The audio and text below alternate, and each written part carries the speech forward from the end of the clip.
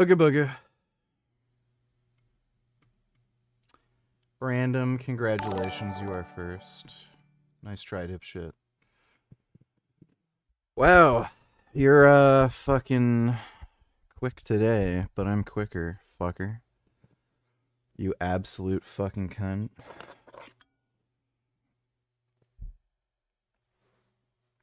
I have soup. I'm gonna eat the soup.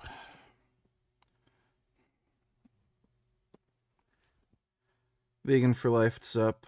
Warden, what's up? Jason, what's going on?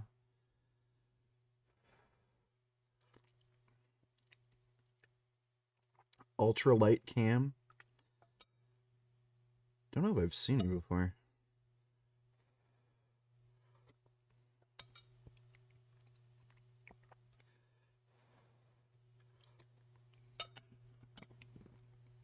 Damn, dude.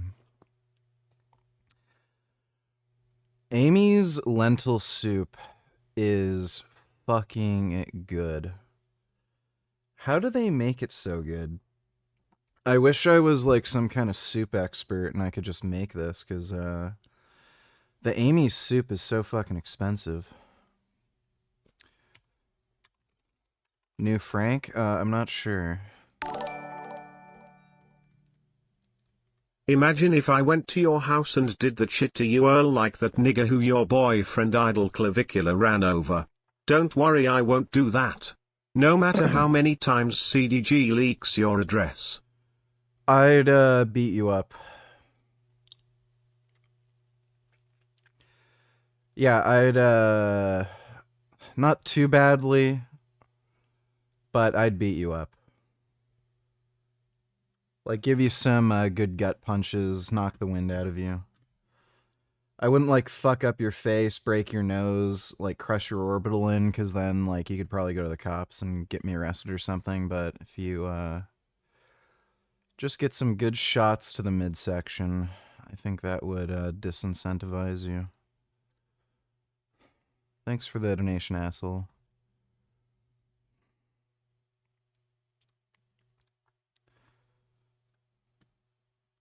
Alright, so Frank doesn't have any new stuff. News. Staying informed right now can be exhausting. Between the clickbait, the outrage, the congressional order requiring the Department of Justice to release the Epstein files was billed as a victory for transparency last month when it was signed into law. Since the files started being released a day late in small increments and with heavy redactions, it's become a chaotic spectacle of incompetence, technical failure, and selective disclosure, making the most unhinged conspiracy theorists look reasonable. On Christmas Eve, Dodo donate $2, don't give them any ideas. Let me see.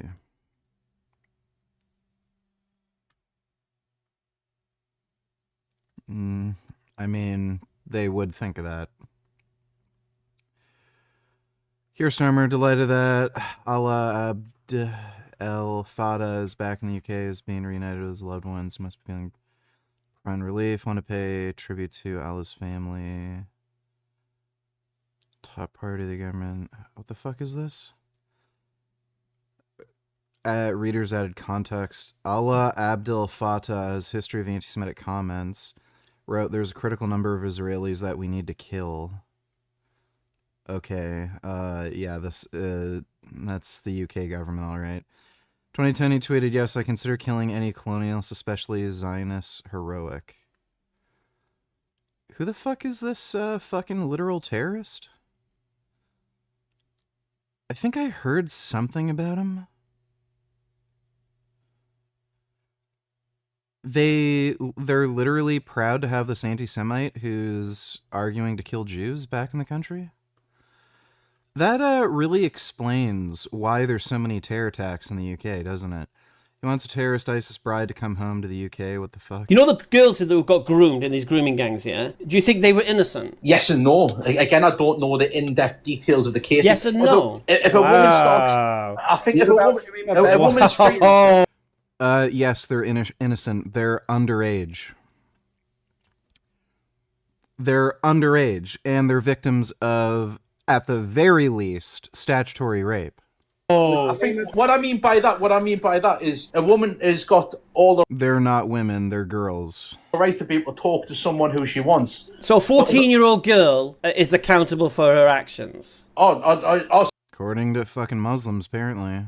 So we're talking about age. Okay, well, I think women are victims. 15-year-old girls victims? Well, yeah, 15, you're still a child. I agree. Well, what's your thoughts on Shamima Begum? Should she be Like, by the way, whenever you ask this guy about Prophet Muhammad fucking a 9-year-old, it's all evasive nonsense. allowed home? It's a bit of a tough one. The reason being is because of what she done was wrong, but then also the age that she done it. So Was she a child? yes. Was she groomed? I don't know if she was groomed, but I know that she went to Syria and stuff like that. You don't know if she was groomed. Do you know the Shamima Begum story? No. Mate, she was groomed. She was groomed, mate, from the age of 14. Now, we just said the grooming gang victims, these young girls, are not accountable for their actions. So why is she accountable for her action? Well, there's doing things in the heat of the moment. I think when you plan something, Who is this dumb motherfucker he's talking to? you know what So you're a doing. 14-year-old can plan, yeah? So if a 14-year-old plans to spend a day in a hotel with her boyfriend, then she knows what she's doing, yeah? Well, yeah, of course. If she's So a 14-year-old is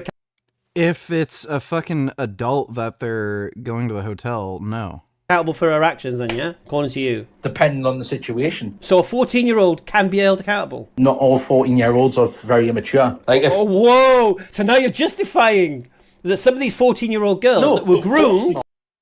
Of all people to like have this conversation with, and I'm a little surprised his take on it.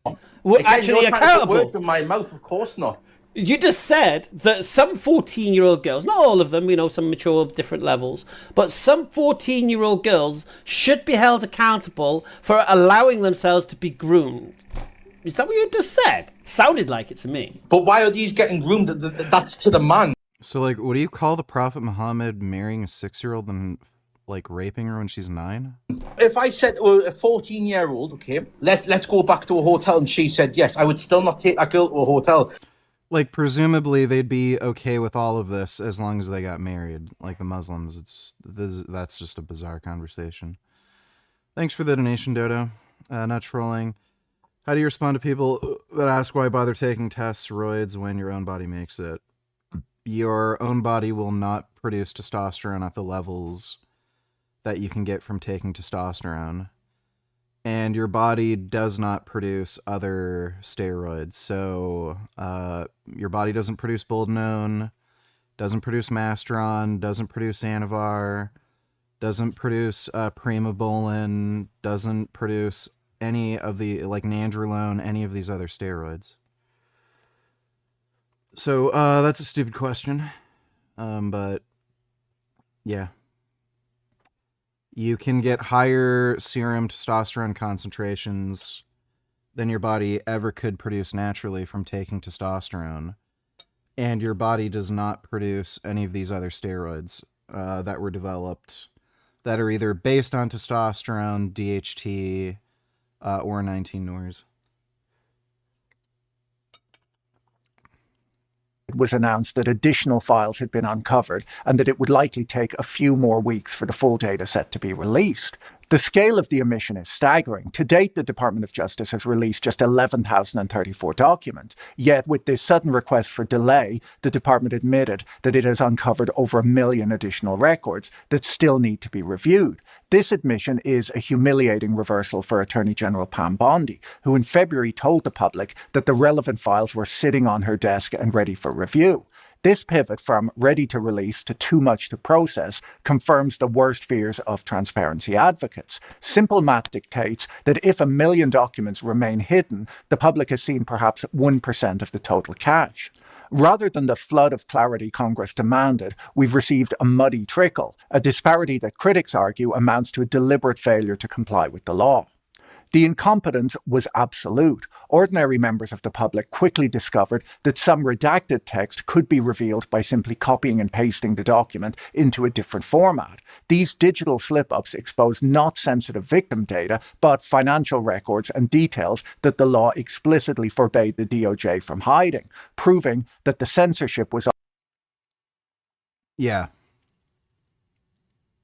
So the DOJ is trying to cover up traces that could lead back to either Trump or who knows, some people related to Trump or some other people that they're trying to protect.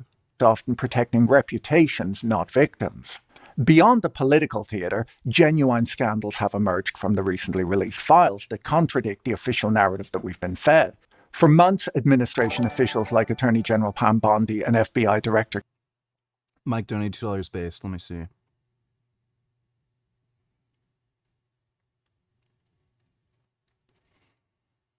Else would say. What is more dangerous to America? Progressive ideology or Muslims that are coming to you who are not willing to assimilate? They want to I'd say Muslims. convert this into Like, I mean, progressive ideology is the reason Muslims are coming here in the first place, but what they believe in. Well, those two threats are intertwined. Muslims also hate progressives, but progressives are useful idiots. Essentially, what Muslims do is they'll vote Democrat and they'll vote for leftist policies. They'll do whatever they need to do because leftists continue to open up the immigration trail for more Muslims to come in. So as long as Muslims can use left-wingers for the path to bring more Muslims in, they'll vote left overwhelmingly. But you see them locally do exactly the opposite, which is amazingly fun to watch. So locally, they'll be like, no gays in school, right? No this, no women doing this, none of this degeneracy, right? We won't allow any of that. But then they vote for leftist politicians and you're like, why would you do that? Well, it's because the leftist politicians they're advocating for jihad. are opening up the pathways for citizenship for more Muslims to come in. It's a takeover. It's an invasion. He said I don't know why the fuck they accuse you of being racist when you say that. They literally admit it themselves. So retarded. Thanks for the donation, Mike. But yeah, Andrew Wilson has some base takes. Hope no one bashes the terrorists though, Mr. Gaines. Can't hurt their fee-fees, me boy. A sea of blue at Cronulla Beach, police taking no chances. Anger from the Bondi terror attack rippling down the coast. A violent call to action planned for today. What happened has caused, shall we say, mixed. Yeah, so the police will do nothing to stop the actual terrorists from, conducting their fucking terror plot, but when people protest the Muslim immigration and shit and the anti-Semitism, we gotta crack down on this. It's failings, and people may react. That's Australia. If they have an indication, it's wise to have a police presence. Social media posts had urged protesters to join in a bashing day. It was banned by authorities using new state laws rushed through Parliament this week. 20 years to the month after race-fueled riots on this same stretch of sand, officers were desperate to avoid history repeating. The alleged organiser of the gathering describes himself as a Muslim hater. He's been charged with inciting racial violence and refused bail. On a day when There's a Muslim imam who's doing exactly that, and they've not done anything to stop him.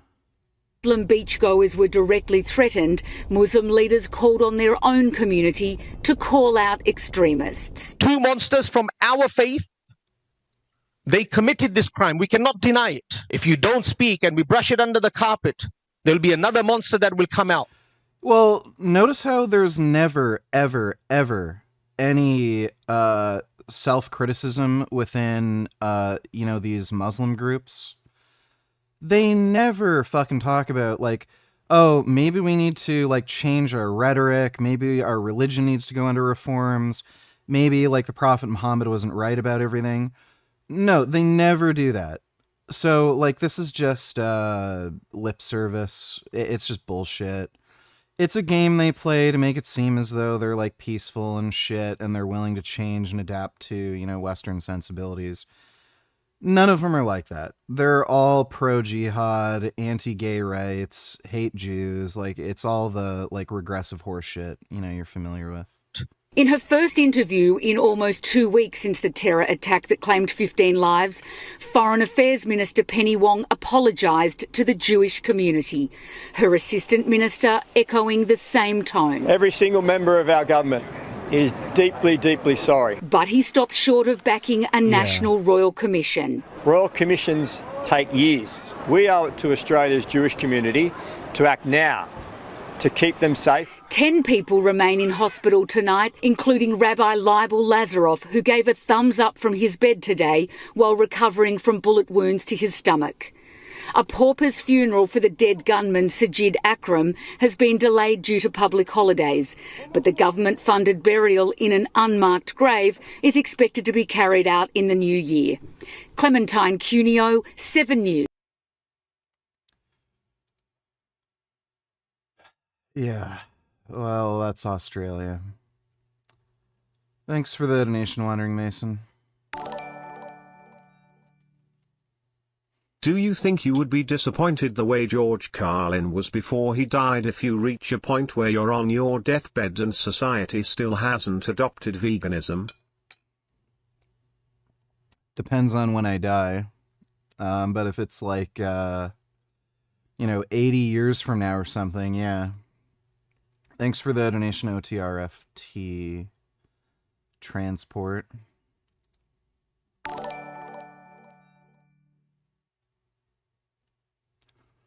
I have the flu, it's so bad. The flu sucks, dude. I fucking hate getting the flu. I think I forgot to get the flu shot. 21st $22 thoughts on redacted growing facial hair. As the professor looked to him, they call him...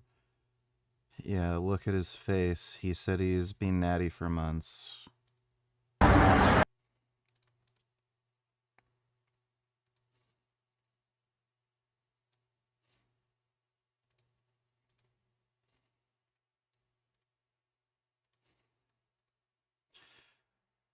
Knowing him since he's been using steroids consistently for so long, probably lying. The only reason I could figure he's off gear is because he can't get access to steroids where he's traveling.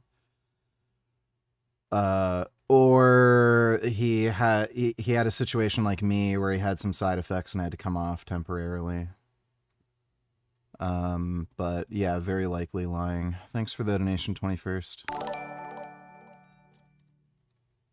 Destiny is steaming. Can you go talk to him about how to communicate to the left why they should be against Islamic immigration and actually agree with Trump's Muslim ban?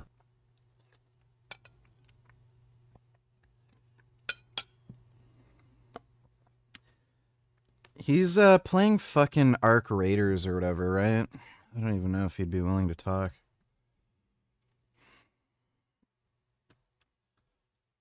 Let me see.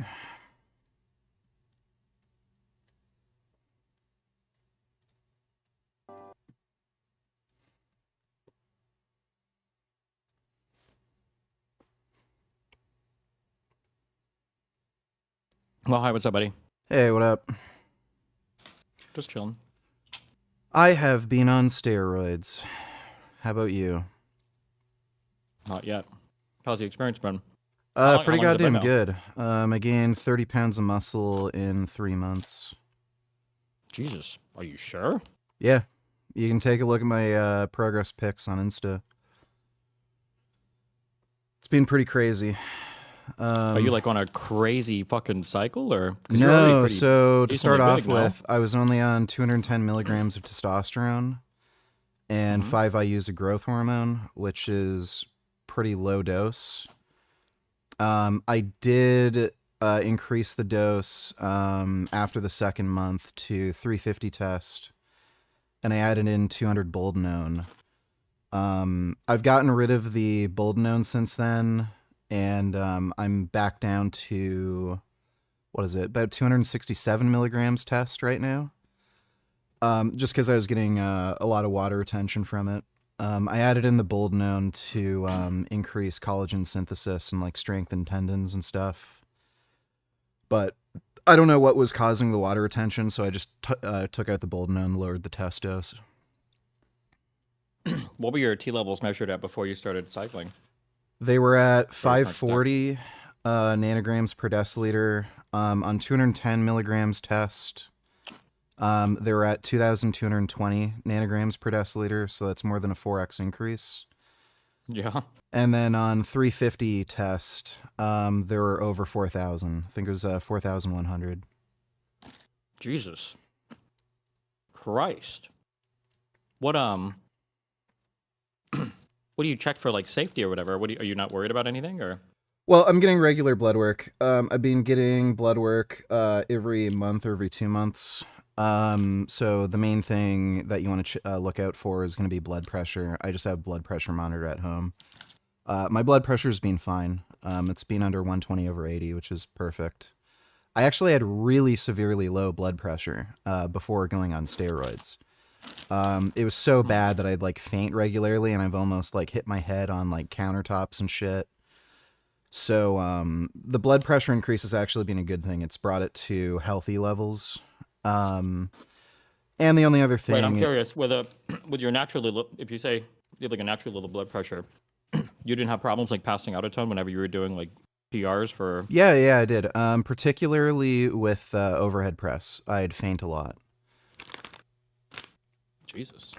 Wow. Yeah, I actually hit my head pretty bad once, fainting, doing overhead press. So now my blood pressure is actually at a healthy level, so that's been a good kind of side effect. Are you worried that you're masking some underlying condition with the... with whatever stack you're on, for something that's causing it? It seems to be probably a genetic thing, because my mom has also had pretty low blood pressure before, and like she's in good health, and she's I think like 60 now, or close to 60. So she doesn't have any issues, and I've also gotten like echocardiograms done. Like there's nothing wrong with my heart. And I'm also just monitoring my kidney health. Kidneys are functioning totally fine. Gotten my liver enzymes checked, like inflammation levels, lipid levels, like all that stuff's good. So what's your goal, I guess, right now? Are you trying to get to like a certain lift number, to be a certain size, to be a certain like body fat? What are you trying to do? So I want to look like Kazuya Mishima from Tekken 8. That's the goal. And I do want to compete in classic physique in bodybuilding.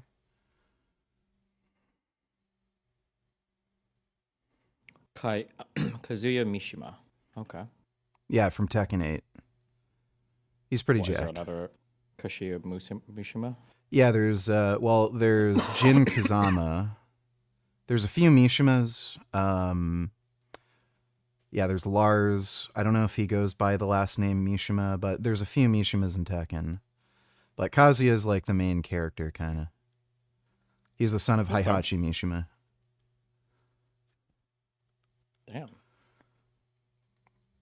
How's your have you gotten like a significantly different training regimen now versus what you were training at with before, or? It's not substantially different. The main difference is I can just train harder and longer. So there's a few more exercises that I've added in to my routine. So like just overall volume is increased. That's basically it though. Do you work out like 7 days a week, or do you still have rest days? It's 3 days on, 1 day off, and it's a push-pull leg split. Gotcha. Do you do any like crazy weird exercises, or is it just like the kind of the basics, like your barbells? No, nothing crazy and weird. I did get a belt squat machine. It's the Rogue Rhino belt squat, so I've added that in, and it also has a low row attachment, so you can do cable rows with it. Mm-hmm. Well, damn. What was your I feel like there's a big number before. You were happy like a year ago that your bench got past, was it like 365 for reps or something? No, I got 410 pounds for a single, and I was right now, or that was what you were at before? That's where I was at before. Right now, I could probably push past that if I really wanted to. I just don't want to risk injuring myself. Mm-hmm.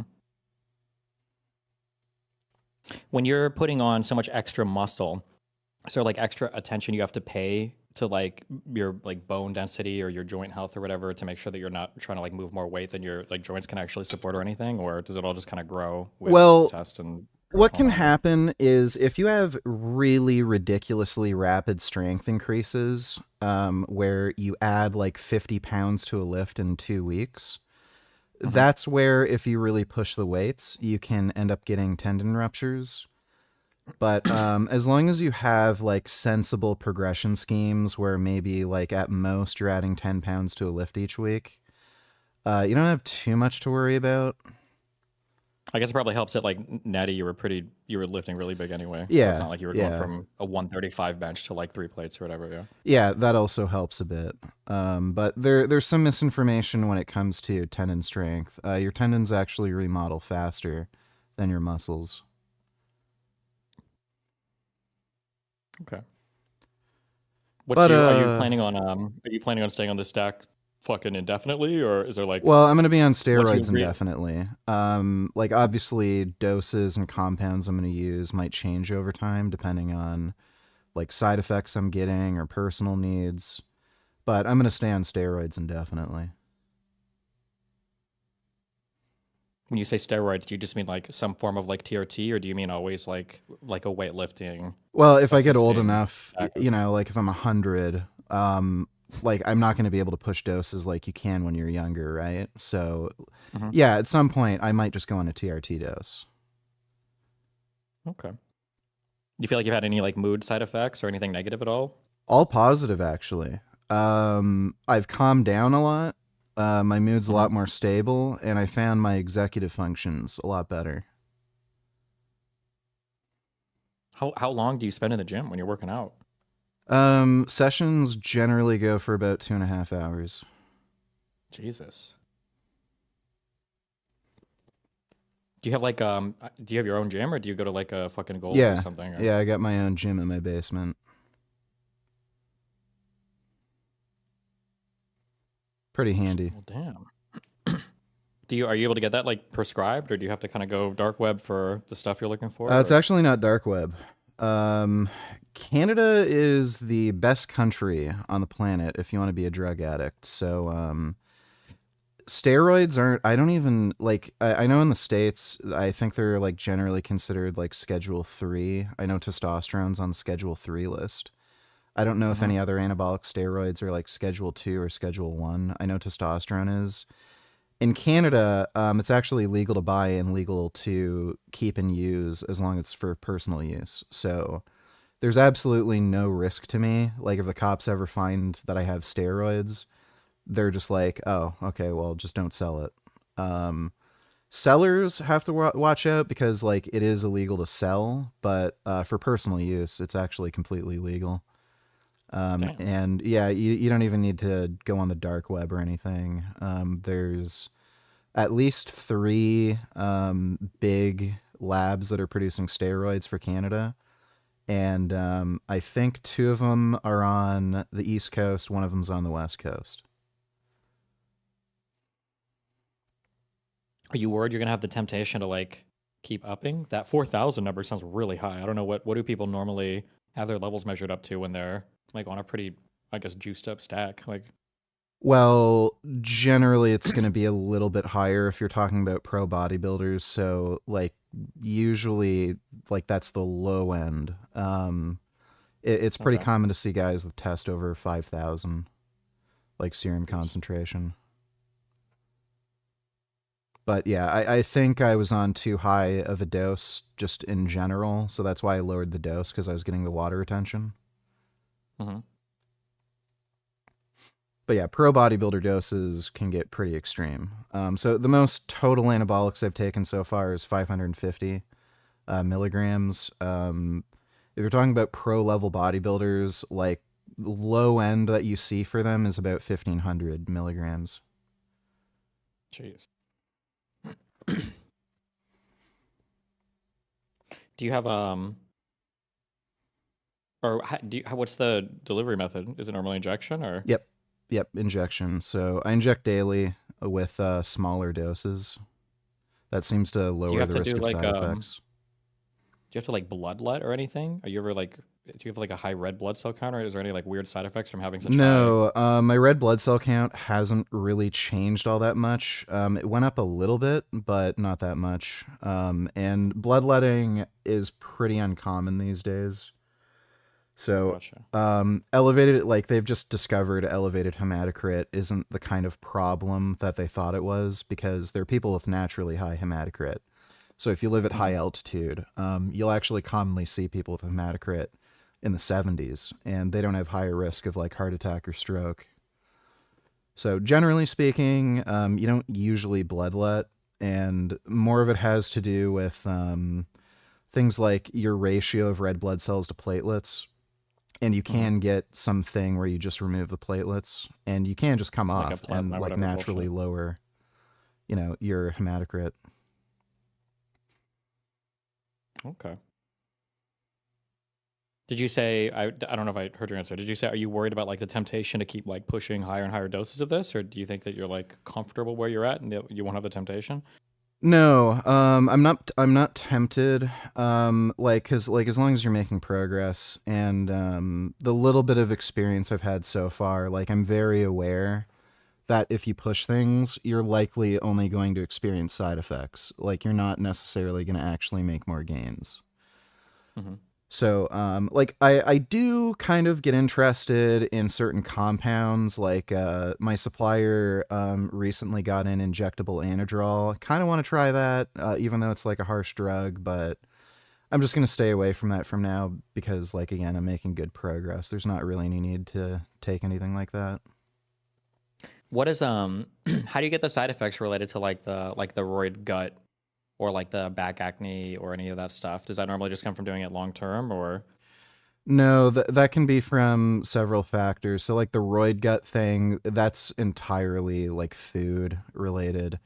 So like dudes who are trying to get absolutely massive, like you're talking about guys who are pushing 300 pounds, they have to eat a lot. And just because they're eating such a huge, ridiculous volume of food, that's what's actually pushing their stomach out. And on top of that, there's probably other factors too. If you're taking high doses of steroids, especially if you're on orals, that can actually cause GI distress, and that can also like make your stomach kind of bulge out. Okay. Yeah, and the acne thing, some of that's related to like conversion of testosterone to estrogen. It can also be related to just genetic susceptibility to acne. I haven't actually seen any like acne issues yet. Just, occasionally I'll get a pimple on my neck, but like, that was something that would happen before. Have you ever thought about like going to a gym? Well, I used to. I just hate public gyms. Like you have to drive there, especially now that I'm in Ottawa. Like the winters are just fucking crazy cold, so I have to like suit up, and I don't have a car too. Like I'm on my motorcycle. So like I have to suit up, drive there, then I have to undress and, get ready, then I have to deal with people there. Somebody might be using the equipment I want. And depending on I the was thinking gym, more they for might like not. the socialization stuff would be good to see people if that was. 'Cause it seems Well, like it could be kind yeah, of lonely, like, lifting for 2.5 hours at home and then being at home and just staying at home all the time. But if you don't like people, then fuck it, sure. Yeah, like it's not that I hate ever talking to people like at the gym. It's kind of nice to see girls there sometimes. I've made friends in the gym. But the downside is there's also like a lot of idiots there that are taking up your equipment, and you have to wait or do something else. And gyms might not have the equipment that you want. Whereas with a home gym, you can buy whatever equipment you actually want and have like a perfect setup for you. And just the They don't have like inconvenience. am I making this up? Have you ever heard of Gold's Gym? I feel like that's like a powerlifter gym, or there are some gyms that just have like a fuck ton of racks and barbells and like. Yeah, It's like not like the Planet Fitness where there's there's like some a ton gold of gyms cardio that are machines, well whatever. equipped. There's some that aren't. Okay. You don't have any like nice. I was trying to think of how you make friends. Well, I've got friends. I got a roommate now. Ask yourself, staying with me. Oh shit. Okay. Do you have him working out? Yeah. He's got his workout stuff set up, and he uses some of my equipment. Does he use some of your juice? No, he's not on the juice yet. Is Abby? Or does he say? I don't know if it's private. I'm not trying to like intrude. I don't know. Yeah, Avi at least was on steroids. I don't know what he's up to now, but yeah, he was on steroids. Dude, if Isaac got on the juice and the three of you just fucking went to meat eater conventions, you could just beat the shit out of all the carnivores. You guys Yeah, would we all gotta be do jacked as that. fuck, and Yeah. Just give me a warning ahead of time, so I'm not there. Yeah, maybe I could work security for you.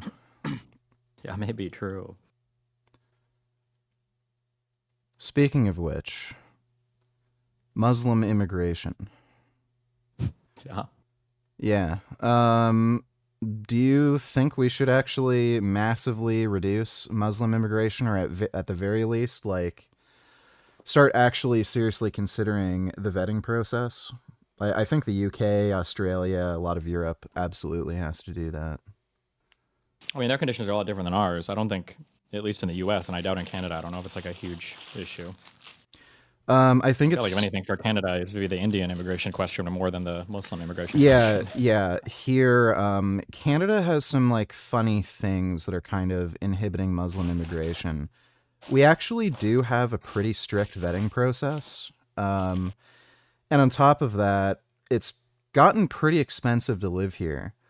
So if you don't have any kind of family that's already situated here, it can be very fucking difficult to move in, especially with rent and housing prices. So that's kind of preventing a lot of like Syrian refugees or people from like Afghanistan, Pakistan from moving in just because it's so expensive.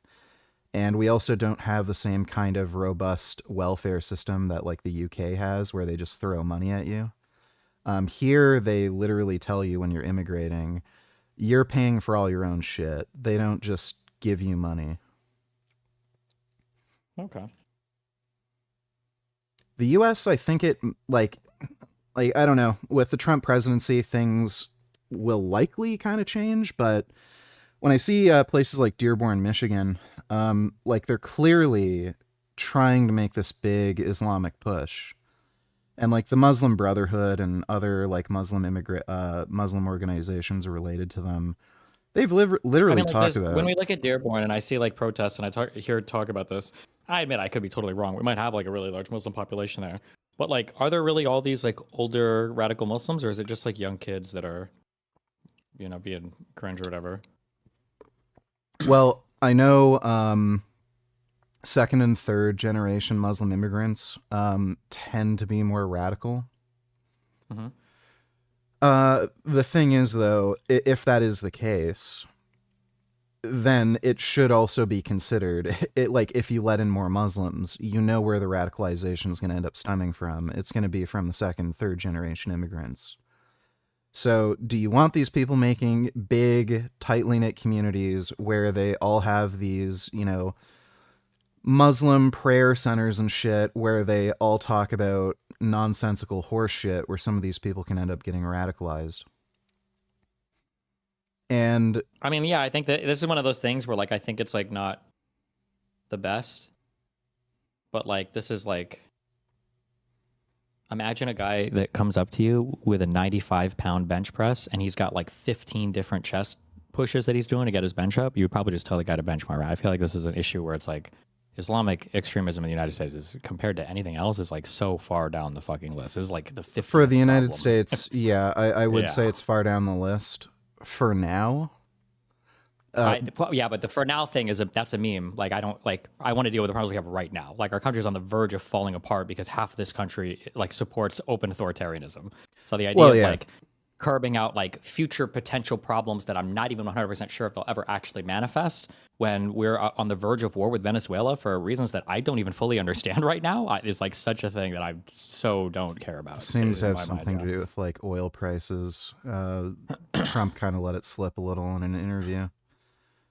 Yeah, it's also I would probably, if anything, like I might need the Muslim extremists here to fight the fucking Christian theocratic nationalists that might be coming up. Like it might be that Muslims are my only ally in that fight. I might have to start importing the Yemenis fucking Houthi warriors if it's going to be fucking evangelical Kirks, Charlie Kirk, or Erica Clark, and all these people leading the next holy war. Well, the issue is they're not your allies, though. It's just that they want to prevent the like Christian nationalism thing, because that will hurt their whole Muslim propaganda horse shit.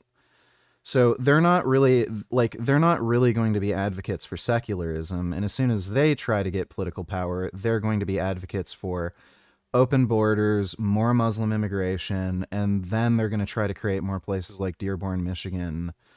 and push for all this like anti-trans, anti-gay shit, you know, and all the other kind of regressive policies that Muslims are going to advocate for. And I mean, like, they openly admit to this, and that's why you see Sharia courts in the UK. Yeah, I hope that one day this is a problem that I can care about, because it's all the other massive ones have been solved, but the big conservative issues right now, I think, are the things that I'm more concerned with. You know, But all of these problems could be solved if people just take steroids and lift. really, I thought if they just took LSD and walked out in a park, but you know. Nah, maybe. if people just What if focused everybody on just got that roided alpha up, male though, and now you've grind got like set. roided up extremists that are all fucking ready to, you know, fuck Well, people up. again, they wouldn't be extremists if they were just focused on that alpha male grind set, building muscle, getting pussy, making money. True. Okay. So that should be your new political advocacy campaign. Build muscle, fuck bitches, make money. Gotcha. I'll keep that in mind if I All see right. anybody getting radicalized. All right, I love you. Be careful. Stay safe, buddy. All right, take care, dude.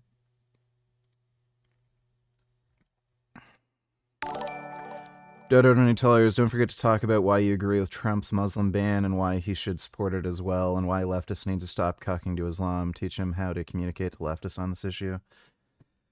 Well, you know, he didn't seem to be genuinely interested in the topic, so I didn't push super hard, but I made my point.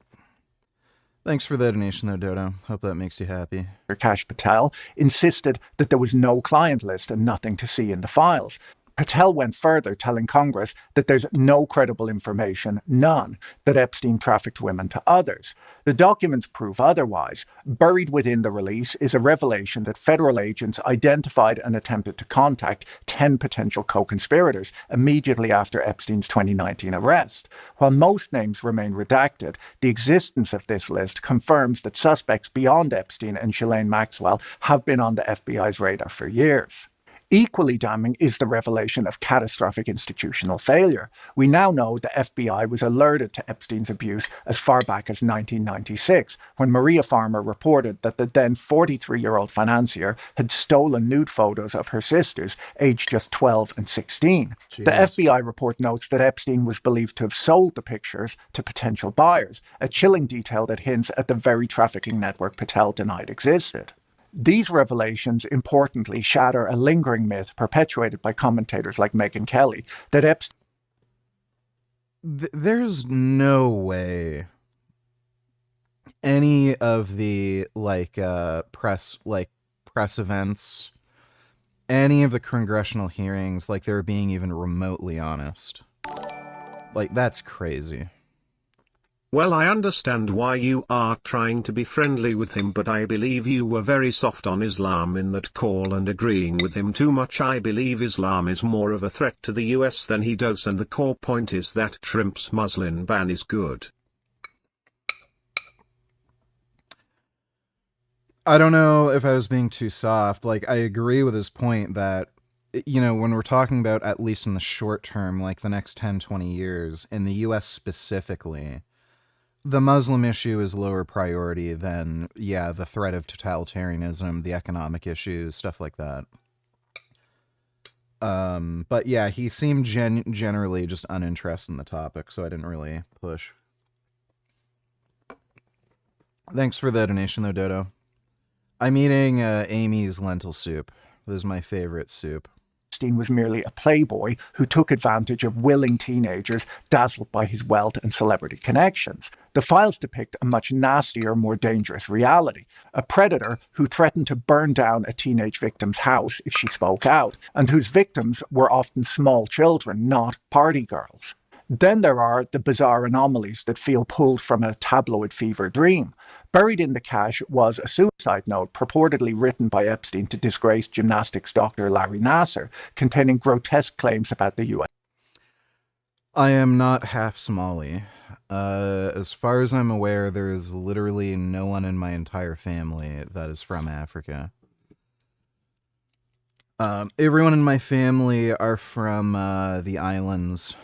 So, like, what is it? Antigua and some, like, islands near Barbados and stuff. US president.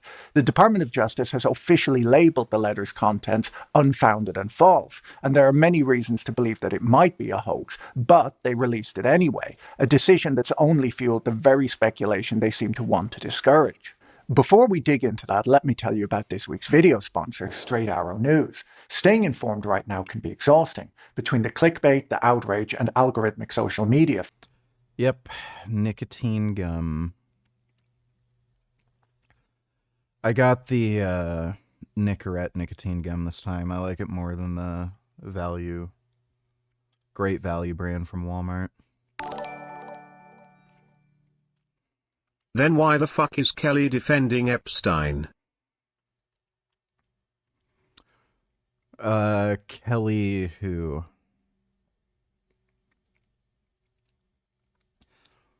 I don't know who you mean.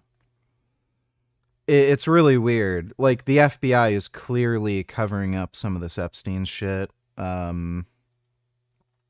Like, they were talking about how there's no other co-conspirators, and then in the Epstein files, they literally name 10 known co-conspirators. They're investigating them. And there's communications where, like, there's very good indication that Epstein was trafficking these victims in a network. And they never mentioned any of this in any of the, like, press events or congressional hearings. Like, they're clearly lying and covering something up.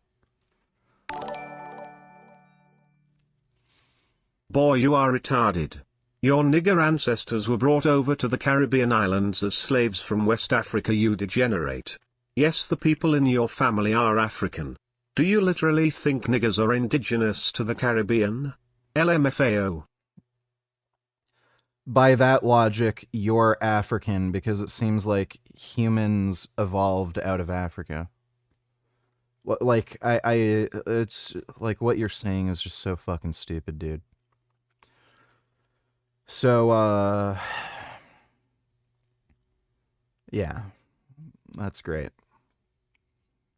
Like, and I mean, are Egyptians African? Like, I don't know what the fuck you just like to talk shit. So, thanks for the donation, 21st. Megyn Kelly, that's who. Oh, right.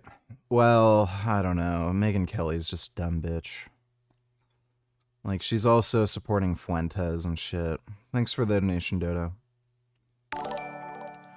Geek and Veins, Nutilers, you mentioned a few times where you get your chair from. What's the exact model and name? Need comfy vegan chair. Well, I got my chair from Leon's Furniture. I don't know if they make this chair anymore because it wasn't listed on the website and it was on a big sale. They called it a Bentley recliner. But I wasn't able to find it on the website. I only saw it in my local store and they had it on a big discount. So I would just go to whatever furniture stores are in your area. Look for recliners that are have some sort of synthetic leather or fabric, and just choose the best chair in terms of comfort or whatever your budget is. Whatever, the balance, however the balance works out for you. Like, the most expensive chair might be the most comfortable, but you can't afford it, but get the most comfortable chair that you can afford. It worked out well for me because actually a lot of the cheaper recliners I found were more comfortable.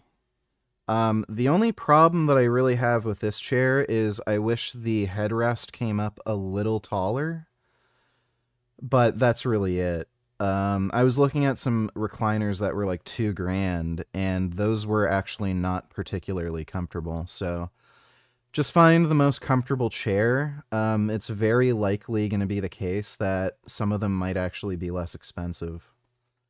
Thanks for the donation, though, Geek and Gains. Yeah, the recliner thing is like the ultimate fucking hack. I should have gotten a recliner a long-ass time ago. Curious $22. Part 2 of Megan Leg's Honey Expo series released 1 year later. There's going to be a part 3. Interesting. I heard he was getting sued over this. But I didn't know that he released a part 2. We'll take a look at that in a bit. Thanks for the donation, Curious. LMFAO nigger slaves were only brought to the Caribbean within the last 500 years. And you're trying to say that's the same as claiming I'm African because Homo sapiens originated in Africa 300,000 years ago? If you're gonna be this stupid, quit streaming. Well, regardless, there's no one in my family that's Somalian, so there you go. Thanks for the donation, dipshit. Oh, God. Oh.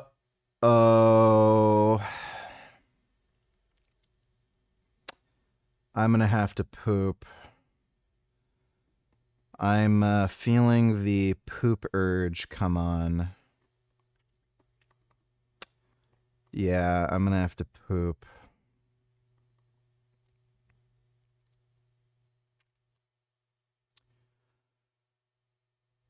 Yeah. Alright, I'm gonna go poop. I'll be right back. I'm just gonna go poop.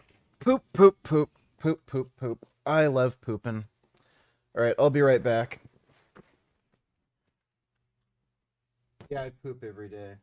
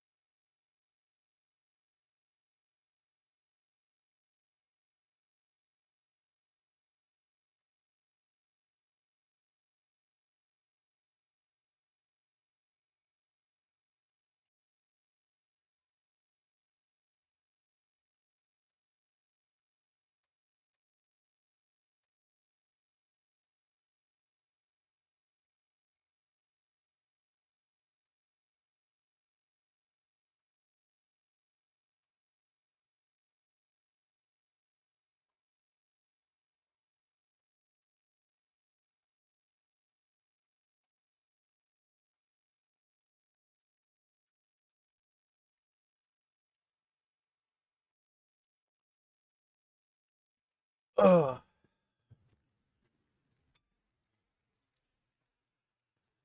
Here I am.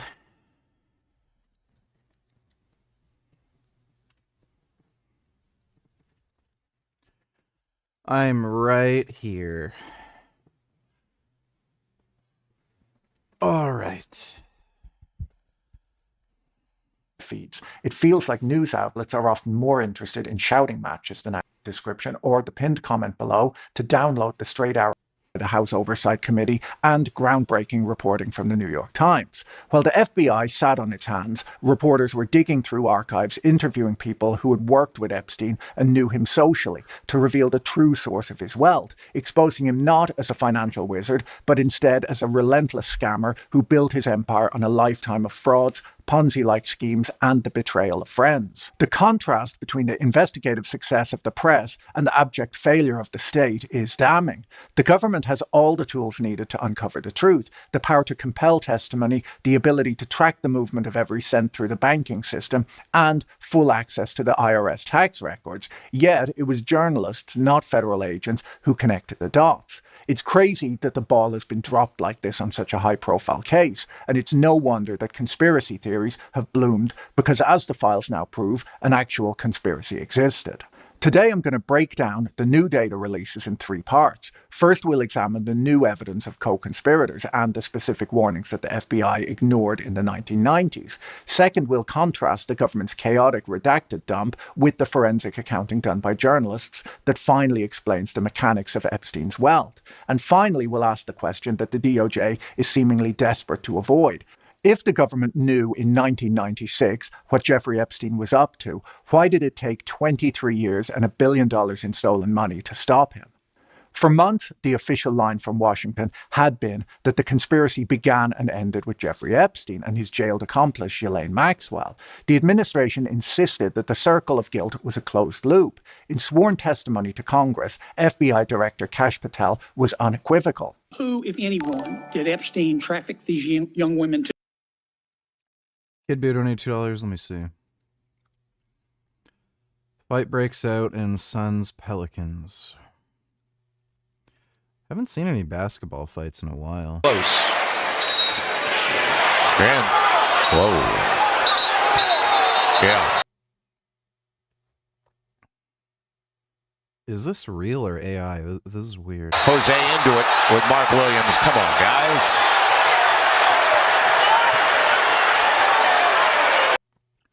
He literally shoved him for no reason. And then when the ref called a foul, he just went back and started a full-on fight.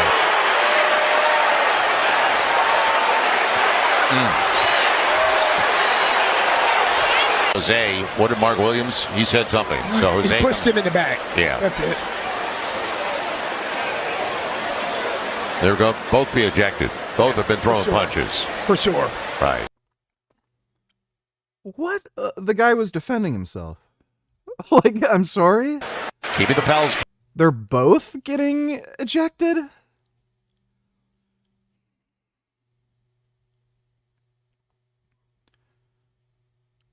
Like, that guy was throwing hands first. Alright, well, basketball's fucking gay. Thanks for the donation, Kid Boo. Two, besides himself. Himself, there is no credible information. None. If there were, I would bring the case yesterday.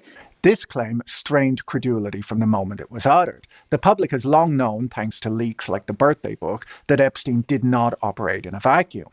But what was once strong suspicion is now documented fact. The files prove unequivocally that Patel's testimony was at best a catastrophic failure of memory, and at worst a lie. Buried in this week's chaotic... Oh, he's for sure lying. Patel has a track record of being a fucking liar. Document dump is a heavily redacted email chain from July 2019, sent just hours after Epstein's arrest. In it, an FBI agent asks a colleague for an update on the status of the 10 co-conspirators. This is not speculation, it's a time-stamped federal record. The email confirms that from the very first moments of the 2019 investigation, the FBI had identified 10 specific targets. So who were they, and why were they never charged? The DOJ has redacted 7 of the 10 names, citing privacy concerns, a justification the new law explicitly forbids for anyone other than victims. However, 3 of the names were left visible: Ghislaine Maxwell, Jean-Luc Brunel, the French modeling agent who died in prison awaiting trial, and Leslie Wexner, the billionaire retail tycoon behind Victoria's Secret. Wexner's inclusion is explosive. For decades, he was Epstein's primary patron, entrusting the former math teacher with total control over his billions. While Wexner severed his financial ties in 2007 and claims that he was never a target of the federal investigation, his presence on a verified FBI suspect list suggests that agents believed that the money trail and the abuse trail were intertwined.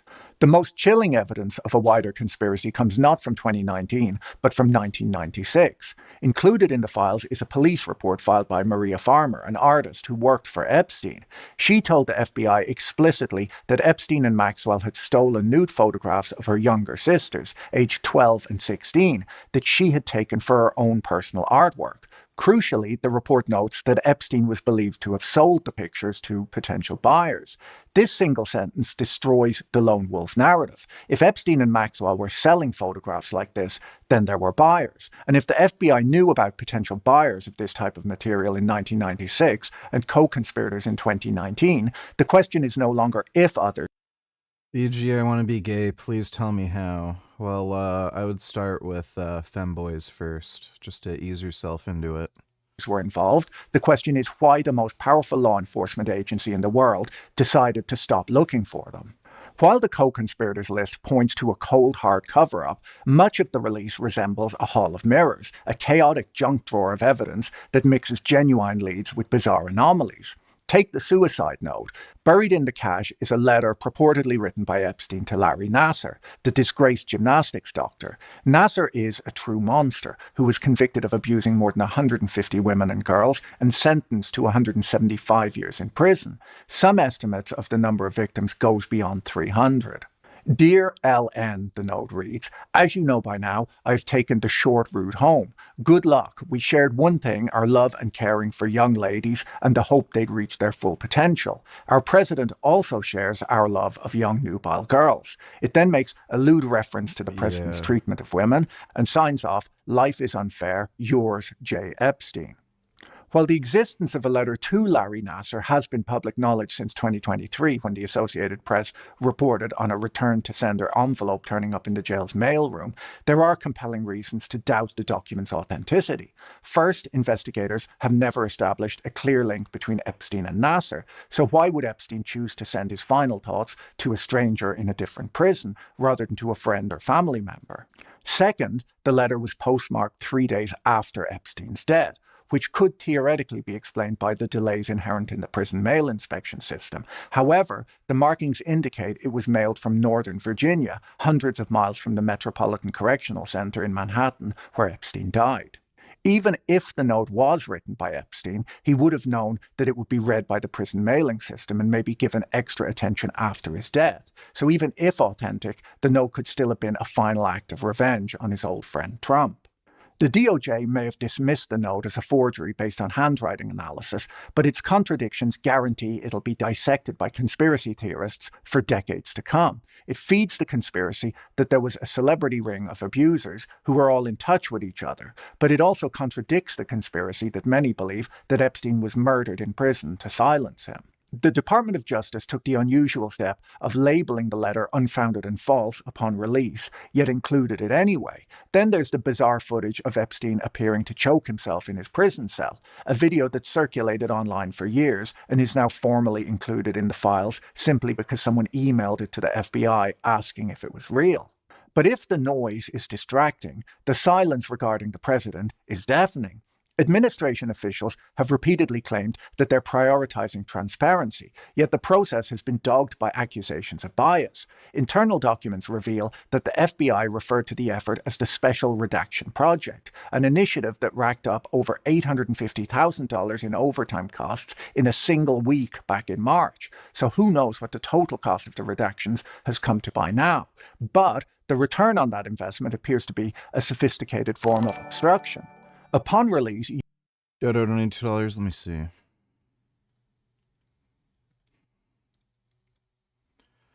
Boston mayor. You can't talk about any achievement the city of Boston has had without mentioning Somalians. Oh boy. Yeah, Democrat brain rot. You cannot talk about any achievement that the city of Boston has had in safety, jobs, and economic development, in education, without talking about the Somali community that has lifted our city up. So again, this is all for votes. We are proud and we are grateful for our Somali community and for our Somali American neighbors. Boston and the country are clear that hate They think they have to do this to get voted in. has no place in our society. We will use every attack to actually strengthen and expand the services available, to empower and work alongside our community members who are already doing so much good in the world and setting an example for the rest of the Jeez. That is fucking cringe, dude. Israel becomes the first country to officially recognize the Republic of Somaliland. Historical milestone. Well, okay. Mr. President. It's good to talk to you, and before anything else, I want you to... I look forward to the excellent memes making fun of these leftist progressive cucks praising Somalians for building the entire country. Apparently we'd all be in dirt huts smashing rocks together if it weren't for the Somalians. Hasn't it been proven that they're like literally a net economic negative and they're drawing more money out of the state they're in than actually returning through like tax revenue and like economic productivity? Thanks for the donation, the 21st. You know that I'm signing now, as we speak, Israel's official recognition of Somaliland and its right of self-determination. Our friendship is seminal and historic. I'm the vice president. Well, okay. Dumb ho. Let me see. Oh, yeah. Controversial YouTube star named to Zoran Mamdani's inaugural committee. Yeah. Anybody who thinks Miss Rachel is controversial is simply a bad person. No, you're just a useful idiot. She's a massive anti-Semite, just a complete fucking scumbag piece of shit. Wouldn't surprise me if she's like secretly a Nazi. Ireland just turned the former Israeli embassy into a museum for Palestine, not just a political move, cultural statement. Wow, Ireland's pretty gay and cucked. Wouldn't have figured. Haha. Hi, friends! I want to punch her face. Is this actually her? Like, I actually want to punch her face. Today's letter is That's not her, right? M. Yeah, that's somebody. For Mom Donnie! Yay! Mom Donnie is brown, right? Which is better than white. Good! This is actually how she acts. We're decriminalizing prostitution. We're decriminalizing prostitution. Like, I'm actually in favor of decriminalizing prostitution as long as it's done properly. If you just decriminalize it and you don't actually do anything to stop it, you're just going to have organized crime, trafficking women. If Timmy Along with a lot of other issues. has 2 houses and DeAndre has none, what should Timmy do? I know! Give him his houses! Yep. I hate that chick. If I had kids, I would never let them watch that fucking just idiot. Thanks for the donation, Dodo. users reported a bizarre technical anomaly. Brain rot. Searching the digital files for Trump yielded almost zero results, making it look like the president didn't appear in the files at all. People eventually worked out that his name could only be found if you... That was a skit. That wasn't actually her, but she does actually look and talk like that. You searched for Trump with a space at the end, a coding glitch that rendered him invisible to the general public. Meanwhile, specific files, including a photo of a desk in Epstein's home displaying 2 pictures of the president, were quietly removed from an online database and then re-uploaded only after a public outcry. Perhaps the most telling was the DOJ's framing when releasing the documents. The department included an unusually specific disclaimer, warning that the files contained untrue and sensationalist claims about President Trump. No such warning was offered for the other well-known figures mentioned in the files. And then there's the incompetence. At least 550 pages were released entirely blacked out, a move that critics argue violates the Epstein Files Transparency Act. But some of the censorship was as porous as it was heavy-handed. Ordinary members of the public quickly discovered that some redactions were merely black bars placed over live text, which could be revealed by copy-pasting the document into a text file. These hacks didn't all expose sensitive victim data, which was supposed to be what was being redacted, but instead financial records and details about Epstein's estate, proving that the censorship was designed to shield the powerful from embarrassment rather than to protect victims from further harm. If the technical failures were absolute, the political weaponization... Fuck, marry, kill Ayok, M's Rachel, Soul Child. Kill Miss Rachel, fuck Soul Child, marry AOC. Thanks for the donation, 21st. Was strategic, but before we dissect the politics, we must address the sheer scope of the orbit. The files feature a surreal cast of characters that spans the entire spectrum of the global elite. The names dragged into the sunlight range from rock stars like Mick Jagger, Diana Ross, and Michael Jackson. A Jagger was photographed with Clinton and a redacted image of a woman. While he hasn't made any statements about the release, there's no suggestion that he was involved with or aware of any of the actions of Bill Clinton or Jeffrey Epstein. There were Hollywood A-listers in the files like Kevin Spacey and Leonardo DiCaprio, titans of science and industry like Bill Gates and Noam Chomsky, and even David Copperfield, the magician, the creepiest style of entertainer. It's important to state clearly that appearing in a photograph with Jeffrey Epstein or flying on his jet does not inherently imply criminal wrongdoing. For many, Epstein was simply a What the fuck kind of preschool show teaches that brown people are better than white people and about decriminalizing prostitution? That's not appropriate for a kid's show. Well, that was a skit, Dodo. That wasn't real. But thanks for the donation, dude. Fixture of the social circuit, a wealthy donor whose sinister reality was hidden in plain sight. But for others, the association was far deeper. Former President Bill Clinton featured heavily in the first batch of released documents. While the files contain no evidence of specific crimes, they confirm a long, comfortable friendship that Clinton has spent years trying to downplay. He's seen relaxing in hot tubs and swimming with Ghislaine Maxwell, images that are embarrassing if not indictable. You know, Ghislaine Maxwell, even though she's like a horrible child sex trafficker, she is like not bad for a MILF. Yet for the current White House, embarrassing was not enough. In a move that stripped away any pretense of impartiality, a deputy press secretary tweeted a photo from the files showing Clinton with Michael Jackson, Diana Ross, and 3 small children. The children's faces were redacted, implying that they were possible victims. The implication was a lie. The photo had been taken at a public charity event, and the children... Yeah, weren't those his kids? ...belonged to Jackson and Diana Ross. Still, it's not appropriate for a skit on a kid's show. Yes, that's why it wasn't a kid's show, and it was just, Oh, you mean... Whatever. Thanks for the donation, Dodo. Now, this is deliberately manipulative. They were told to do these redactions to make it seem as though...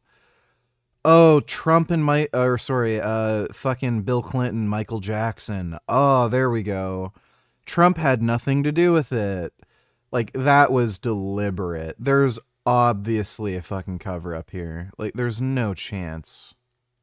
The fact that the White House deputy press secretary felt the need to manufacture a scandal when the reality of Clinton's association with Epstein was already damaging enough speaks volumes about how low political figures will go to discredit each other. We're also left with the question of whether prior administrations kept these files sealed not to protect justice, but because Epstein was a bipartisan embarrassment who compromised everyone he was involved with. This question of protection then brings us to Alexander Acosta, the former Labour secretary who has long sat at the centre of the Epstein saga's darkest theory, as the prosecutor who... This guy's a weirdo creep. There was no fucking reason why... That whole, like, plea deal with Epstein and shit, like, that was bizarre. Signed off on Epstein's sweetheart plea deal in 2008, Acosta famously claimed he was told to back off because Epstein belonged to intelligence and was above his pay grade. He later denied saying this, but if true, this suggests that for decades, the US government didn't just ignore a predator, it shielded one. The cost of that protection is made viscerally clear in the new photos released by the House Oversight Committee. Gary the Snail impression. Impressions are $10, Chris, but thanks for the donation.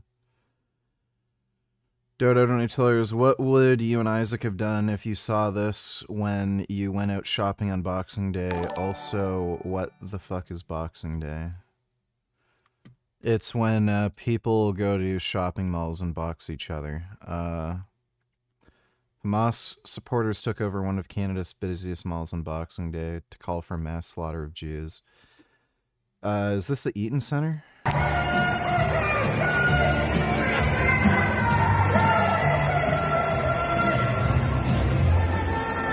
Yeah, I think this is the Eaton Center.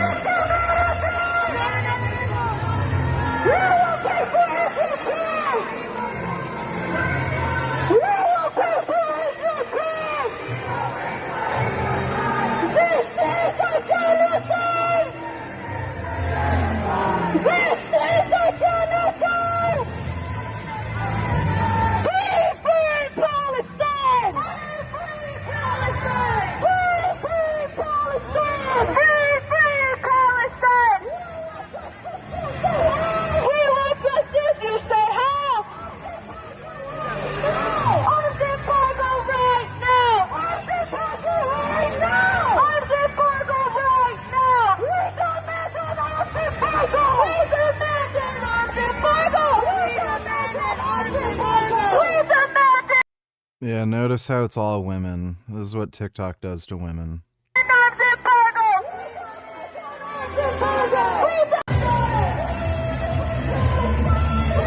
birthplace of Jesus Christ remains under a brutal occupation. Looks like this guy's filming them so that he can, like, post it on social media or contact the police or something. The oldest Christian communities in the world are being erased by Israel right now. From Nazareth to Jericho, from Bethlehem to Gaza, shame! In the past 10 years,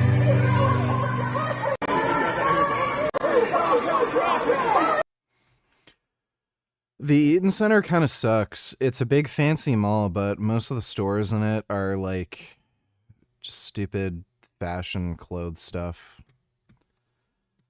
That's pretty gay. Do you think Hillary Clinton knew full well that she was defending guilty pedophiles, rapists, murderettes when she was a public defendant, and do you think it's really fair to hold that against her since it's her job as a public defendant, or what? Yeah, she knew full well. There was some leaked audio recording of her talking about it, and the issue wasn't that she just defended, you know, rapists, murderers, stuff like that.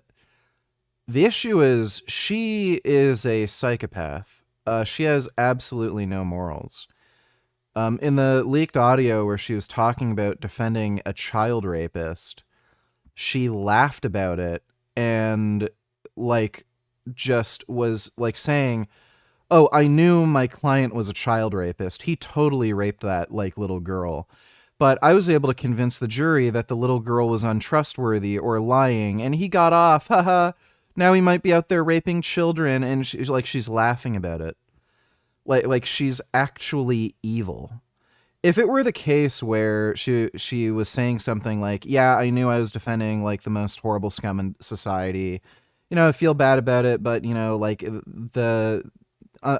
I believe that everybody under the law does deserve fair representation, you know, in court, and you know, it was my job as a public defendant, even though I didn't like the job. Like, I do feel like I was, you know, fulfilling the duty of my country to make sure everybody gets fair legal representation. Like, if it was something like that, you know, I wouldn't have any problem with her, like, at least in that regard. But like, she actually took glee in helping some of the most horrible monsters in society get off. Like, she's a full-on psychopath. Thanks for the donation, though, Dodo. Gary Impressionable.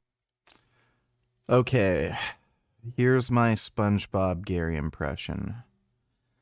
Meow. Meow. Meow. Meow. There's my Gary impression for you. Thanks for the donation, Chris. What TikTok does to young males, give them unrealistic expectations for wealth, make them feel sad they don't have a Lamborghini. What TikTok does to women, turns them into useful idiots for supporting Islamic terrorism and communism against their own interests. Yeah, at least TikTok makes men kind of work harder for a Lamborghini. TikTok absolutely turns women into fucking insufferable retards. Thanks for the donation, though, Dodo. Mike donated $2. Thoughts on Martin Luther King and Malcolm X? Malcolm X was a bit of a fucktard. Martin Luther King, like, in terms of his black rights activism, he did a good job. He was lecherous as fuck, though. Like, his wife had to have known about it. Like, there's just no chance she didn't know. Like, from what I gather, his wife knew he was fucking other women, and I guess she just stayed with him, either because she didn't care or there were other benefits to the relationship that she was getting where it made sense to just stay with him. But holy fuck, that guy was having like crazy fucking gangbang sex parties. And there's some indication that he might have kind of coerced or forced some women to do it. I'm not entirely sure about that, but yeah, he was lecherous as fuck. Thanks for the donation, though, Mike. Dodo donates $2. She's not the psychopath we want, but she's the psychopath we needed. Yeah, maybe. Thanks for the donation, Dodo.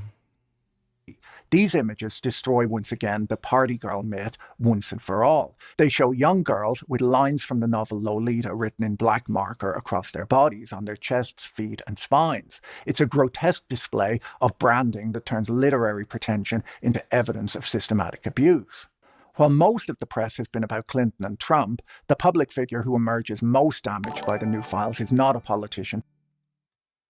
Dodo donates $2. Is this the clip you're referring to? The question was any comments, and here's what Clinton said. When I was a 27-year-old attorney doing legal aid work at the law school where I taught in Fayetteville, Arkansas, I was appointed by the local judge to represent a criminal defendant accused of rape. I asked to be relieved of that responsibility, but I was not, and I had a professional duty to... Yeah, so this was her explanation after the fucking audio thing got leaked. If you listen to her original statement on it, she could not give a fuck. This was her cope after the fact. But that's not the actual clip I was referring to. This is the cope she made after it got leaked, and she looked horrible. Thanks for the donation, Dodo. Penis donated $3. Let me see.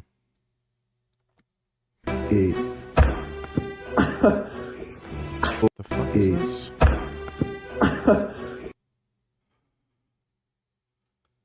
What in the fuck are they doing?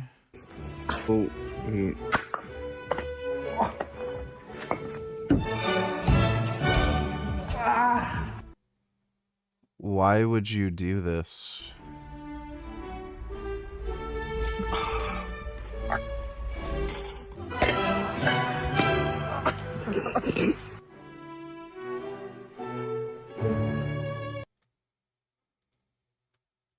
Why in the fuck would you ever do that?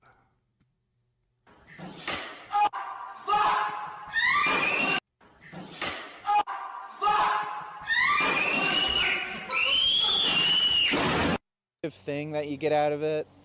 You know? Yeah. People are hating on Khabib because of the hygiene at his training camp. Because recently, fighters have shown what it's really like to train there. And you might think this is water, but it's actually sweat. The training is so intense that fighters sweat nonstop. Take a look at the. Well, I can guarantee you there's a lot of staph infections at that gym. I took my shoes off because they're drenched with sweat. It's like a sea in here. And that's not even the worst part. All that sweat turns into steam, filling the room so much that people even struggle to breathe. The smell is reportedly I would not train at that gym. Awful. And some fighters have even talked about getting infections from all the bacteria. Yeah, there have to be tons of staph infections at that gym. Holy fuck. Yeah, they should maybe consider opening up or like paying for some ventilation system or something. Like, that is nasty. I would never train there. Did you act black for $5? Like, dude, staph infections are fucking serious. That could be career ending. You do not want to fuck around with infections like that. Yeah, what you want me to do? Just act black. Nah, here you go. Good, bro. Would you act black for $5? Would I act black for $5? Yeah, of course I would. Act black for $5? Please. Nah, no way. Should I feel offended? Would you act black for $5? Of course. Wait, no, you gotta act black. Give me my money. You're not. Come on, you said $5 to act black? Give me that. Like, That's pretty good. Thanks for the donation, penis. Dodo $2. Can you find for me the clip that got leaked that you say exists? Let me see it. I think it should be on YouTube. I don't know if it ended up getting scrubbed.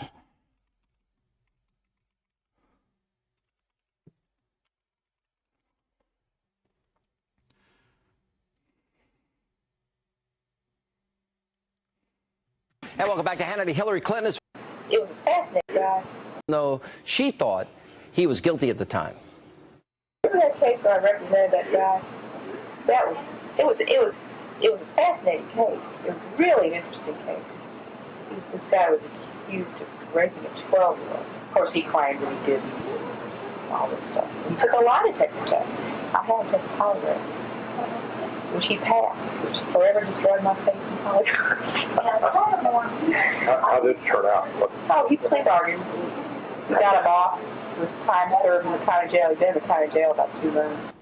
And look what else we got our hands on. Hillary Clinton from the early 90s claiming that she cared about women and children. Yeah, I think there's a little bit more to that audio call, but like she was literally laughing about letting the child rapist off. She's a psycho. Thanks for the donation, Dodo. With this $4 and the 5 from my previous Gary request, will you do 9 8-ups, please? No. You can't just retroactively go back. I can do 4 for you. Thanks for the donation, though, Chris. But a prince, or at least a former prince. Welcome, peasants! This is diary of a professional eminent duke and orator. The documents about Andrew contain what might be the closest thing to a smoking gun in the entire release. An email exchange between Ghislaine Maxwell and a sender signed simply A. Retard donated $2. Let me see. Looks maxing is the furthest extent that you could take self-improvement. This principle follows Wolff's law that... Okay, we'll react to that like next stream or something. That's fucking over 2 hours, dude. Thanks for the donation, retard. A, who has widely been identified as Prince Andrew. In the emails, the former prince writes from Balmoral to ask Maxwell if she has found him any new inappropriate friends. Yeah, this guy is having sex with kids. later discussing an upcoming trip to Peru. Maxwell instructs an associate to organize two-legged sightseeing for the prince, specifying that the women should be intelligent, pretty, fun, and from good families. The revelation that a member of the royal family was using official travel budgets to procure women via Epstein and Maxwell is a scandal that no amount of redaction can hide. If the failure to investigate the sexual This guy, yeah, Prince Andrew's fucking kids. crimes was a tragedy, the failure to investigate the financial crimes was a farce. I made a whole video about this a while back. Tracking the sources of Epstein's wealth would answer many questions about him and his co-conspirators. If there's anyone capable of working out how a high school math teacher transformed into a billionaire, it should be the Department of Justice. After all, the government possesses the ultimate investigative toolkit, the power to compel testimony, the ability to track the movement of every cent through the global banking system, and full access to IRS tax records. Yet, in more than 40 years of suspicious activity, federal agents failed to uncover the answer to the most basic question of the Epstein saga. Where did all the money come from? It took a team of journalists from the New York Times. That did not seem that bad, and given the context of them doing a plea agreement, so they entail they did not plead guilty, so I don't know what her talking about. She laughed about it destroying her faith in polygraphs, then they entered a plea agreement. So... Well, again, she said it's a fascinating case, not like a horrible case, like... You know, she never mentioned anything about not wanting to do it or trying to back out of it and feeling uncomfortable. And, again, like, when you're talking about, you know, helping defend somebody who she clearly knew was a child rapist, like, if you were the defendant, if you were the defending attorney of a child rapist and you had them take a polygraph test, and they passed with flying colors, and you knew they were lying, like, would you be like, that helped him get off, you know? And, again, the guy raped a 12-year-old, plea agreement with just getting out of jail with time served, only 2 months in. Like, she did not seem upset about it at all. Like, that whole thing was a joke to her. She's a psycho. Thanks for the donation, though, Dodo. Digging through dusty archives and interviewing forgotten associates, financial victims, and ex-girlfriends to finally dismantle the myth. I'll leave a link to the article in the description, as it's well worth a read. As the journalists point out, for decades Epstein sold himself as a financial doctor to the ultra-wealthy, a renegade genius who could see patterns in the market that others missed, and an expert in taxes who could even sell tax planning services to people as financially sophisticated as private equity tycoons. The Times revealed a much grubbier reality. Epstein was no wizard. He was instead a relentless scammer who built his... I don't know, VG, that seems very nitpicking to me. This is the first time hearing it, so I'm unbiased from whatever narrative would have been pushed at the time when the clip was uncovered. I don't see a problem with what she said, honestly. Well, that's your opinion, Dodo. Thanks for the donation.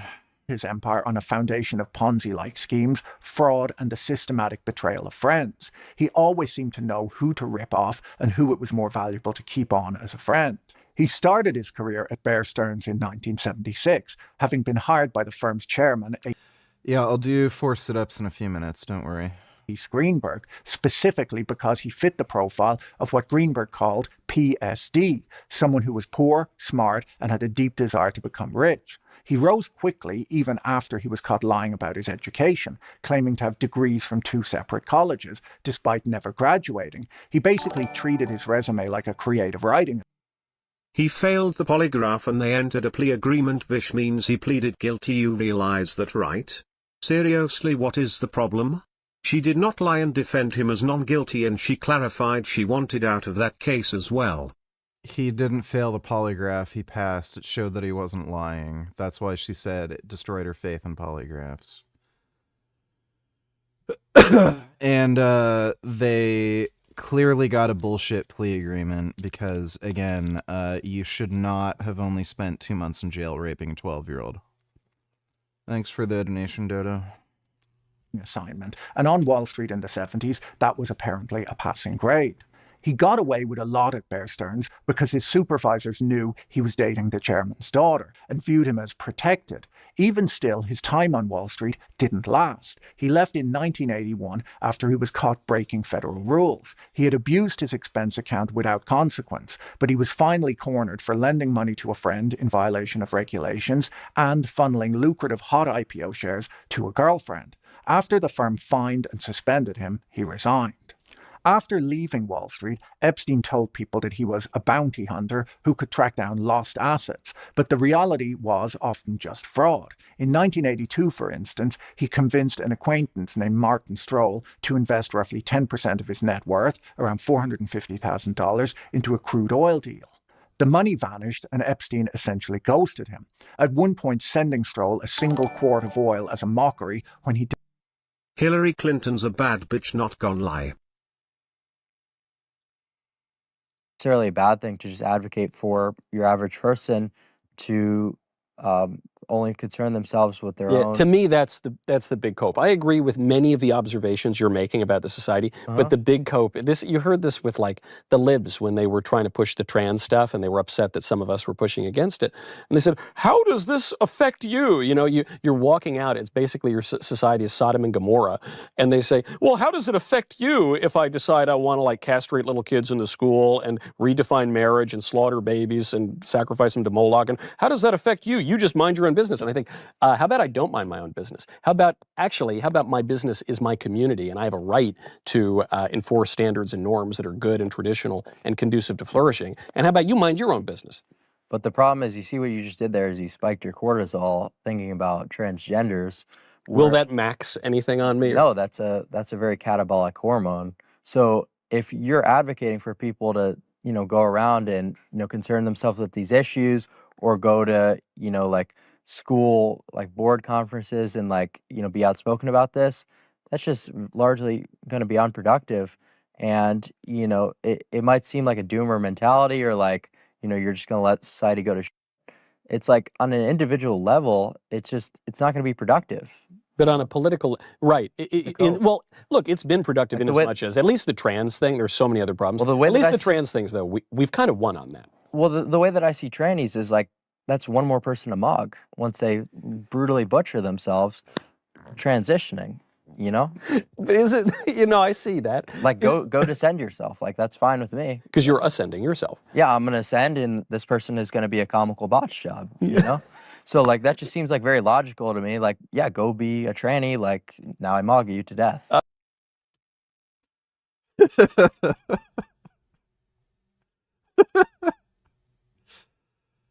Clav is fucking hilarious. Thanks for the donation, retard. Did you want her to defend the rapist as not guilty? Because the alternative is to plead guilty or enter a plea agreement, and it's also illegal for her to try to work against the defendant's own interests. So I don't know what you expect. I disagree with you here. Again, the issue wasn't that she wasn't working as a good defense attorney. The issue is that she has absolutely no morals. That's my problem with her. Thanks for the donation, Dodo. At least we can agree that under Sharia law the rapist would have been rewarded and victim would be stoned to death or forced to marry the rapist, and that is something we can never let come to this country, and hence we need to support Trump's Muslim ban. Yeah. Thanks for the donation, Dodo. Demanded proof of the investment. He then moved on to partner with Stephen Hoffenberg at a firm called Towers Financial, being paid $25,000 a month as a consultant. Hoffenberg would later claim that Epstein helped orchestrate the massive Ponzi scheme there that defrauded investors of nearly $500 million. Hoffenberg went to prison and Epstein walked free. He also used the facade of high-stakes corporate raiding to mask simple market manipulation. In 1988, he and some partners executed a pump-and-dump strategy with a chemical company called Penwalt, driving up the stock price with a takeover bid. They then sold their shares for a large profit, but Epstein refused to return the investment to the friends he had recruited to fund the deal, effectively stealing their capital. His biggest source of wealth, however, was retail billionaire Leslie Wexner. Despite warnings from Wexner's own financial advisor, who told the billionaire he smelled a rat, Epstein managed to gain power of attorney over Wexner's entire fortune. Wexner later claimed that Epstein misappropriated vast sums of his money, which Epstein used to buy mansions, planes, and perhaps most importantly, credibility. He used his access to Wexner to open doors to the highest corridors of power, infiltrating the Clinton White House and sitting on boards for prestigious institutions like Rockefeller University. The documents also show just how close he got to the establishment through the people he trusted to manage his estate. Newly released Justice Department documents reveal that two of the biggest names in finance and policy were named as executors in his. Sid Donatello's like how Dodo constantly donates hundreds of dollars to debate with you about irrelevant, completely random topics. Yeah. That and Disney movies. Thanks for the donation, Sid. Wills. Jess Staley, the former Barclays CEO, was listed as an executor in wills from 2013 and 2014. This compounds the scrutiny that Staley faced for being banned from the UK banking industry for acting without integrity regarding his ties to Epstein. Even Larry Summers, the former US Treasury Secretary, was named as a successor executor in the 2014 will. While Summers claims he had absolutely no knowledge of this and is deeply ashamed of the association, his inclusion in the document highlights just how effective Epstein's fraud really was.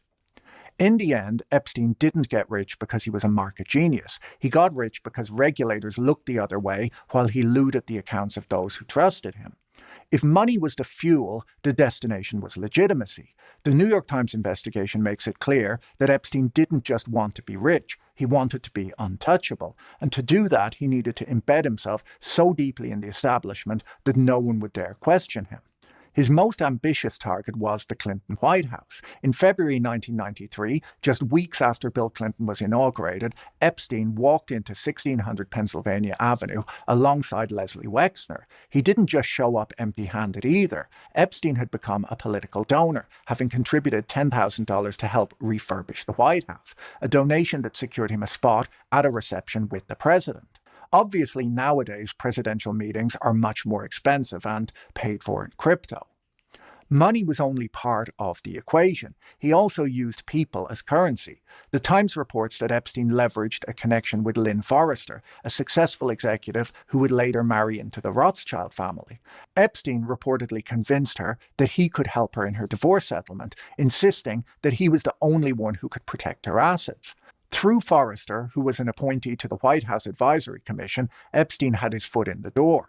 The strategy worked, and by 1995, Epstein was close enough to the president that Clinton wrote a personal get-well-soon note to Epstein's mother, scrawling, "Hang in there," on a yellow post-it note that Epstein kept. Once he had political access, he aimed for social prestige, setting his sights on the Rockefeller family.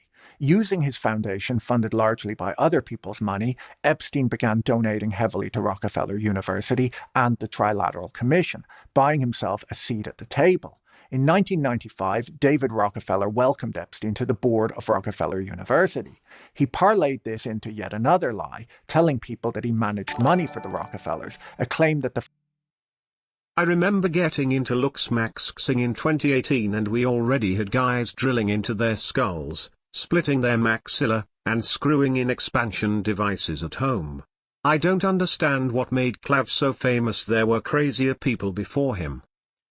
Yeah, but they're probably not as funny, and they weren't really on social media. Thanks for the donation, Pinor. Dodo Donatillers can't stand this hoe. Let me see. Sad that I had to delete my post celebrating Hanukkah with friends. Many members of our family are Jewish, and of course friends, colleagues. They don't know my heart. Not anti-Semitic, and it's not okay to treat me and my friends this way. Yeah. This woman is a fucking piece of shit. Wow. What a fucking scumbag. Thanks for the donation, Dodo. Holy fuck, dude. Why can't, like, it's just so painfully obvious. Why can't people notice when, like, there's this fucking bitch just being manipulative? family's actual financial advisors say was completely false. Perhaps the most strategic relationship he purchased was with the legal scholar Alan Dershowitz. In 1996, Epstein met Dershowitz in Martha's Vineyard, dropping names of Harvard elites like Larry Summers. He worked hard to ingratiate himself, even flying Dershowitz to Ohio to a birthday party for Les Wexner. But the Times uncovered a transaction that was far more significant than a party invite. Epstein had convinced a hedge fund manager to let Dershowitz invest in his fund.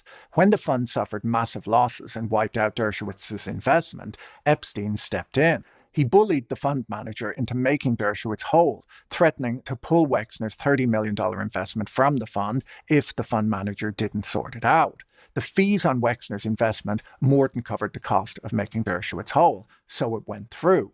It was a masterstroke of manipulation. By using Wexner's money as leverage, Epstein ensured that a prominent legal mind owed him a big favor. That favor paid dividends years later. When Epstein was finally arrested in 2005 in Florida, Dershowitz helped engineer the now infamous sweetheart deal that allowed Epstein to escape. People like Mrs. Rachel shouldn't be allowed to host kids' programming. Yeah, I agree. Thanks for the donation, Dodo. Federal prosecution and serve a light sentence. In hindsight, it wasn't just generosity. It was an insurance policy paid for with stolen money. In the end, when you step back and look at the reality exposed by these documents, you're left with a single uncomfortable realization. Jeffrey Epstein wasn't a ghost in the machine. He was a product of it. Perhaps the most haunting quote in the New York Times investigation comes from Michael Tenenbaum. Tenenbaum was the senior executive at Bear Stearns who supervised Epstein's early rise after Ace Greenberg hired him. Looking back on the man he promoted, the college dropout who lied his way into a job and then scammed his way into a fortune, Tenenbaum admitted, "I didn't realize that I was creating one of the monsters of Wall Street." Of course, thanks for the donation, No Name. Appreciate it. He didn't do it alone. It took a village of billionaires, bankers, and politicians to raise this monster. And that brings us to the uncomfortable truth that I've spoken about in my previous videos. The Epstein files are the ultimate proof that there's a two-tier justice system in the United Hillary Clinton. Yeah. States. One set of rules for you and me, and a completely different set for the well-connected elites. For years, this scandal has been treated like a political football, but the reality is that both parties had reasons to keep these files under lock and key. On the right, you had Republicans desperate to cover up Donald Trump's 15-year friendship with a man he once called a terrific guy. On the left, you had Democrats willing to turn a blind eye to Bill Clinton's association with Epstein, largely to protect Hillary Clinton when she was seen as the future of the party. Today, the Clintons are seen as being less politically relevant, and for that reason, the shield is slipping. A newly released email from a federal prosecutor reveals that flight logs show Trump flew on Epstein's private jet many more times than previously reported, including on flights where Ghislaine Maxwell was a passenger. We have to remember that what we're looking at today is just the tip of the iceberg. The files that have been released so far are only a fraction of the total evidence. We also need to ask serious. Remember when they tried this angle for like 12 hours lol.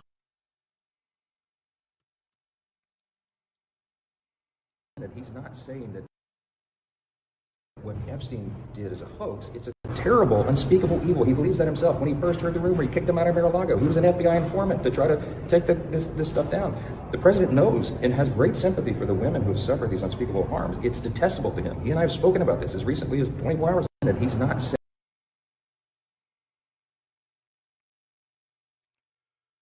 Mike Johnson says President Trump was an FBI informant.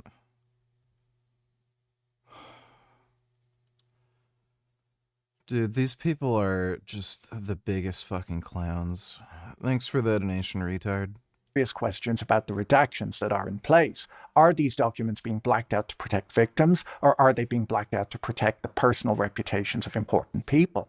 There is a final bitter irony buried in the files from the US Virgin Islands. In 1999, when Epstein was applying for the tax breaks that would save him millions, he was asked if he would consider teaching a course at the local university. Epstein replied that he would love to. He said that his priority would be to educate young people on the ethics of business. He told the commission the ethics of business is very difficult nowadays. Epstein teaching a course like this is a little bit like the iceberg teaching a course on maritime safety. For Jeffrey Epstein, ethics weren't difficult, they were non-existent. And until we see the rest of these files, and until something is done about the two-tier justice system that protected them, the story isn't really over. I don't usually ask people to like, subscribe, or share my videos, but I'm fairly sure that this one will be demonetized right away, as the last video on this topic. Yeah, that is some fucked up shit. That is one of the most crazy fucking cover-ups of all time. It's like one of the rare instances where conspiracy theorists are kind of on the right track at the very least. But yeah, hopefully more shit gets released, and then we find out Trump was like fucking some 12-year-old and he gets impeached. All right.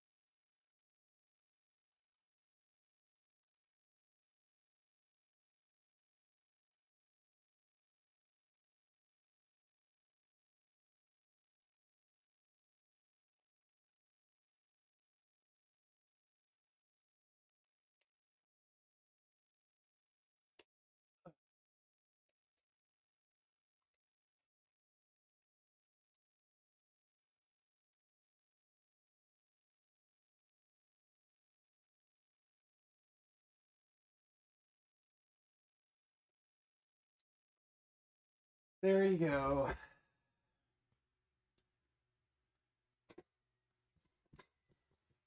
I just have to go take a piss. I'll be right back.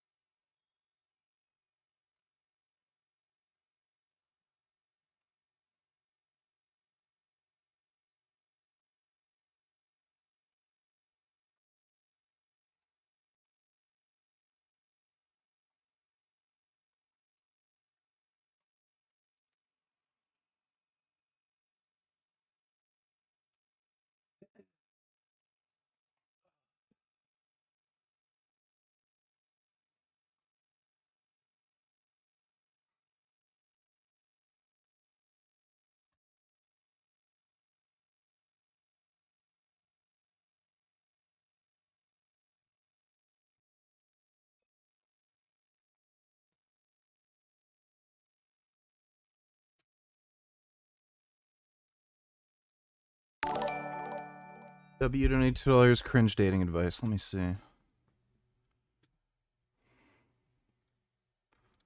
If you're texting a girl and she suddenly stops responding, don't panic. Just try one of these messages to restart the conversation. One of my personal Don't message her back. favorites is just saying, "Did you get abducted by aliens?" This one's very successful. That is stupid. Don't message a girl back if she's not messaging you back. Because there's a lot of humor and you're not coming across as needy. Instead, you're keeping it playful and girls love that. This next one might surprise you, but just saying "hey you" has a very high response rate. Maybe something came up in her life. No, don't message her back. Or to be honest, maybe she met another guy from the app. She forgot about you for a bit. Look, girls are busy. They forget to respond Women are not busy. sometimes. It's not a big deal. Just drop a "hey you" and more likely than not, she's going to respond and ask you what's up. This guy's a gay retarded beta male. Don't ever message a girl back if she's not responding to your messages. Last and certainly not least is saying the classic, "I get it if you're kind of nervous." This one is really good at keeping your frame. No, don't message her back. Making sure you don't come across as needy. Kind of puts her on the... Like, what a dumb bitch, dude. Like, imagine being this much of a needy retard.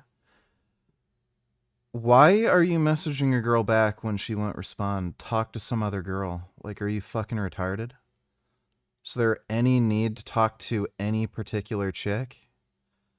Like, if they all have boobs and a vagina, you do not need to talk to any one girl. If one chick isn't really receptive to you and doesn't really have an interest in talking to you, why the fuck would you talk to her? This guy is a beta male cuck retard. Thanks for the donation, W. Boom boom I coom snoom whom doom 45,678 jita jita jita jijin jin j 98,294 doom skumloom badoom a kaboom a lapipipaboom and I hide my cider with all things inside her with something to cipher float like a strider and sting like a spider injury in writer.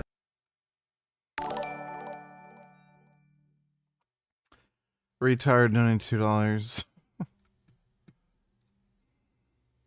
Who's going to win? It's going to be Gavin Newsom against JD Vance because JD Vance is subhuman and Gavin Newsom mugs. JD Vance is subhuman? Yeah. What makes you say that? He's got a very short total facial width to height ratio. He's obese, very recessed side profile, whereas Newsom is like 6'3" Chad. So JD's very tall. JD's got to be well, still, 6'2", I mean, 6'3". Gavin Newsom obviously mogs him to death. So you're a Newsom head. You prefer Newsom to the vice president. I'm just telling you who's going to win. Do you prefer him though? Honestly, it's hard to say, but Newsom being that much more of a mogger and like having a president who's like fat and especially that young. You think I don't think he's fat. I would say he's a bigger guy for sure. He's just like, it's just embarrassing. Like, how are you fat and you expect to like lead a country? You can't even be in shape, you know? So let's say you got a vote. It's 2028. I'm voting for Gavin Newsom. You're voting for Gavin Newsom. You can't be that subhuman. So hold on. You got, all right, well. Lovo was like, yeah, I'm voting for Gavin Newsom because JD Vance is ugly. This actually is of a thread with the whole conversation because you look at these two candidates. You have Gavin Newsom, worst governor in the country. I think we would all agree, destroyed his state, let its main city burn to the ground because of his incompetence, is a personal, complete derelict, liar, degenerate. But he is good looking. I'll grant you that he's good looking. Yep. And kind of looks like Patrick Bateman, American Psycho. Hey. And then you have this vice president to President Trump, the transformative right-wing president in our lifetimes, who, do you support Trump or no? Yeah. Okay. So you got this vice president handpicked by Trump, who is extremely intelligent, very right wing. I think he's a pretty good looking guy. I don't know. Maybe I guess you disagree. But he's all these things, checks all these boxes, would have all these great policies. And regardless, you're going to pick the pro mass migrant, pro-trans, pro-murder the babies, pro-burn the cities to the ground, pro-BLM Democrat because he's skinnier than the conservative vice president. 100 times over. JD Vance, would he be a better candidate and probably closer to me in terms of policy than Gavin Newsom? yes, but he's just not going to be good enough to be deserving. I think the right has kind of let down the voters for the longest time. So I think I don't really think that right wingers should just give support to these jesters who continue to underdeliver on their promises. Just let the Democrats win. That's kind of what I'm talking about in terms of just like why I don't support Vance as a voter. But so you're saying no, they shouldn't vote for any Republican. The right wingers should not vote for the Republican. Not until the right actually wants to do the things that they're promising. So is there a candidate you would prefer? I assume you don't actually want to vote for Newsom. Maybe you do. Maybe you are a Democrat. No. Okay. So then who's a right winger you want to vote for? Or maybe there isn't one. No, yeah, there really isn't one. It's kind of doomer, isn't it? So now you're saying if you're a real hardcore Giga Chad right winger, you should let the Democrats rape your country.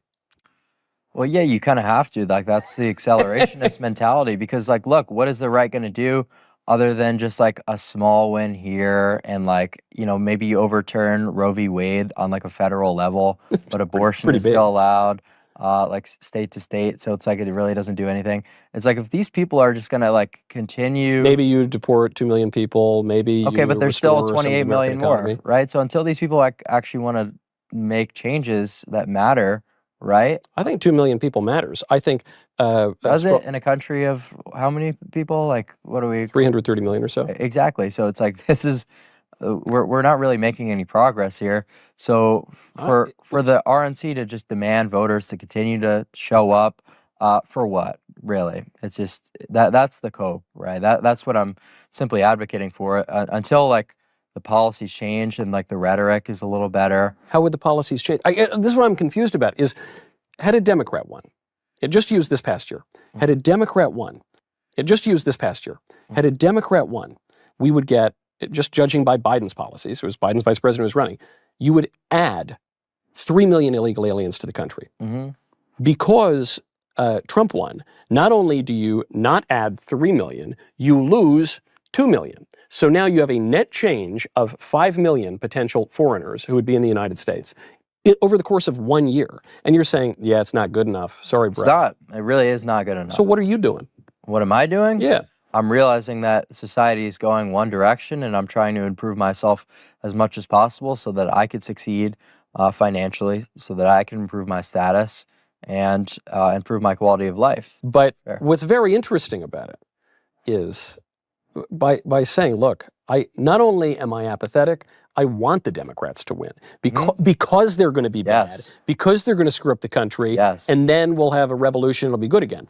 Right. What's interesting about that to me is it reflects something quite real and I think quite understandable, which is the alienation, especially among young men, especially among young right-wing men, from the country that at a very high levels in popular media and government has told that group of people that they suck for like 30 years. That I totally resonate with. So how widespread do you think that alienation is? I would say that the reason that I have the success I do is because it's almost in every kid my age who in the same demographic, is people are tired of being banned on social media. People are tired of being called toxic. Right. The government not advocating for them whatsoever. So I would say that it's probably more common than not.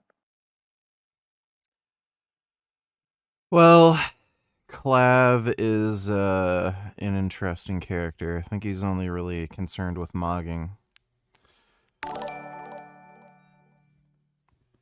What do you think of the belief that men on TRT should be okay HCG in order to keep the testes functioning?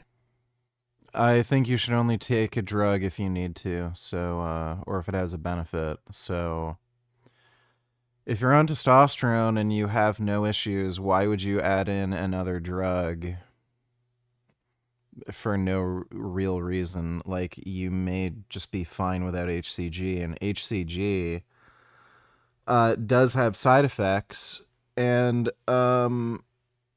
it often has more side effects than just testosterone. So why would you add in a drug if you don't need to? Thanks for the donation, faggot. A few hours ago, PayPal's lawyer sent me a cease and desist letter and requested Patreon take down my video under a copyright infringement claim. I consider this a direct attack against my fundamental rights as an independent journalist. PayPal has specifically taken issue with the fact that an anonymous source discovered Honey had left their source code exposed within their iOS app, which, if you know where to look, is publicly accessible. This anonymous source found the code and sent it to me. I reviewed the code for security research purposes, which is a protected act, and I only published relevant sections of the code that provide important context to the story, which I consider within the realm of public interest. Nevertheless, I have removed sections of the video containing said code, not because I believe PayPal are correct, but because I know they will have YouTube take this video down. It was only a small segment of the video, therefore I have made this decision quickly, under duress, and to proceed with this publication as quickly as possible. If PayPal thought this would stop me, they were sorely mistaken. Enjoy the video. I don't trust Honey. I don't know what it is. I don't trust it. They push so much advertising. And then people are getting money out of it, and then people are saving money out of it, and that makes sense, but the other part doesn't make sense, and then something's going on here. Where's all this money coming from? I have a feeling in like a couple years, there's gonna be the great Honey conspiracy. PayPal's Honey Money saving browser extension is accused of scamming customers and YouTube creators. The biggest YouTube scam has just been revealed. The greatest scam in the history of the creator economy. People have been getting influenced and scammed, and I've been a part of it. It involves almost every high-profile creator that I can think of, including myself. Honey paid a lot of influencers up front while taking money out of their back pockets. Whoa, that's a little shady, mind you. No way that signs you up for their affiliate link. No way. What? Brother. Heilige Scheiße. I'm the biggest Honey fan in the world. Ludwig, no! They've also been lying to consumers. They are clearly not giving the best coupon codes and discounts to users. If you have downloaded Honey, I do recommend removing it from your browser. I do think that this investigation from Megalag will lead to a huge class action lawsuit against Honey. So on behalf of creators everywhere, I have filed a class action lawsuit. We're suing PayPal and Honey. Gamers Nexus is the lead plaintiff in a class action complaint filed against PayPal and its property, Honey. Well, it's safe to say PayPal's lawyers love my last video. But don't worry, PayPal, you know what they say. All press is good press, right? Let's see.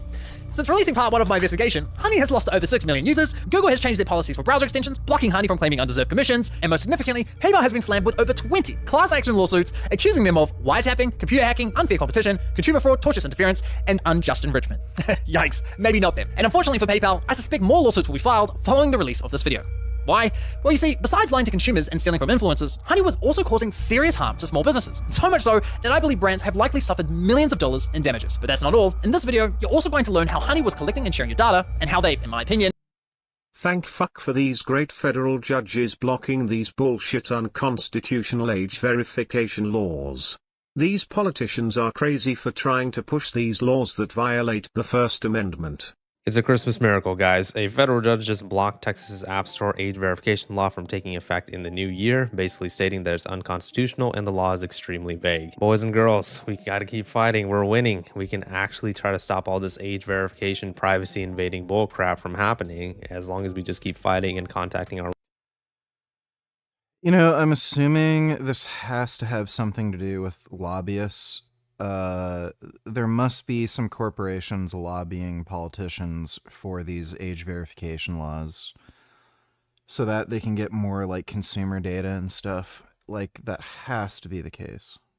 Our local lawmakers. Well, a new Texas law on adding restrictions on children's use of app stores is on hold, at least for now. A federal judge has temporarily blocked Senate Bill 2420 that was supposed to take effect on New Year's Day. This would establish age verification requirements and mandate parental consent before a child could download or make purchases within apps. Supporters say this is needed to protect children online. Critics say it would violate free speech rights. However, the judge says parts of it are, quote, unconstitutionally vague and, quote, exceedingly overboard. Sounds like that judge has something that a lot of people are missing nowadays, a brain. So basically the Texas judge was stating that it is a very vague law, it's unconstitutional. And remember, this is coming after a bunch of other states have either been permanently blocking age verification laws or temporarily blocking them. One of the recent ones being Louisiana, where just like about a week or so ago, there was a Louisiana social media age verification law that was also blocked by a federal judge, where they were also making the same types of arguments that it's unconstitutional, that the laws are extremely vague. And there's this activism group that I've been talking about called Net Choice that has been doing a lot of good work, trying to keep the internet safe, trying to keep privacy on the internet to be an actual thing, because the government is trying to rip it away from us. And I don't just mean the United States government. I mean pretty much every single government right now is either already having age verification laws or considering them for the future. Arkansas was another state that was recently had their age verification laws declared unconstitutional, and that's been blocked as well. Net Choice also had a hand on this as well. Georgia was yet another state that had their age verification laws blocked, and also Net Choice also, I believe, had a hand in this one as well. So they've been doing a lot that Net Choice had. Well, anyway, that's good news. Thanks for the donation 3. Jonathan Haidt is a major proponent and lobbyer of age verification on social media. His latest books are on the subject and gives a great argument why it should be in effect. I think it's fucking stupid. Thanks for the donation, Dan. And illegally targeted minors through influencers such as Mr. Beast. Strong accusations, I know, but I have the receipts. I've reviewed internal data, Honey's source code, their pitch deck to investors, disturbing emails between Honey and small businesses. I've reviewed interviews, and much, much more. You're about to get insights into one of the most scummy, predatory business models I have ever seen. You'll also find out why my investigation has triggered multiple class action lawsuits against other corporate giants such as Microsoft, Capital One, Klarna, Rakuten, and Retail Me Not. Per usual, the views, allegations, and conclusions expressed in the series are my opinions based on evidence I have gathered, which will be shared throughout. Ladies and gentlemen, welcome to part 2 of The Honey Trap.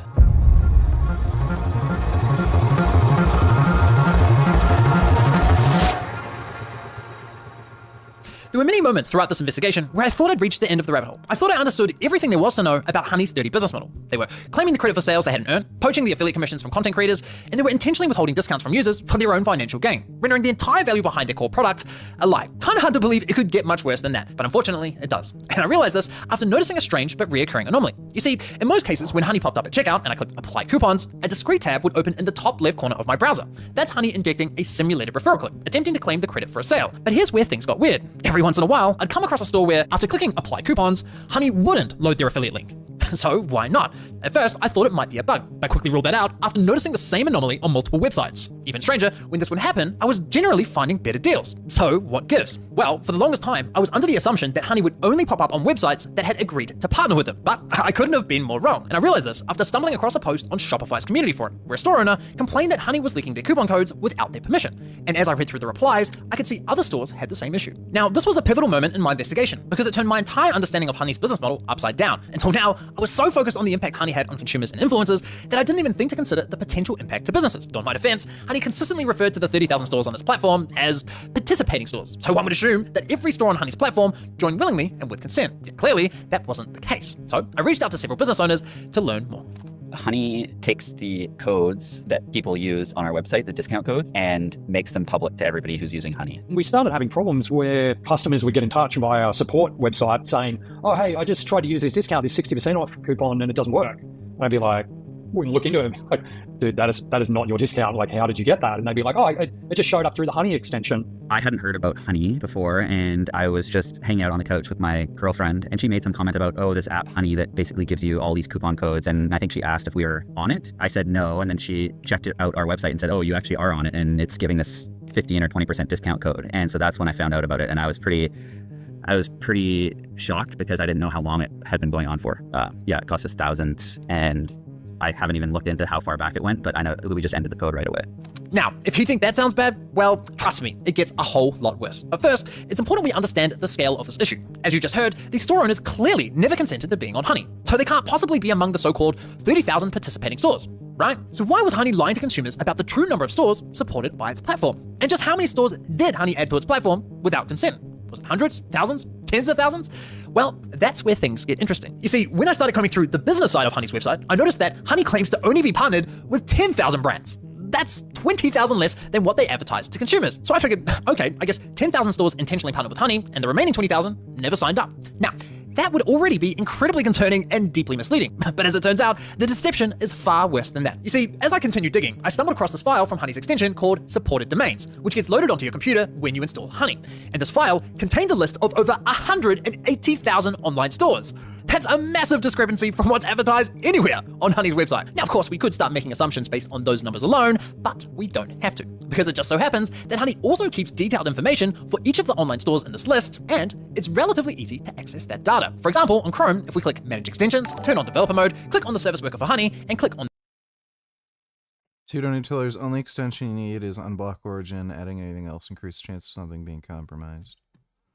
This is just your daily reminder not to install browser extensions on your web browsers. Perhaps you know that already, but what about your mother, your grandmother, or other family members? This is from Malwarebytes. Sleeper browser extensions woke up as spyware on 4 million devices. So researchers have unraveled a malware campaign that really did play the long game. After 7 years of behaving normally, a set of browser extensions installed on roughly 4.3 million Chrome and Edge users' devices suddenly went rogue. Now they can track what you browse and run malicious code inside your browser. So researchers have found 5 extensions that operated cleanly for many years before being weaponized in mid-2024. The developers who created these earned trust, built up millions of installs, and even collected featured or verified status in the Chrome and Edge stores. They then pushed out silent updates that turned these add-ons into spyware and malware. The extensions turned into a remote code execution framework. They could download and run malicious JavaScript inside the browser and collect information about visited sites and the user's browser, sending it all back to attackers believed to be based in China. Now, one of those extensions is WeTab, with around 3 million installs on Edge. It acts as spyware by streaming visited URLs. Waiting for years is exceptional. When an extension has been available on the web, malicious behavior. Now, Malwarebytes does show you how to find this and remove it from your web browser. Now, this new campaign is far more dangerous. Every infected browser JavaScript and executes it with full browser API from your. The only extension I'm using is some volume booster thing and my VPN. Unblock Origin stopped working for me. I might try reinstalling it. Thanks for the donation too. On the Network tab, we can now monitor what Honey does behind the scenes a little closer. So if we say visit apple.com, we can see that Honey is now accessing information from their database related to Apple. Looking at this one in particular, we can see that 2.9 million Honey users visited Apple's website in the past 30 days. We can also see that none of those users saved any money from coupons because, well, Honey has no coupon codes for Apple's website. We can even see internal support and monetization notes that were left by Honey's employees. Interesting. Most importantly, however, we can also see that Honey has an affiliate link for Apple's website, confirming that Apple does have an affiliate partnership with Honey. But if we look at the same data for, say, Abercrombie & Fitch, we can see that Honey doesn't have an affiliate link, yet Honey is still offering coupon codes for that store. And sure enough, if we click apply coupons on Abercrombie & Fitch, Honey doesn't load an affiliate link through that infamous sneaky tab. Aha, things are starting to make more sense. So all I had to do now was collect this data for every store in Honey's database. The only problem is, collecting this data for one store is easy, but doing it for 180,000, that would literally take years. Unless, of course, you created a little program that automated the entire process, crawling through that massive list, scraping Honey's data store by store, and neatly organizing the most relevant data points into a nice, easy to read spreadsheet. Well, that's exactly what we have here, but I can't take any credit for the spreadsheet because this was all the work of someone much better at this stuff than I am, and he goes by the name of Yelta. He's a developer from the Netherlands, awesome guy, and I cannot thank him enough because holy shit, there is a treasure trove of data in this spreadsheet. We now have all the details for every store, every coupon code, every developer note, all curated into one lovely spreadsheet. It's glorious. PayPal will not like me having this data, but too bad. And Yelta will be releasing this data publicly on Twitter shortly following the release of this video. Link to his Twitter is below, so make sure you give him a follow if you want to catch that drop. Alright, so now that we have the spreadsheet, we can finally confirm that at the time this data was collected, Honey supported 35,000 stores with affiliate links and an additional 146,000 stores without affiliate links. So yes, there was some truth to the claim of supporting 30,000 participating stores. They just conveniently left out the eeny-weeny fact that they dragged an additional 146,000 stores onto their platform, presumably without consent. Now, consider this. If you're Honey and your platform supports 180,000 stores, surely you'd be screaming that from the rooftops, right? 180,000 sounds a whole lot more impressive than 30,000. Honey knows that, so why hide the real number? Clearly, Honey decided that keeping this little secret to themselves outweighed the benefits of advertising it. Now, as a consumer, you might be thinking, so what if Honey leaks a few coupon codes? Even if a business never gave consent, surely that would just drive more sales for the business, right? Well, it's not that simple. Why? Well, you see, coupon codes are more than just discounts for consumers. They're also a vital marketing tool for businesses. Virtually all coupon codes have a strategic purpose behind them. For example, many online stores will offer a 10% discount as an incentive for signing up to their newsletter. The consumer gets a 10% discount, and the business gets your email address for marketing. It's a simple tit-for-tat. New Chrome updates broke uBlock Origin but still works on all other browsers including upstreamed Chromium. Developer of uBlock Origin developed new version specifically works for new Chrome called uBlock Origin Lite. Alright, I'll download uBlock Origin Lite. Thanks for the donation 3. exchange. But if Honey snatches up that coupon and makes it available to everyone, well, now the business is losing 10% while gaining nothing in return. The entire purpose behind that coupon code gets destroyed, stripping away any incentive for the business to continue offering it. But it's not just newsletter coupons. Stores will also offer discounts to reward and maintain loyalty, like offering exclusive VIP codes to repeat high-value customers. Many businesses will even offer specialty discounts to military veterans or first responders, just to show their appreciation. But also, some businesses have private discount codes like 50 or 80% off that are strictly intended for use by employees or friends and family. So when Honey comes along, finds all of these codes and hands them out like candy to its millions of users, not only does it cause a negative strategic impact, but it also causes significant financial harm. In fact, this has become such a significant problem for online stores that there are now multiple paid services to help e-commerce stores block extensions like Honey. Even well-known retailers are paying to prevent these issues. Now, you might be wondering, how on earth does Honey get access to private coupon codes like employee discounts if they're not available to the public? Well, I came across this marketing podcast where they discussed the issue. What happens is if I have Honey, for example, and I'm one of your best customers at your e-commerce store, and you decide you're going to do a promotion for your VIP customers. Maybe it's a flash sale, and you send me a special code. I go to your website, I legitimately have that code from you, I type it into the promo code field at checkout. Because I have Honey in my browser, it is able to scrape that code then and give it to everybody who uses it. We've seen codes like Military Hero 30, clearly intended for a veteran. And then in another case, even worse, in another case, my CEO found a men's apparel brand where they had a $75 off coupon code, but they didn't set a minimum order value. And so people were able to get unlimited merchandise for free as long as they kept their order value at $75 or under. Okay, that's insane. Whoa. Something about that sounds illegal, too. W, you don't need $2. Is this guy retarded or based? Let me see. You wouldn't only brush your teeth once per day, would you? And you wouldn't shower 6 or 7 times every day, right? So why are you treating your workouts the same way? This right here is what my physique looks like after 4 years of training while maintaining it year-round. I only train 3 days per week, max.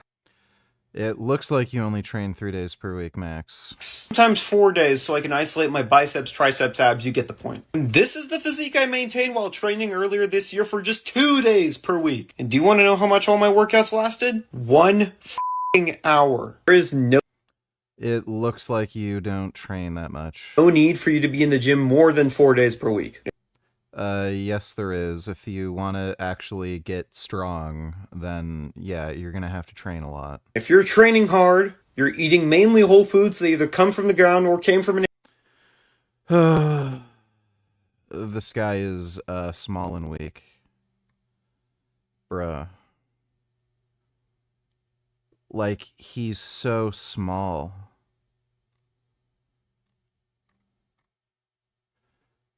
Dude, are you fucking kidding me?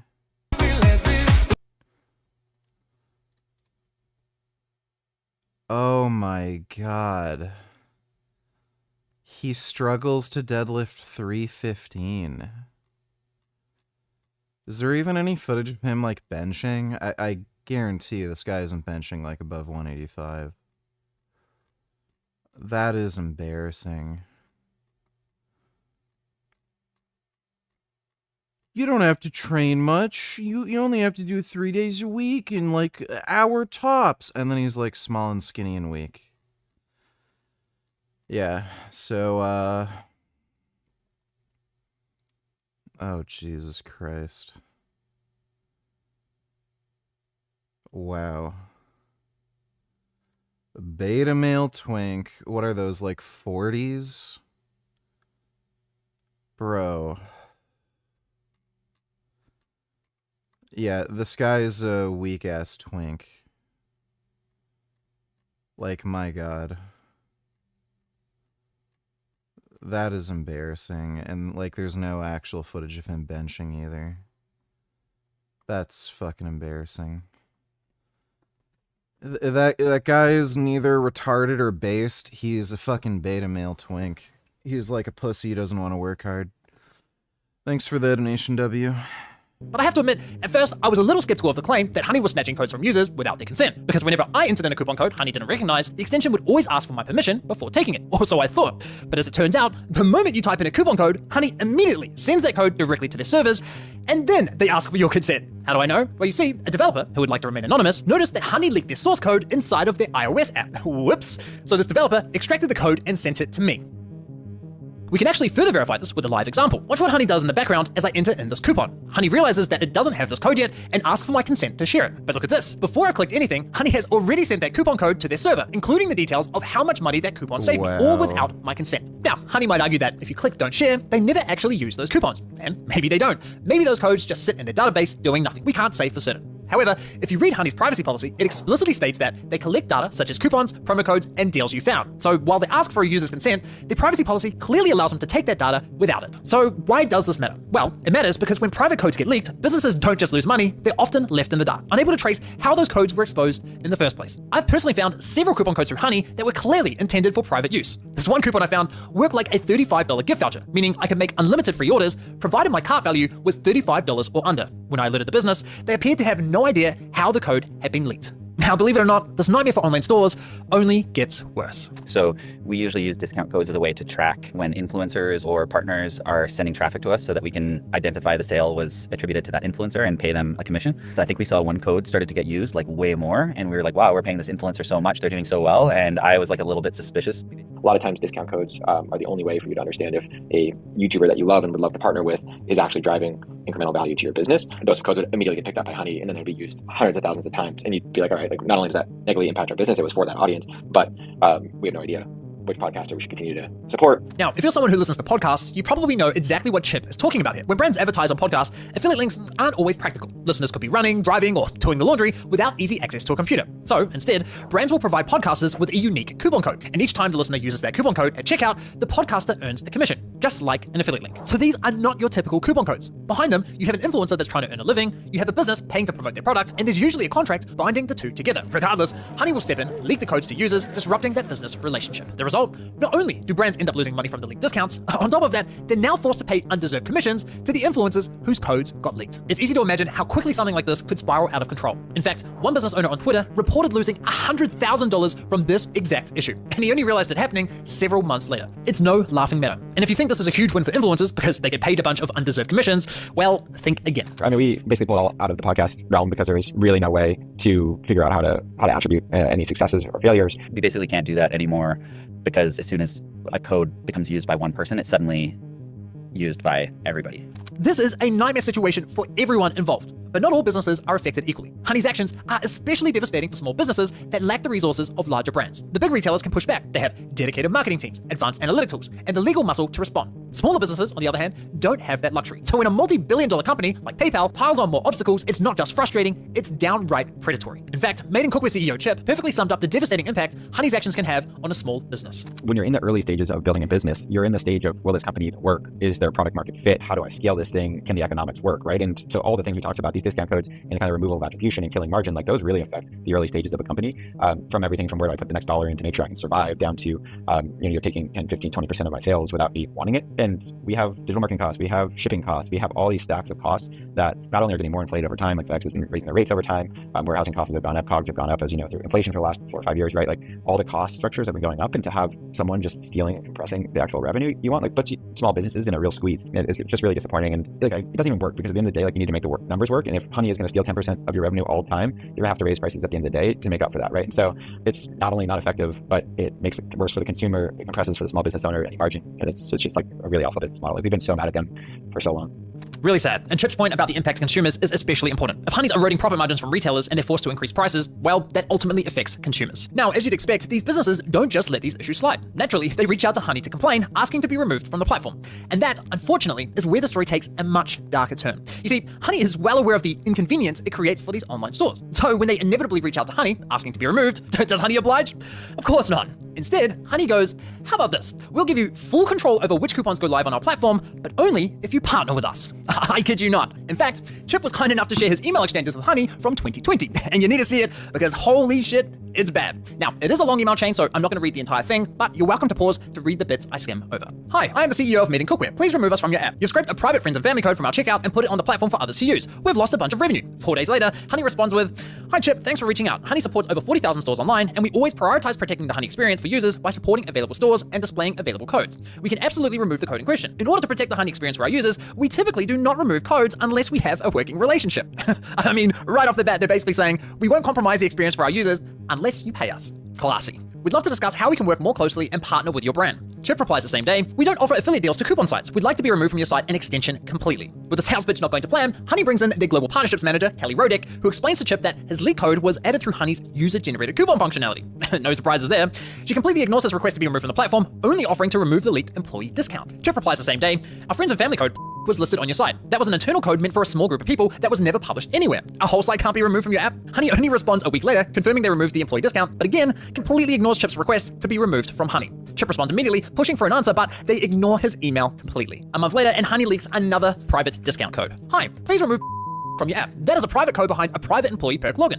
This should never be public. I don't understand how you feel taking a private employee perk and making that public to the world is helping our business. Honey responds confirming they removed the code, but instead of taking responsibility, they try shifting the blame onto Chip, suggesting his employees might be responsible for sharing the code with Honey. But given what we know about their system, I'm willing to bet Honey were responsible for the leak, not Chip's employees. Honey then suggests that Chip creates single-use codes for each and every employee, essentially making it his responsibility to fix a problem they created in the first place. I would be fuming if this were my business. 2 months later, and another private code gets leaked, and once again, Chip asks to be completely removed from the platform. And this time, Honey finally addresses the question. "We proudly host a consistent shopping experience for all Honey shoppers who rely on our shopping tools. Therefore, we cannot disable Honey for individual stores, and never have." Dodo Night Tellers, can we start playing games soon? Yeah, we're gonna play games Saving soon. for retirement is difficult, regardless of where you live. By 2050, the world could be facing a $400 trillion shortfall in the money people need to retire. And the U.S. is a major part of the problem. I'm frequently asked as a pension expert, which country has the best retirement system? And my answer is a little bit equivocal. It's that every country's retirement system is a product of the path that it grew on. Some of these proposals, such as a mandatory defined contribution system, may not go over well in the United States. Now, of course, Social Security is mandatory in the United States. So, it's not like we don't have any mandatory benefits, but the idea that this top up, this second tier would be mandatory, I find it hard to believe the US would head in that direction. You can't have the same system every place in the world. What you can is have the best system that you have within the culture that you have. There are some good things in there that drag us up. We've got a significant amount of assets in defined contribution plans. We've had them for a very long time. We still have some people that are covered by defined benefit plans. And in the US, we have a progressive benefit formula in the Social Security program, which means you get more money to your lower waged employees. That also helps with the adequacy. So there are pluses and minuses, and there are things we could do to make it a little bit tighter. And honestly, that is the point of the pension index, is to give everyone an opportunity to understand what's working and then understand what's not and see what they can change. There's a variety of things that you can critique the U.S. retirement system for, but instead of looking at just features, you should look at results. And the results are we save more than in most other countries, and we have among the very, very highest retirement incomes in the world. To me, that speaks to the success of how our program works. Okay. Yeah, we'll play games soon. Thanks for the donation, Dodo.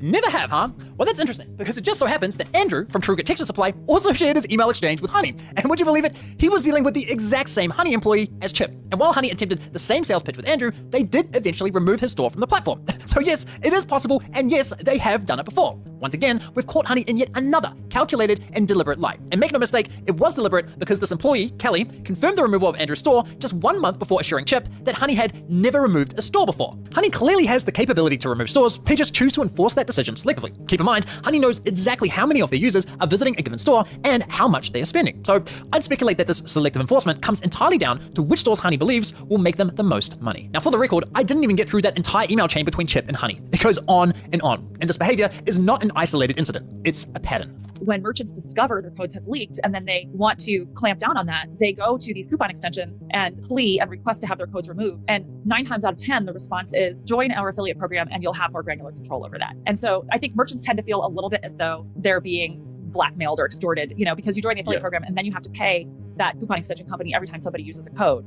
And you're doing that in order to have them not share your codes. I mean, this has got to be one of the most f***ed up business models I have ever seen. And let's be real. Yeah, that is extortion. About what's going on here. In my opinion, it's economic extortion. Just think about it. Imagine one day deciding to start your own business. You've saved up all this money and invested it all into this one big idea. You're taking on a huge risk. And as you navigate the daily struggles of running a business, a bad actor sneaks into your store without you ever noticing. They quietly start collecting coupons from your customers and start handing them out at your checkout counter. Then one day, you notice a customer with a voucher that was clearly never intended for them, and you have absolutely no idea how they got it. But when you eventually catch the culprit and demand that they leave your store, they refuse, and there's nothing you can do about it. Knowing this, the bad actor leverages the harm they manufactured by strong-arming you into signing a partnership deal, where the only way to stop the damage they created is by paying them. Honey's business model starts to make a lot more sense now, doesn't it? It makes sense why they dragged 146,000 stores onto their platform and kept quiet about it, because by doing so, they wedged themselves between those stores and their customers, disrupting, interfering, and ultimately taking control over their coupon strategies. And the only way for those stores to regain some of that control is by paying Honey. I mean, why else would any of these stores partner with and pay Honey if they're already on the platform for free? The answer is simple. The stores don't pay for inclusion, they pay for exclusion, for damage control. It makes sense. Now, to be clear, I'm not suggesting that all of Honey's 35,000 partnered stores were coerced into joining their platform. I'm sure many signed up willingly. After all, Honey does offer a cashback program, which some stores genuinely like to offer users. And just look at the glowing case studies on Honey's website. Some of the numbers they throw around make partnering with Honey look like an absolute no-brainer. Increased average order value, reduced cart abandonment, that's music to the ears of any e-commerce store owner. But of course, if the benefits were truly as good as they say, you'd expect that brands who partner with Honey never look back. Right? Well, here's a little statistic Honey doesn't want brands to see, and it's from their own data. This right here is a list of stores that at some point tried a partnership with Honey, then decided, yeah, no thanks, and ended the partnership. There's 15,000 of them. That's 15,000 brands that at some point were partnered with Honey, but no longer are. And this is based on the limited data I have access to. The actual number is potentially a lot higher. I think that says a lot more about the value Honey can bring to businesses than any of their case studies. Given everything we've uncovered about Honey so far, it really makes you wonder, why on earth would a Fortune 500 company like PayPal sink $4 billion into buying this company? Sure, Honey was making some sweet affiliate revenue, but still, that's a lot of money. To put that price tag into perspective, the platform you're watching this on, YouTube, was acquired for just $1.6 billion. Combine that with the acquisitions of Instagram and Twitch, and it still equates. The way these companies are doing marketing, they can't just offer one-time use codes. Stupid. Like, if you were listening to what anything he was saying, you would not have asked that question or suggested that solution. It's to less than what PayPal paid for Honey, a coupon browser extension. Well, Honey brought more to the table for PayPal than its ability to churn out mountains of cash. But he also had 17 million users worth of data, and as it turns out, lots of it. Remember in the last episode how I said, if a product's free, it's likely you're the product? Well, we're at that part of the story now. You see, while Honey was handing out bottom of the barrel coupon codes, they were also tracking your shopping habits and collecting a ton of data along the way. In fact, Amazon of all companies began warning users that Honey was a security risk, stating, Honey tracks your private shopping behavior, collects data like your order history and items saved, and can read and change any of your data on any website you visit. They even recommended uninstalling the extension. That was somewhat surprising to me, given how much Honey played into the whole you can trust us with your data narrative. Actually free, not like selling all your personal data free. Does Honey sell user data? No. This prompted me to investigate Honey's data collection practices, and what I found was, unsurprisingly at this point, pretty darn concerning. Hilariously, the first thing I noticed when auditing Honey's website was that they explicitly assured users that, hey, what we don't do is sell or share your data. But the moment you click the link to their privacy policy, the first thing you see is how we share your data. Excuse me, red flag number one. Now, this privacy policy was packed with vague language when it came to what data they were collecting and how they were sharing it. So I dug deeper and came across this incredible investigation by a German nonprofit called Data Request, who advocate for data privacy online. And they dug into Honey's data collection practices by submitting what's known as a GDPR right of access request. For those unfamiliar. Yeah, so again, stupid. If you're listening to any of this, you wouldn't have left that dumb comment. I don't even know why the fuck you're talking when you're not even listening. Under European law, anyone living in Europe can ask a company, no matter where it's located, for a copy of all the personal data that company has collected on them. So, two of their members, Benny and Malta, both Honey users, each submitted a GDPR request. Their data revealed that Honey was systematically tracking their browsing activity across every website it considered to be an online store. They also collected timestamps, unique user IDs, device IDs, operating system info, geolocation details, and the full URL of the page visited. Now, Data Request showed that from these logs alone, Honey could infer some incredibly personal insights about a user. Here are just a few examples from Benny's data that was collected in 2020. Honey could see that on February 13th at 2:57 p.m, Benny viewed an iFixit guide on how to swap the DVD lens on a Nintendo Wii. They could see that Benny checked an AliExpress order 13 times, his order ID fully visible, including the fact he opened a dispute for the order. They could see he had a Microsoft Family Plan and that he added a new family member to his Office 365 account. Honey also knew that Benny looked for an Airbnb in Berlin for 2 adults from the 4th to the 5th of March. And apparently Benny had issues with his iPhone because he viewed an Apple support page on how to reset his passcode. On March 23rd at around 5 p.m, Yeah, this is some shit you don't want them to know. Benny watched a documentary called Scanning the Pyramids on CuriosityStream, a service he subscribed to just an hour earlier through YouTuber Tom Scott's affiliate link. And apparently Benny's a gamer because he redeemed a game on Steam with the serial code 5HGP6. You get the point. All that Wow. information could be inferred from just 27 page views. But in total, Honey collected over 2,500 pages of web activity between just February and May of 2020, meaning what I just read to you represents only 1% of the total data Honey collected within a 3-month window.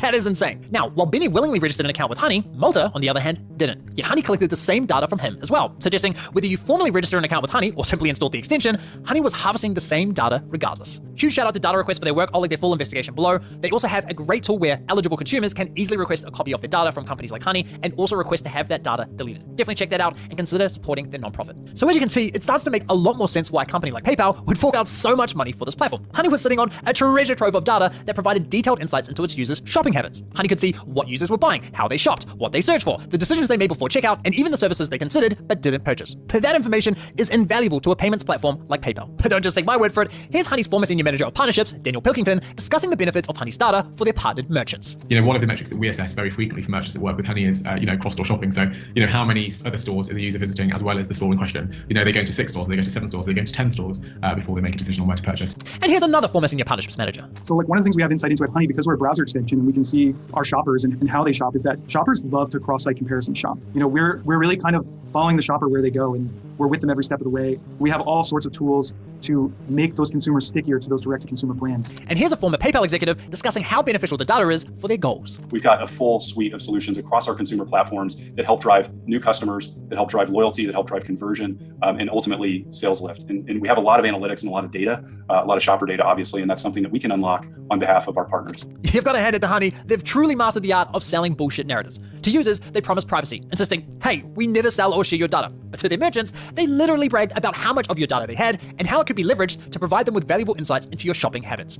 It's genuinely astounding. Now, for clarity, those interviews were all recorded after PayPal's acquisition of Honey. So is this simply a case of a corporate giant turning a once well-intentioned startup into a data harvesting machine? Nope. In fact, data collection was part of Honey's game plan well before they were acquired by PayPal. This right here is Honey's pitch deck to investors from back in 2015. On the business model slide, Honey clearly labels personalized offers to consumers based on cross-site comparison shopping data as a core component of their business strategy. And on the very next slide, proudly entitled Our Unfair Advantage, it explicitly states Honey's unique data allows us to predict what each user is about to buy, when they intend to purchase, and how much they are willing to pay. They even itemized the data collected as user behavioral data, stores visited, products viewed, and of course, your purchase history. So not only was data collection top of mind from the very beginning, but they were already actively collecting it and pitching that data to investors as a valuable asset. For years, Honey framed data collection as minimal and purely in service of saving users money.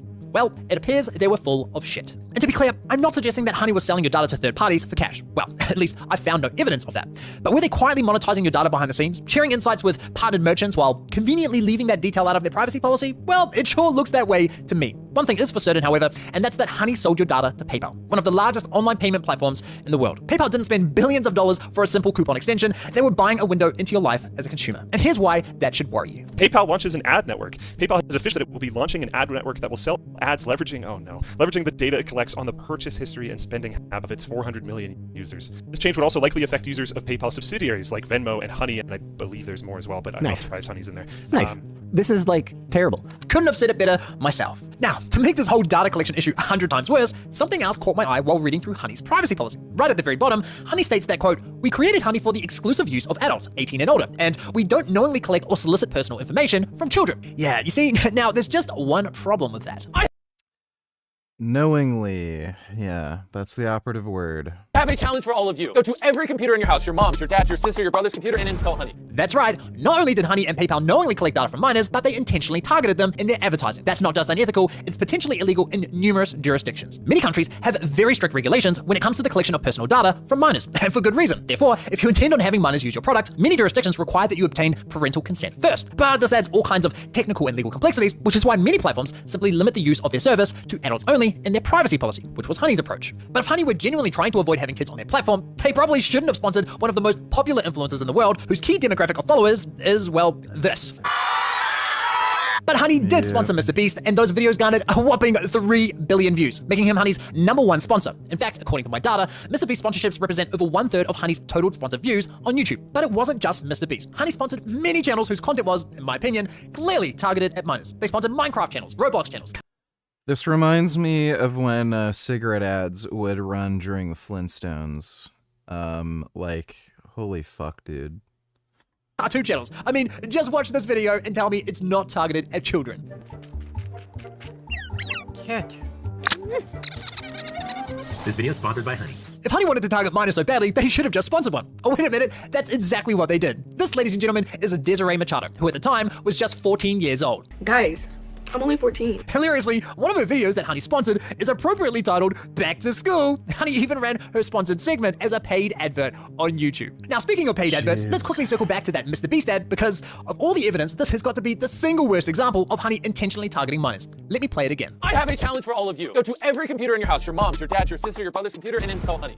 They are literally encouraging kids to install a browser extension that tracks and collects data onto every computer in their household, including those belonging to their siblings. That is fucking insane. And the emojis? I mean, come on. And look, this is not a good look for Mr. Beast either. Influencers have a duty of care to ensure that any advertising they engage in is compliant with relevant advertising laws, especially when your audience skews young. Of course, I did reach out to Mr. Beast and his team for comment, but never heard back from them. Now, in case you're still not convinced that this was intentional, because, I don't know, perhaps Honey had a rogue marketing team that was poorly aligned with upper management, well, here's a few words from Honey's former president, Joanne Bradford, talking about the benefits of working with Mr. Beast. We launched it with gamers playing YouTube on their desktop and a little gamer called Mr. Beast. So we were his first advertiser, and we did a deal with him. His collective ads, I think, have been seen, I'm going to say billions, close to 4 billion times. Wow. Every kid in America knows what Honey is. Every kid in America was telling their moms and their dads they needed to download, Honey in order to save money. Oh, they weren't just telling their mums and dads to install Honey. They were installing it themselves. My 5-year-old brother installed Honey on his computer. Wow, kids start saving money earlier and earlier these days.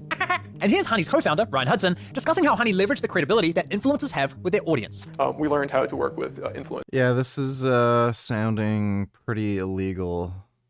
There was I think a former Honey CEO or something who did a video coping for this guy, Megalag's video, saying everything was false. Like, it's just bullshit.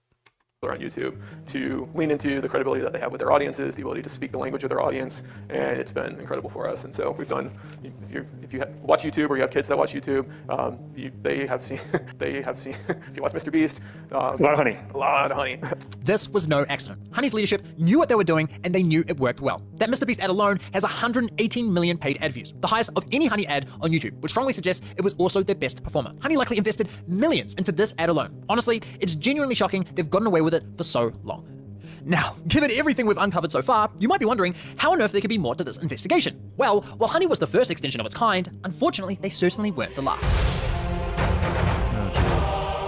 There are now hundreds of coupon and cashback extensions. And while I haven't investigated all of them to the same extent that I have with Honey, many of them engage in similar behavior, especially when it comes to poaching affiliate commissions. And that's why there are now multiple class action lawsuits targeting these other companies. Influencers haven't just been losing money to one sleazy salesman at checkout, they've been losing money to an army of them. In my opinion, these extensions are nothing but leeches. They are parasites in the world of e-commerce. In fact, I've encountered so much shady behavior with these extensions that I felt it was necessary to create my own browser extension to alert me anytime an affiliate cookie is loaded onto my browser. It's called Cookie Guard, and it's especially helpful because some of these extensions will load their affiliate link in ways that are completely invisible to the user. For example, if you click to copy a coupon on Honey, it looks like a harmless feature because you don't see that sneaky tab opening in the corner, but with Cookie Guard installed, you can see that behind the scenes, they are quietly stuffing their cookie through what's known as a hidden iframe. You can Google it. Even worse, I found that the extension Karma Now would stuff their cookie the moment you landed on a checkout page. Completely automated, no interaction with their extension required. They also had a system that could detect when you use a competitor's extension, like Honey, and they would wait for that extension's affiliate link to load, then immediately override it with their own. Again, no interaction with their app required.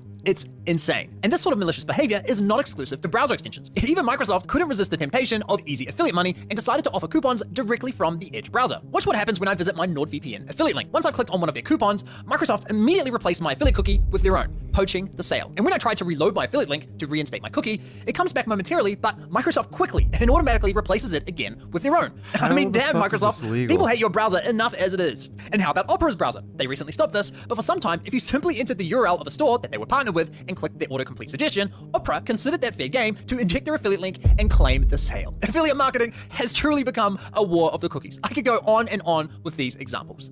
Now, this all begs the question, how the fuck is all of this being allowed? Are there no rules in place to prevent? You know, I wonder if you have like multiple of these extensions,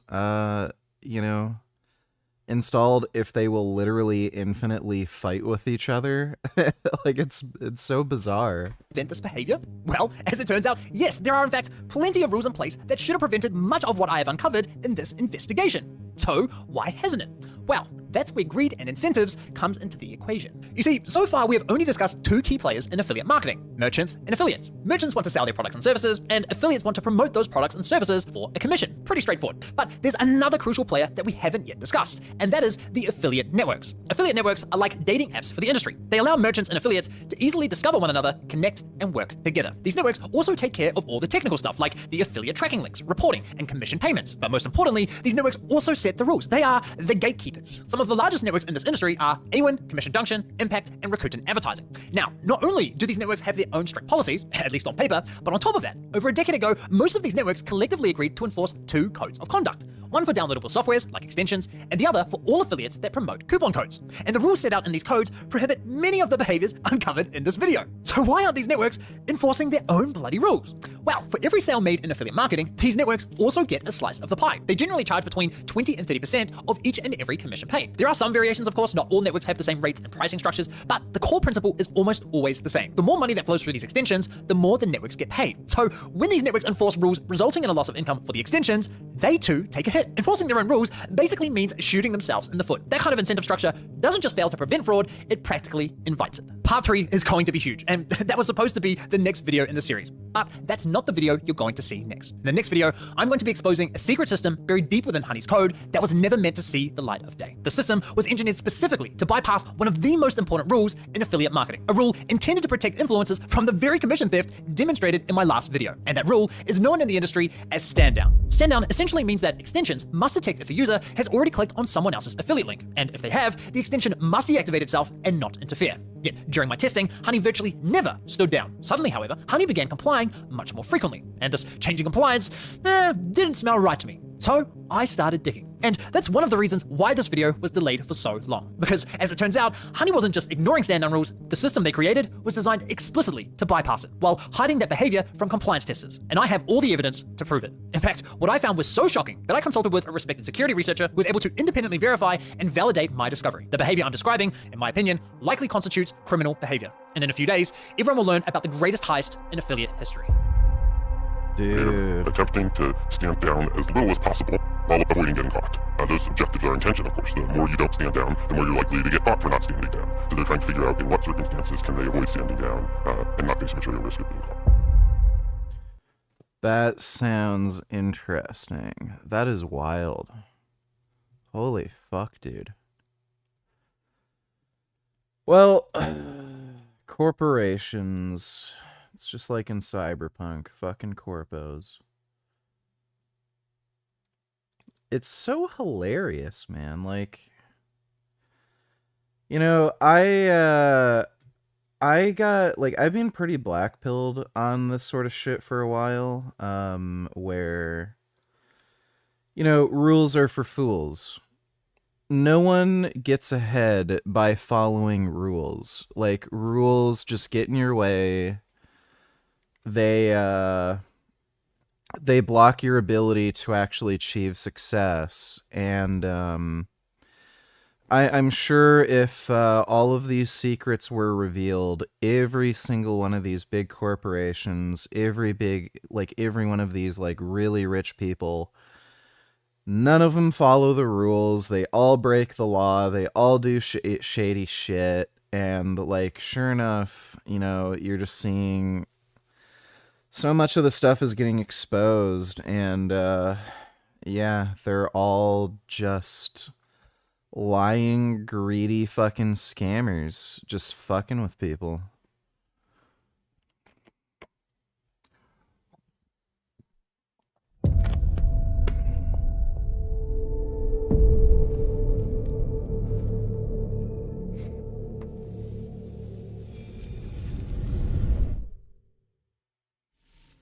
Yeah, better to ask for forgiveness than permission.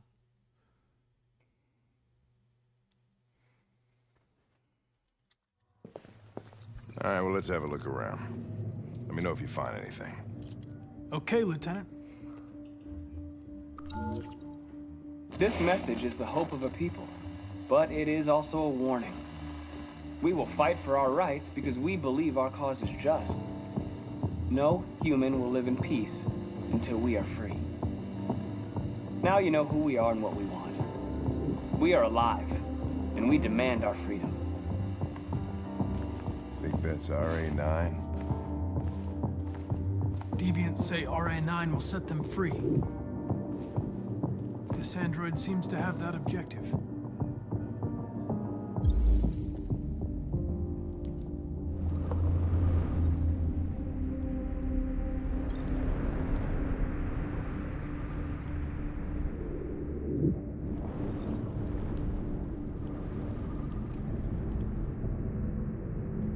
You see something? I identified its model and serial number. Anything else I should know? No. Nothing.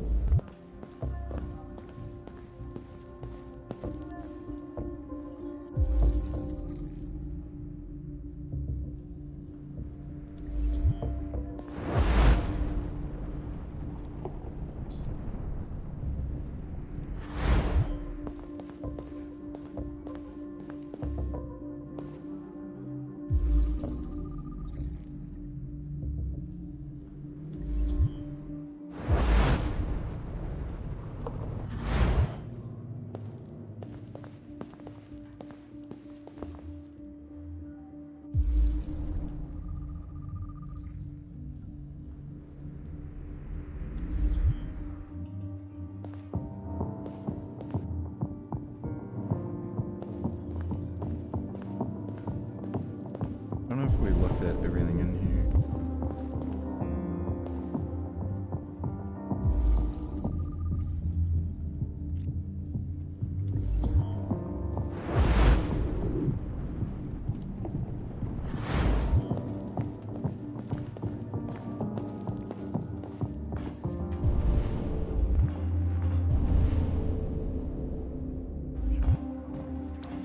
Okay, maybe there's more stuff to look at in the broadcast room.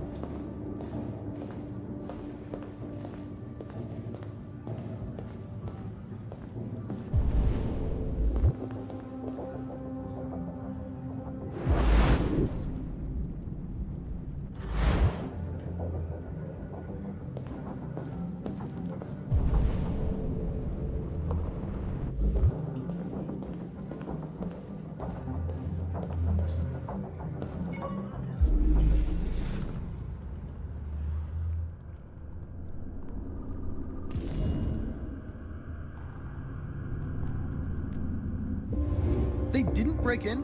No signs of forced entry. There are cameras in the hallway. The staff would have seen what was happening. Why did they let him in? Maybe they didn't check the cameras.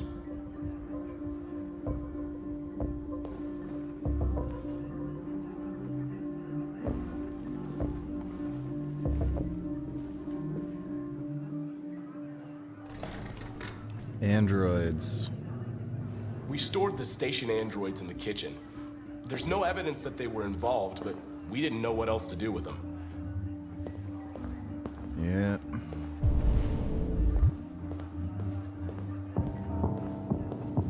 Baby deviants.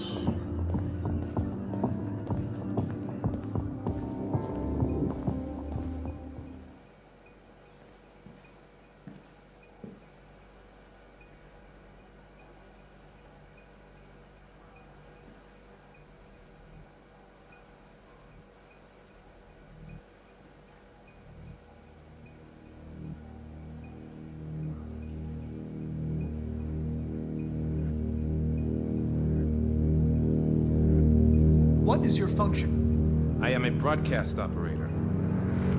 State your model. Model GB300. Serial number 336-445-581.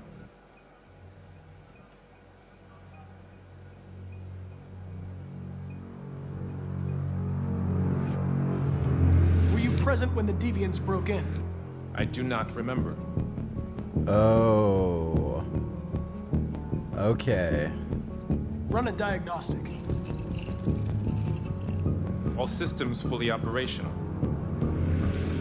Has anybody accessed your memory recently? Not to my knowledge. Oh, that's Have you him. been in contact with any other androids recently? That's him. Only station androids in the normal course of my function. One of you saw the attack on the surveillance cameras and said nothing. Which means there's a I think it's the deviant guy in the this end. room. And I'm He going was to looking find out in a which weird way. it is. I'm suspicious of that guy.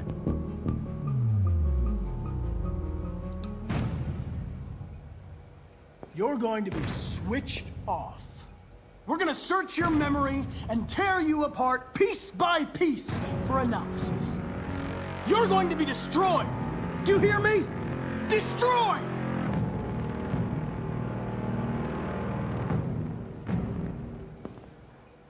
I think it's him.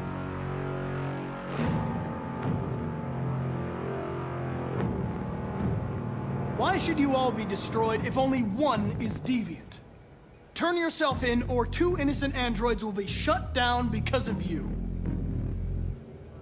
That's him. It's him.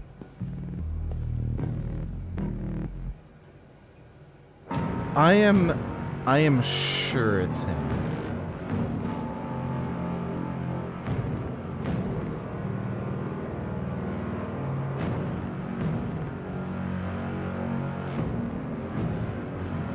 So I don't understand. Why does it give me the same option for all of them? It's gotta be him. If you give yourself up, maybe I can convince the humans not to destroy you. Yeah, it's him. I knew it.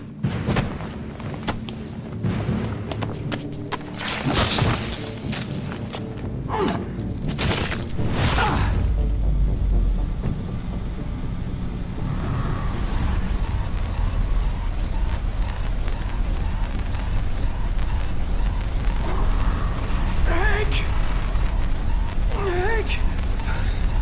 I need help.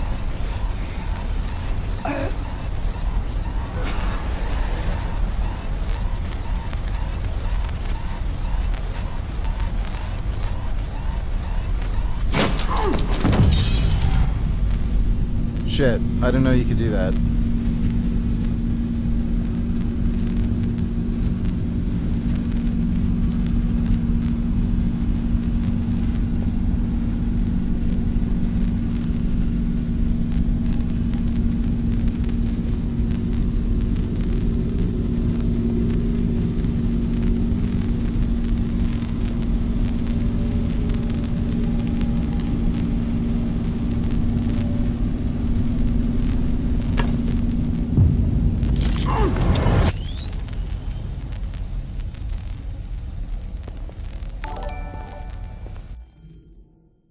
If your grandfather was vegan, would he still be alive to this day?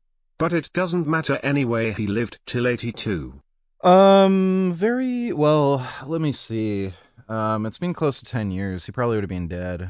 Probably would have lived longer, or at very least avoided the heart attack he had. Thanks for the donation, Dennis.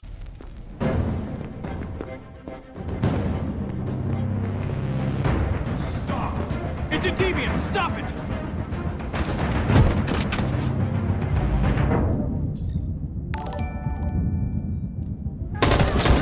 Recovering from hyperextension in both knees and cardio being shit, I sparred a guy 20 years younger than me and handed his ass to him on a silver platter with ease and said bon appetit eat motherfucker.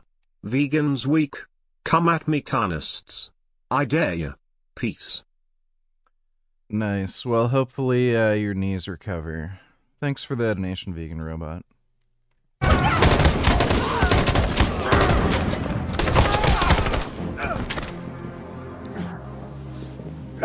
He's dead again. Good thing you were here. Otherwise, I'd... Connor.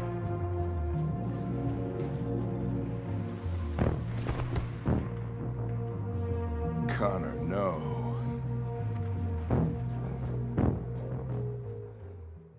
Oh, this is hilarious. He's dead again. I think my first playthrough, he didn't die once. This is funny.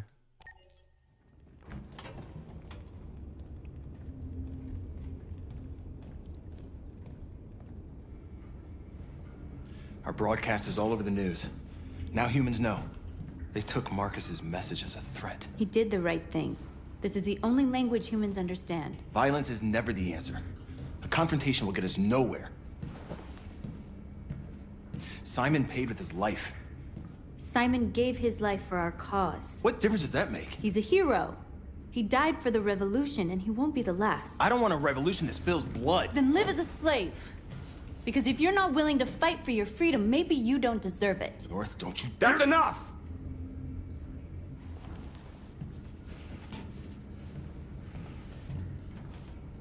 And now what are we gonna do?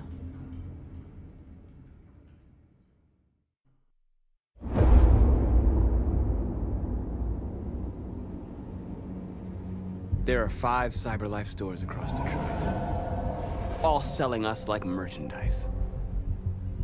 We're gonna attack those stores. Your dad had a stroke and he went plant-based after? Stores? No, we've never done that before. Yeah, They're some probably people protected. need to have a rude awakening. We break into 5 teams, 1 for each store. We hack their security systems, and we strike.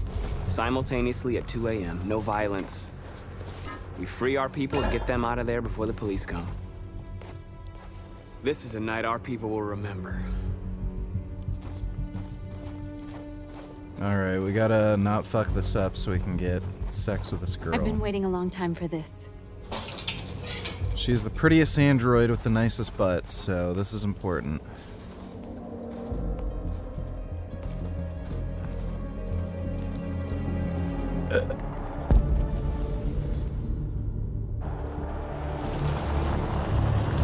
Marcus, this way, quick!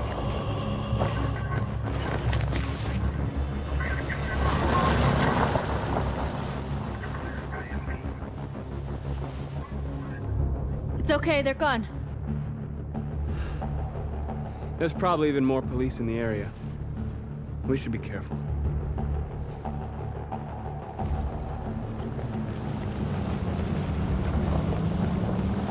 The store's over here.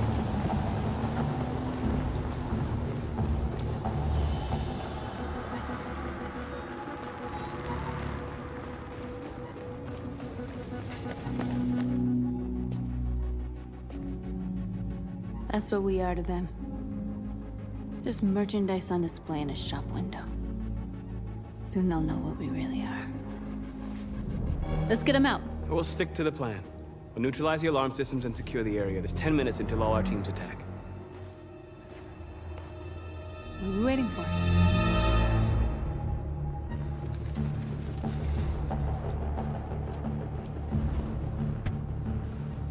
You see the alarm system?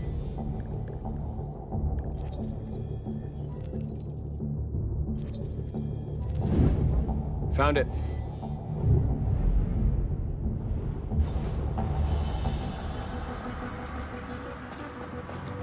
Where do we start? I identified the security system. I think we'll be able to deactivate it. Just follow me. Please wait for the battery to charge.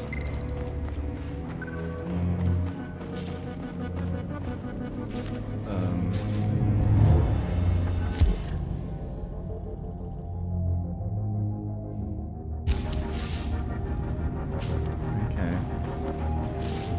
Are these androids? We can infect them.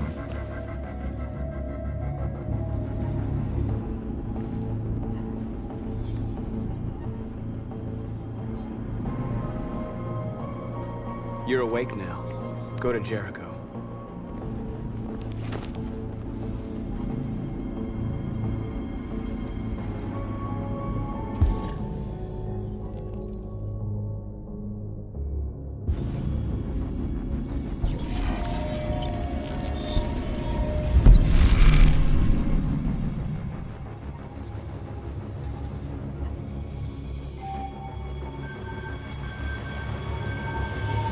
Marcus, watch out!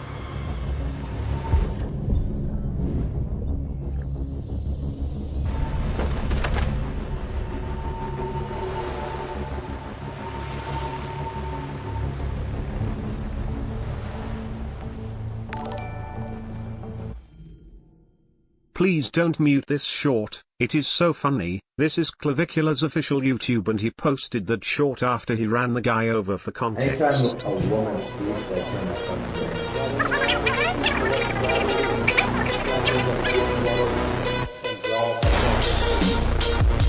Chad does what Chad wants,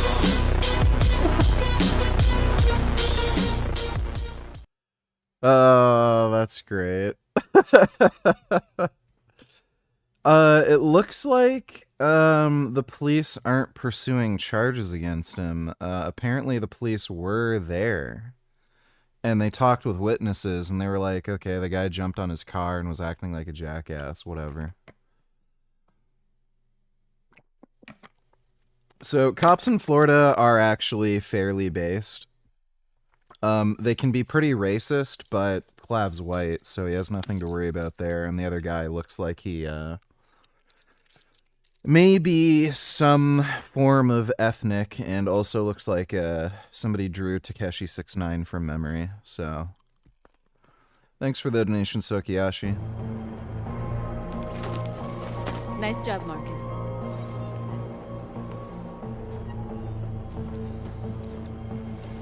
That shit is fucking funny.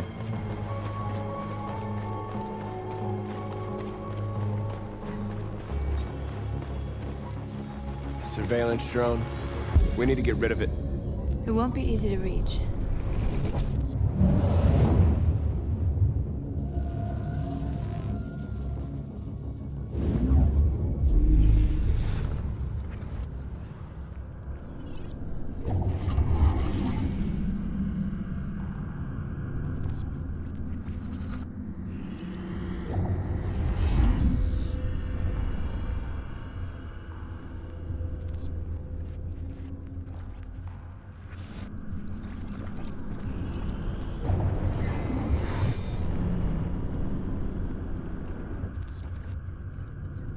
That'd be funny if a lawyer actually said that.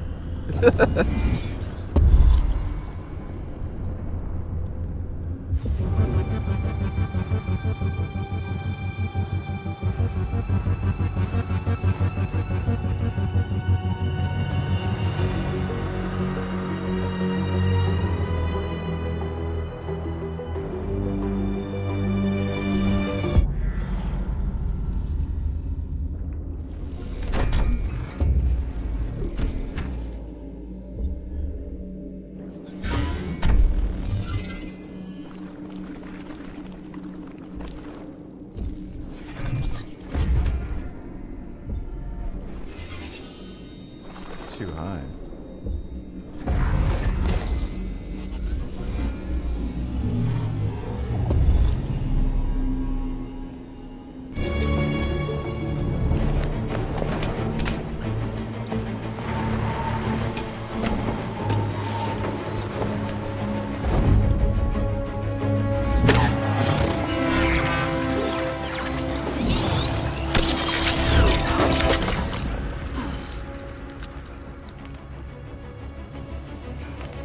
I hope it didn't have time to call the cops. We'll soon find out. There's traffic on the road. We need to block it. It's one way. Shouldn't be too difficult.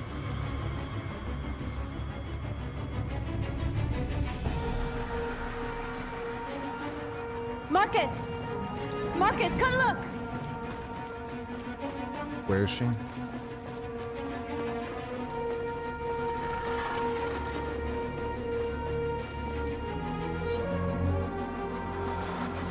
You are free. Nah, Arc Raiders. Fuck Arc Raiders, dude. Can't be fucked.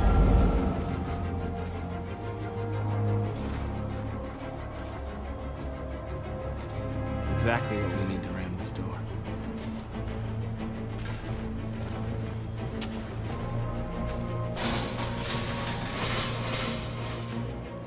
What are we waiting for?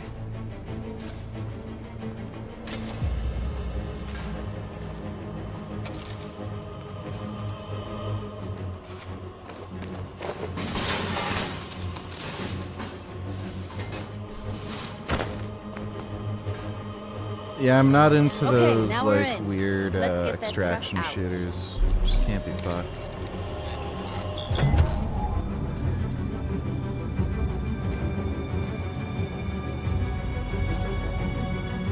I wonder what you'd do without me.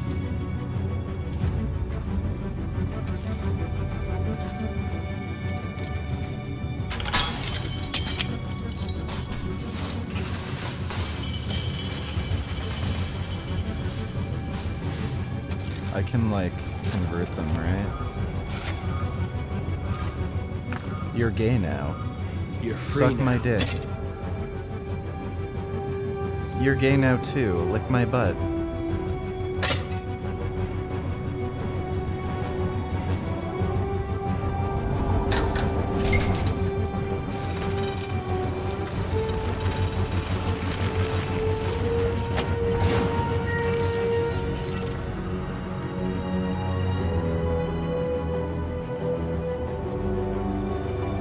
There. Nobody should bother us now. So what was that truck for? Looks like the plaza's secure. Now we can get inside the store. Okay, let's go get the truck. Oh, we're ramming the store.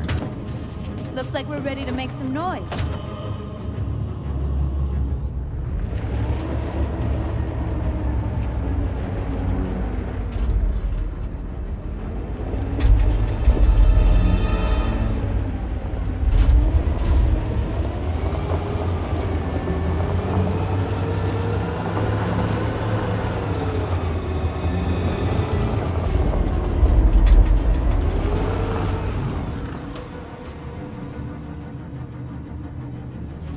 I knew we'd end up doing something fun.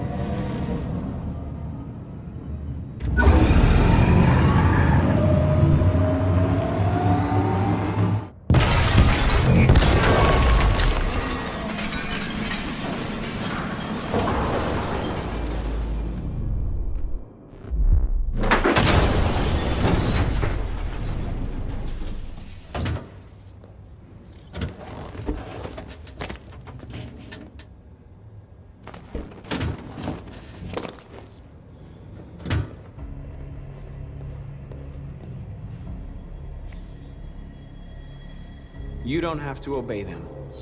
You're free.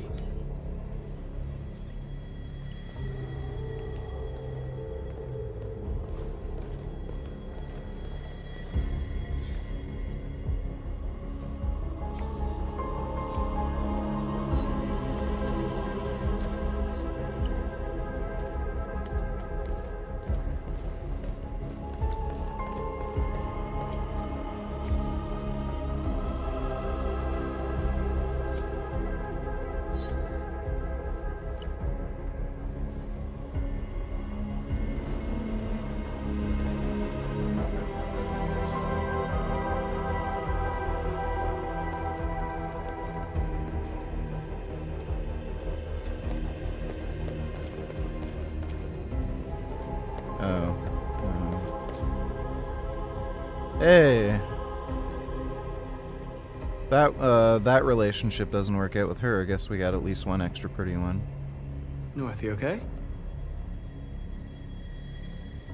Let's get them out of here.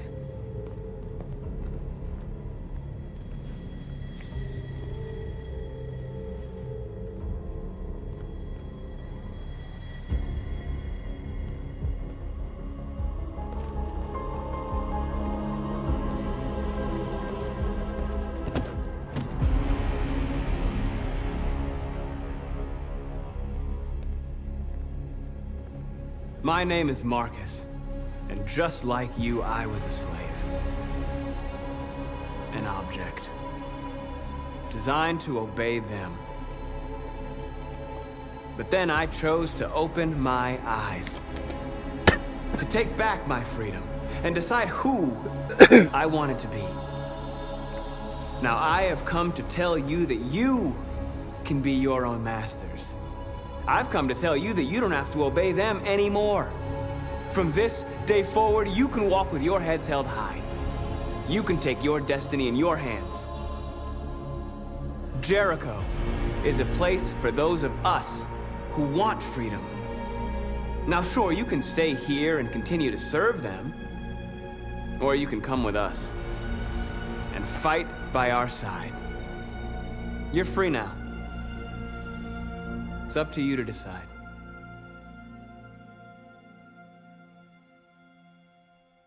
I'm with you. We're with you. I'll follow you, Marcus. I'm with you, Marcus. We're with you. I'll follow you, Marcus. We're with you. I'm with you. I'm with you.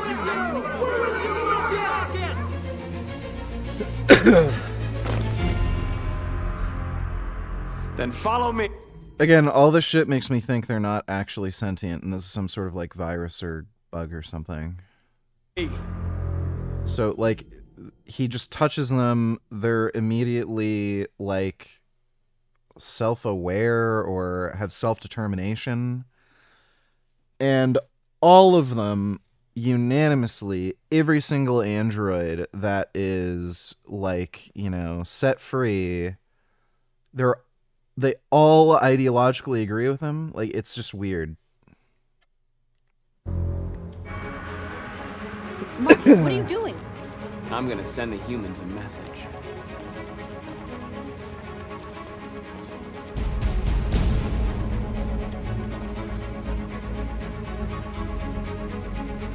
Transform Capital Park. They're doing what you do, Marcus. Lead and they'll follow.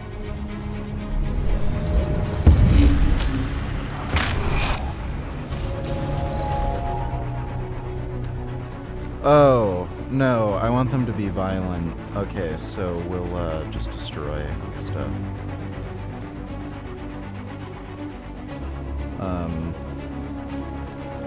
What are we doing here?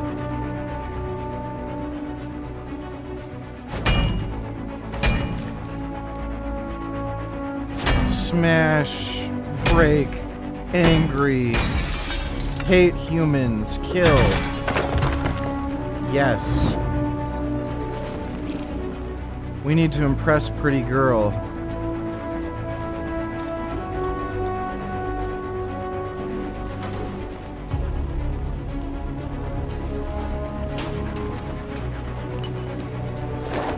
Okay, this will help us get laid, so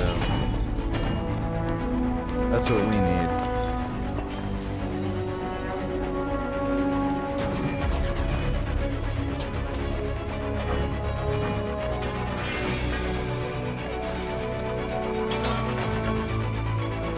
Marcus.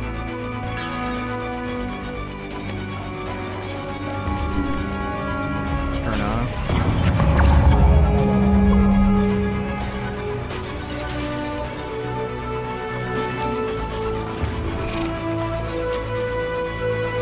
What else is there? Can I break other stuff?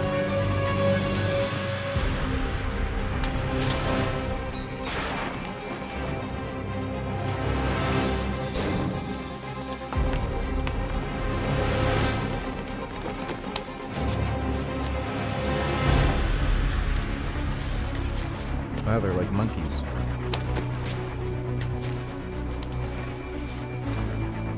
Little Nightmares 3 isn't good. I'm not playing that game. Symbol. Let's choose the violent symbol.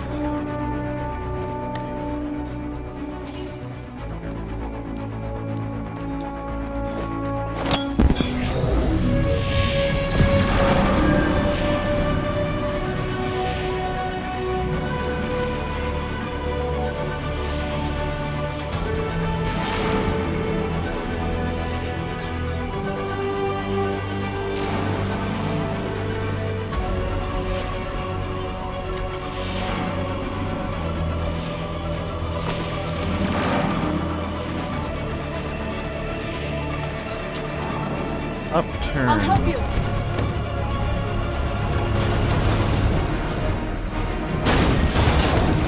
Marcus. Violence is the only language humans understand. That's right.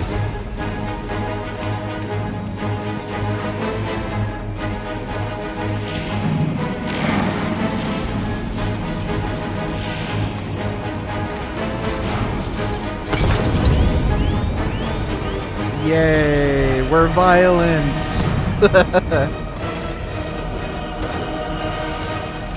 Okay.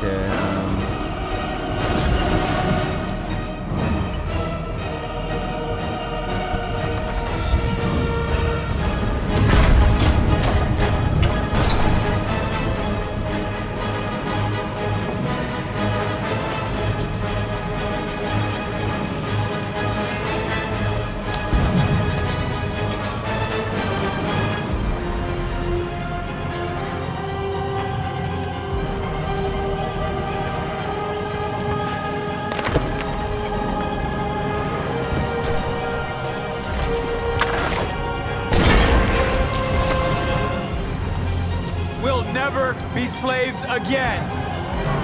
We're with you, Marcus. We're with you.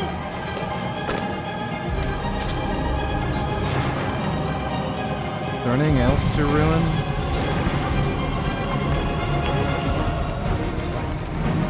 Build fire. Need a hand?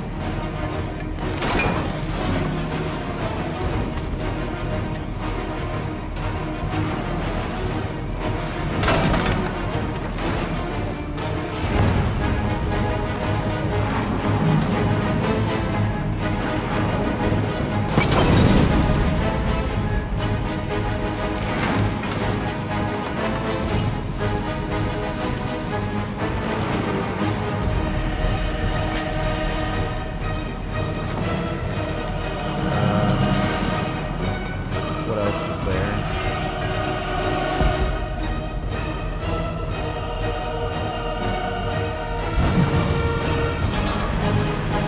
I don't know what else there is to burn, okay?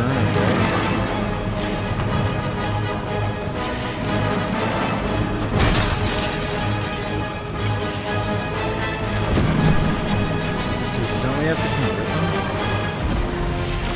Why can't I move? There we go.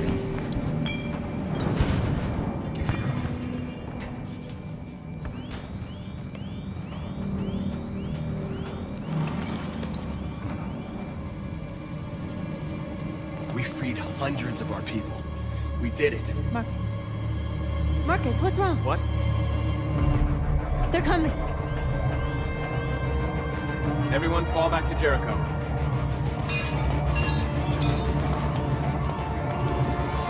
Now humans will have no choice but to listen to us. Yes. They'll be afraid. Fear feeds hatred. I'll take hatred over indifference. What? Oh my god. I'm single, make good money and am fit, but struggle to feel happy and secure without a girlfriend. How do you maintain such strong mental health as a single guy? What advice would you give to the single guys who feel life is lacking without a girlfriend?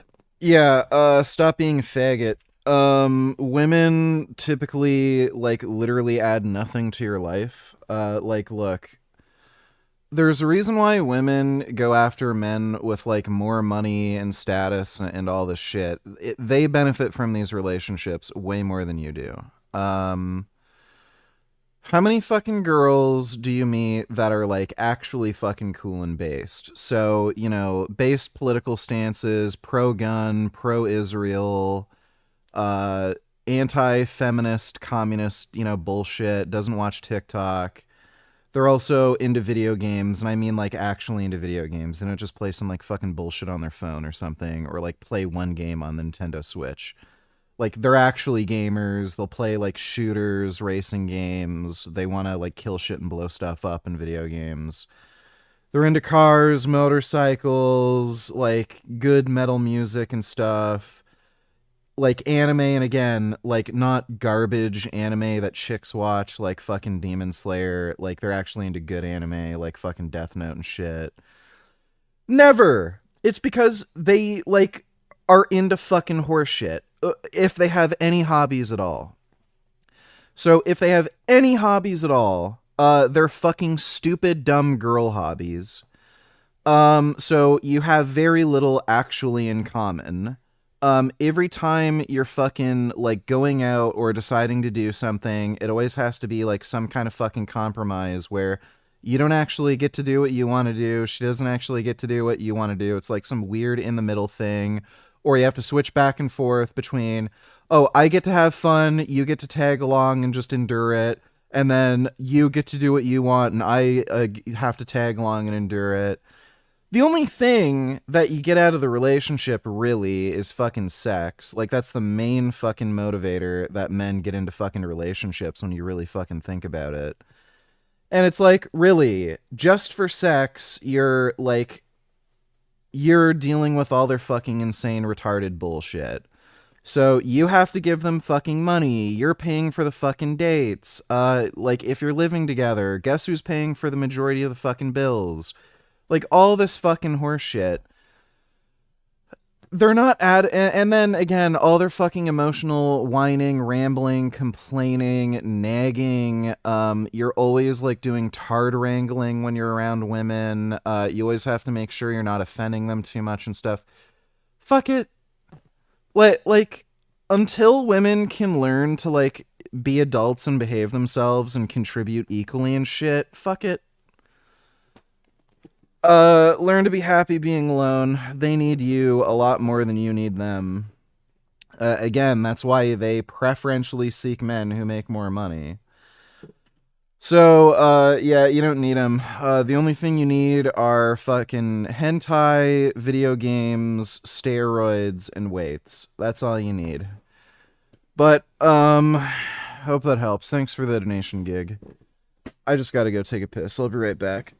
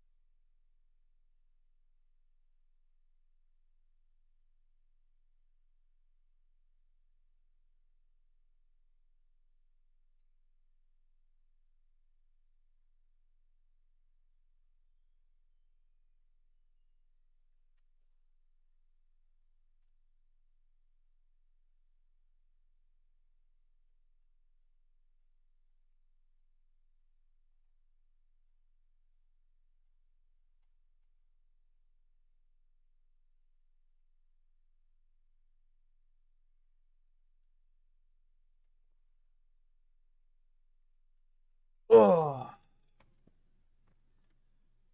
All right. That was a good pee-pee.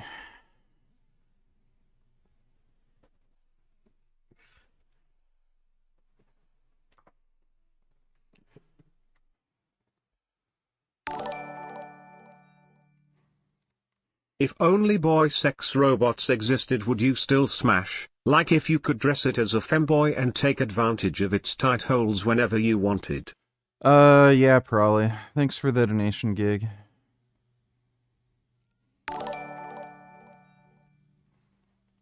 ChatGPT told me waist measurements are the best single metric for measuring how skinny I am.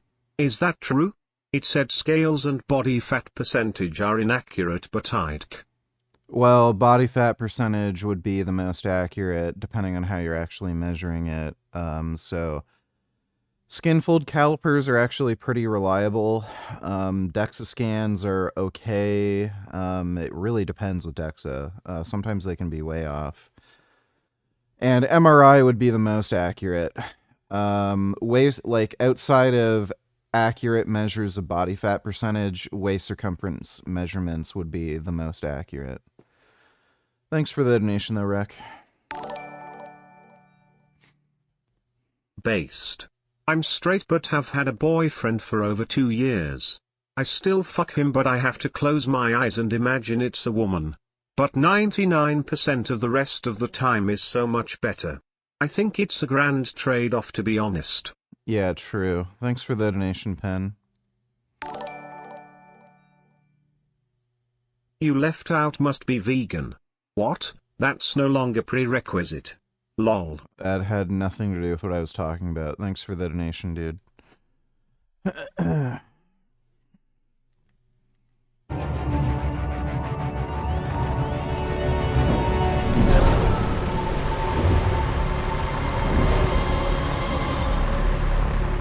way!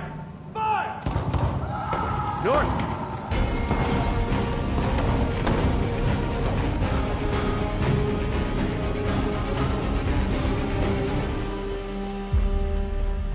North.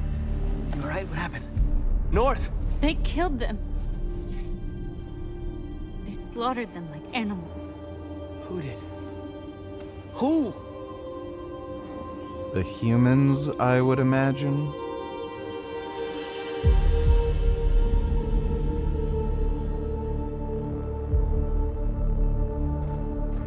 What do you mean who? It's the humans, obviously. What are you, stupid?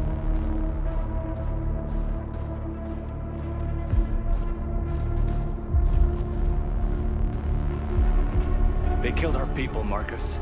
We want justice, Marcus. They have to pay.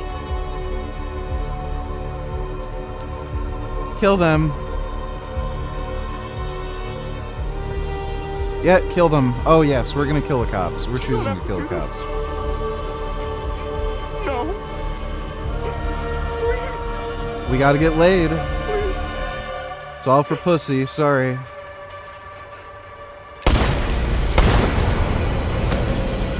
Yeah, it's all for pussy. No crime against an android shall go unpunished.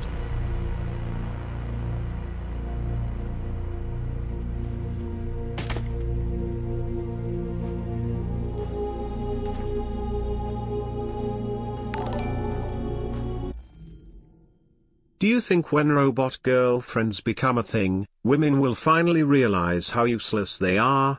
I can't wait to pound a robot girlfriend who will fuck me whenever I please.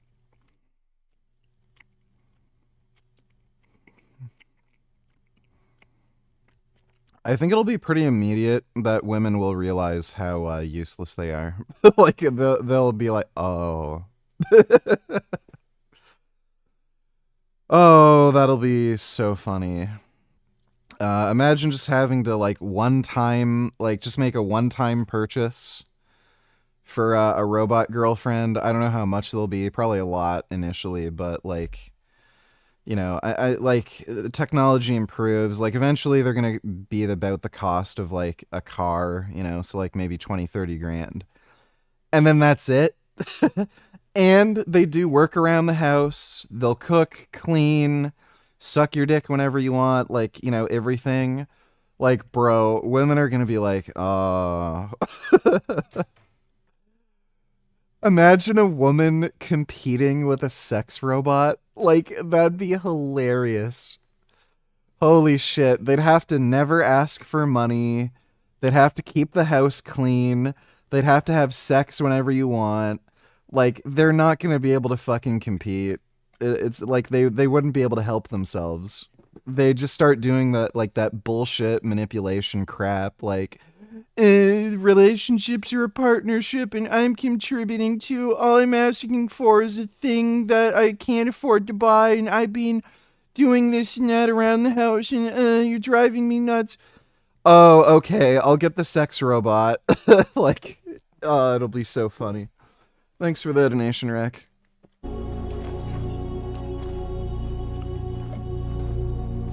We interrupt this broadcast with breaking news. This just in. At Yeah, they're exactly already 2 losing a.m., anime several girls. CyberLife stores in Detroit were raided. Different locations were hit in what seems to be a coordinated...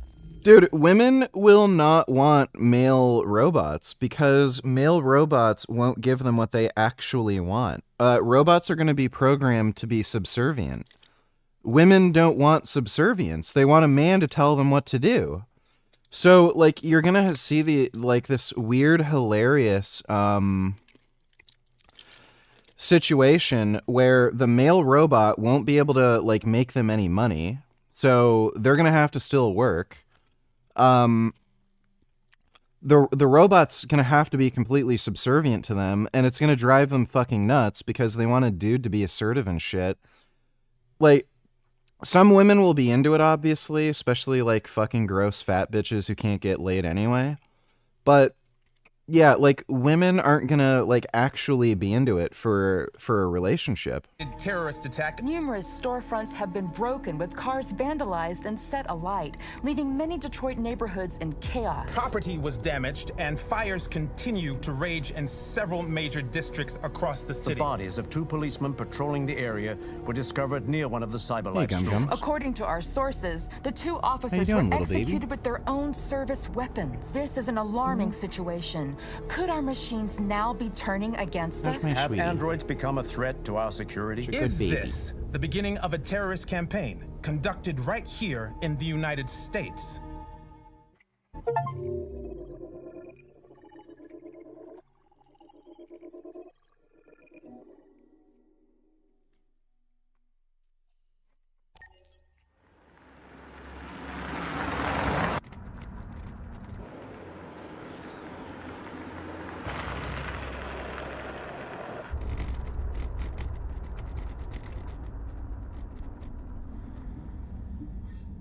Yeah, Gummy's the only pussy I need.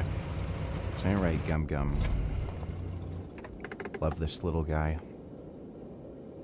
You're so handsome, Gum Gum. Love you.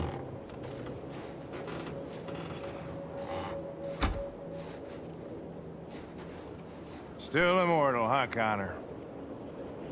In a way. You know, I was hoping you wouldn't come back. I'm just a machine replacing another machine, Lieutenant. You shouldn't get emotional about it. Fuck you.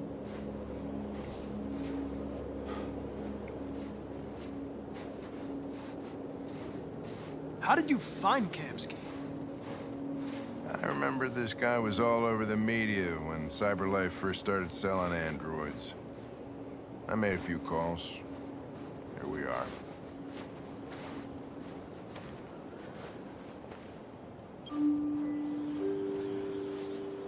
Gummy.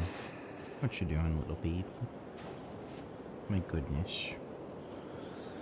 You're so handsome.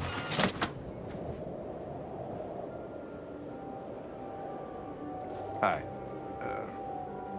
I'm Lieutenant Hank Anderson, Detroit Police Department. I'm here to see Mr. Elijah Kamsky. Please, come in. Okay.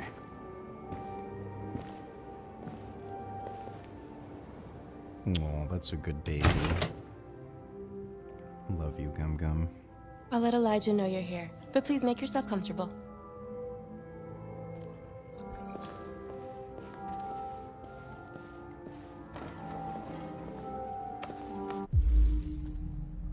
Amanda.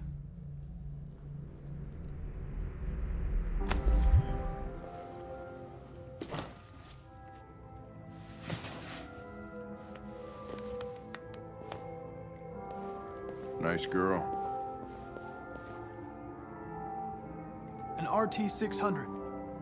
The first CyberLife android to pass the Turing test. I didn't ask for her technical specs. I just said she was nice. Nice place.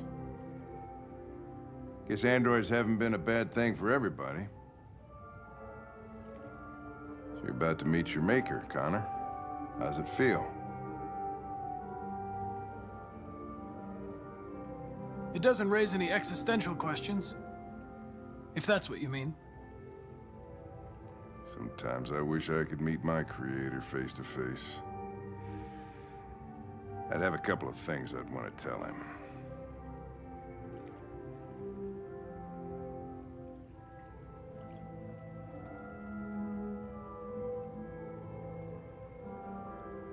Yeah, I'm only pro taking rights away if the result is protection of greater overall rights.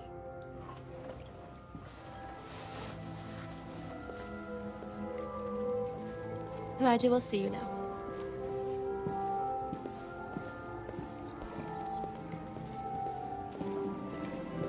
The fuck? Mr. Kamsky? Just a moment, please.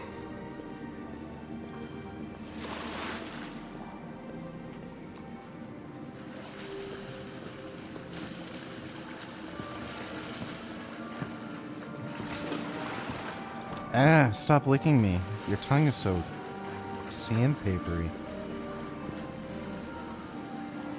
What's this jackass making us wait for? Fuck's sakes.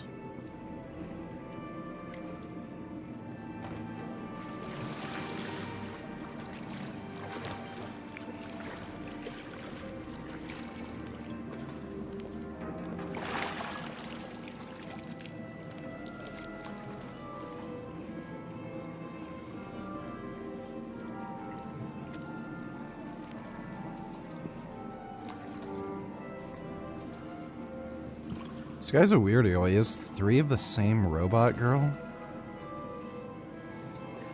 I'm Lieutenant Anderson. This is Connor. What can I do for you, Lieutenant? Sir, we're investigating deviants. I know you left CyberLife years ago, but I was hoping you'd be able to tell us something we don't know.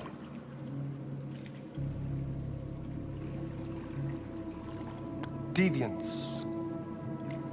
Fascinating, aren't they? Perfect beings with infinite intelligence, and now they have free will. Machines are so superior to us.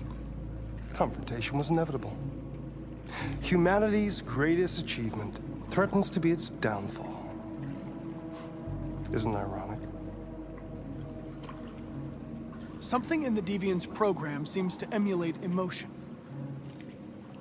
We thought you might know something about how that occurs. All ideas of viruses that spread like epidemics. Is the desire to be free a contagious disease? Listen, I didn't come here to talk philosophy. The machines you created may be planning a revolution. Either you can tell us something that'll be helpful, or we will be on our way. What about you, Connor? Whose side are you on? I'm on the human side, of course. Well, that's what you're programmed to say. But you...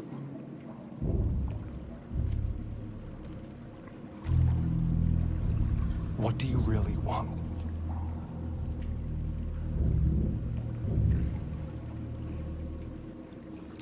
I don't want anything. I am a machine. Chloe? I'm sure you're familiar with the Turing test. Mere formality. Simple question of algorithms and computing capacity. What interests me is whether machines are capable of empathy.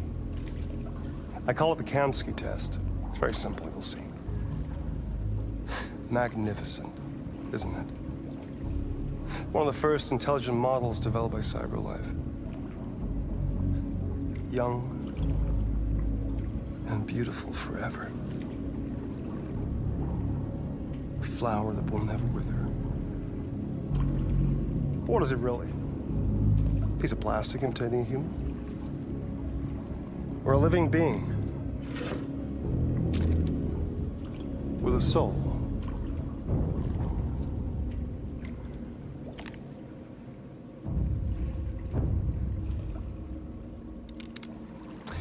It's up to you to answer that fascinating question, Connor. Shoot the robot. We're gonna shoot the robot. Destroy this machine, and I'll tell you all I know. Or spare it, if you feel it's alive. But you'll leave here without having learned anything from me. Okay, we're shooting it. Okay, I think we're done here. Come on, Connor, let's go. Sorry to get you out What's of here. more important to you, Connor? Your investigation or the life of this android? Decide who you are. Yeah, we're shooting it. An obedient machine. Is that a welfare? Or a living being. Endowed with free will. That's enough. Connor, we're leaving. Pull the trigger. Connor! Don't! And I'll tell you what you want to know.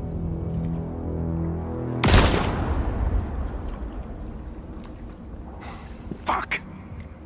Test negative.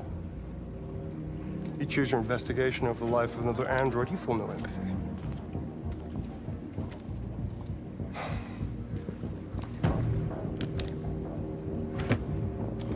I'm a man of my word. Ask one question, and I'll tell you all I know. I want to know who RA9 is. RA9. The origin. The first android to awaken. A strange phenomenon, like a spontaneous religion. I don't know who RA9 is. I don't even know if it really exists. Maybe it's a messiah. Maybe it's just a myth. But deviants need to believe in something bigger than themselves, even if it's irrational. That's something they have in common with humans. An interesting question, Connor. But maybe not the one you needed to ask.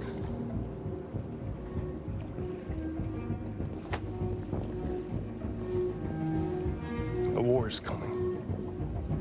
You'll have to choose your side. Will you betray your own people, or stand against your creators?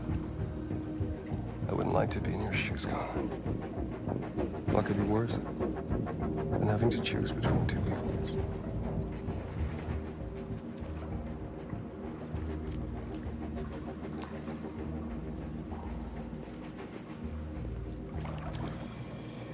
By the way, I always leave an emergency exit in my programs. You never know.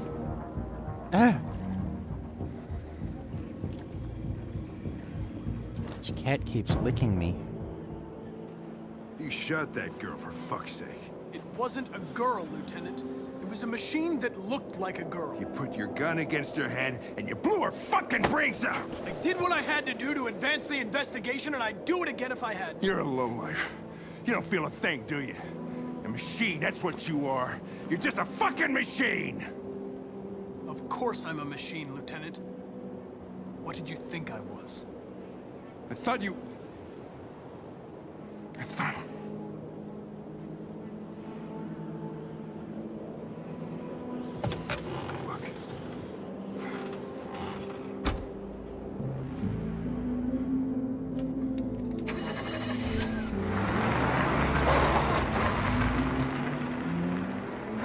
Oh no, we're gonna have to walk. Yeah, he thinks like a woman. This cat, though? This cat thinks like a cat.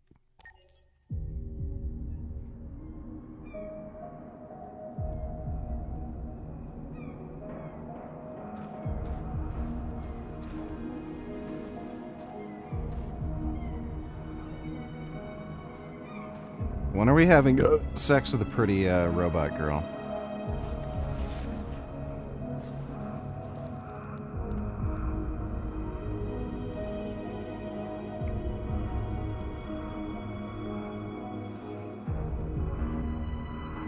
I was wondering where you were.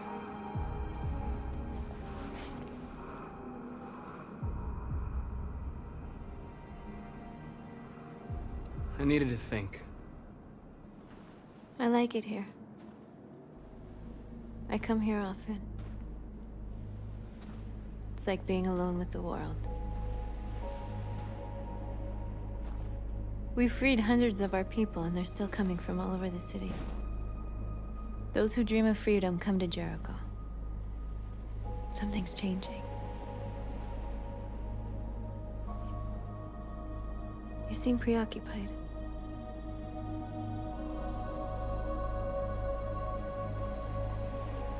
Yesterday, when we set fire to that place, all that chaos, the flames.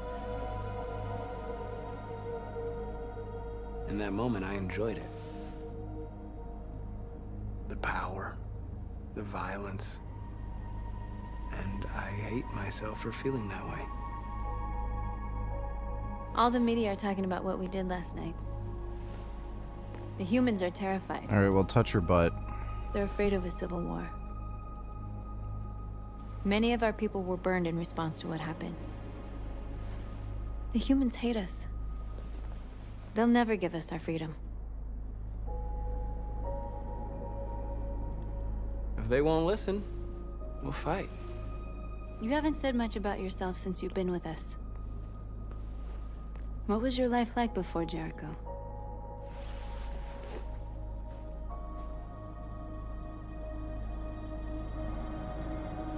I was caring for an old man. It's funny how he had Feels it like the a best father. out of all of them, and he's the one He killing showed me that cops humans and and shit. androids can't live together. What about you? You never told me about your past. What did you do before? I don't want to talk about it. Sex robot, sex robot, sex robot, sex robot. North, we're fighting together. We have to know things about each other to trust each other.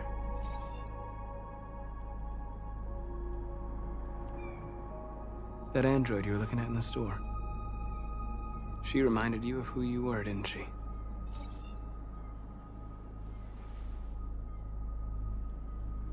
I was nothing. A doll in a distributor program to satisfy humans. Just a toy designed for their pleasure. Yep, sex robot.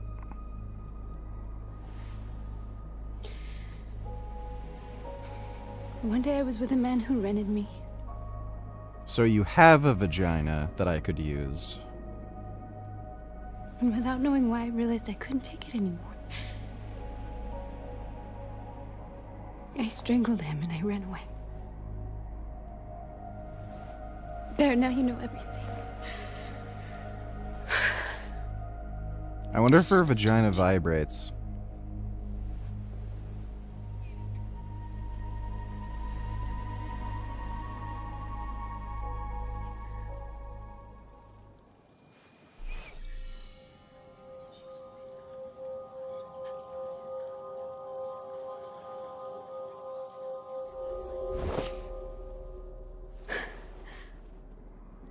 I saw your memories. Carl's house, when they left you for dead in his studio. I saw your memories too. The Eden Club. The death of that man. I felt like I was there with you. Okay, can you have sex now? Fuck's sakes. North. Fucking blue balling this dude.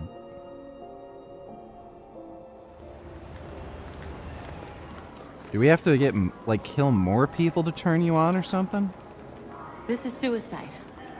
We'll all be killed. Please, Marcus. It's not too late to change your mind. You don't understand. We're finally gonna show them who we really are. This place will go down in history. We'll be killed on the spot. That's a risk I'm prepared to take if it means freedom for our people. Marcus, please don't do this. They'll understand. We'll make them understand. This is the only way.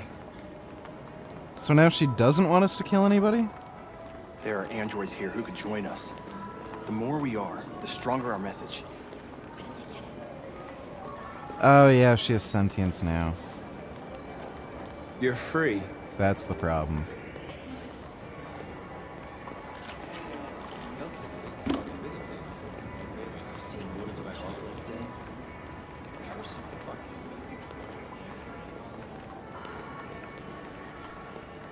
You're free.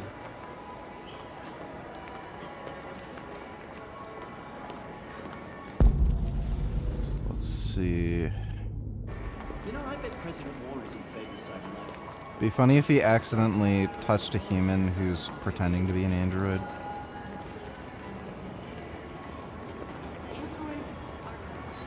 Come with us. That's the point. Cyber life is recording all that. I mean, they could respond.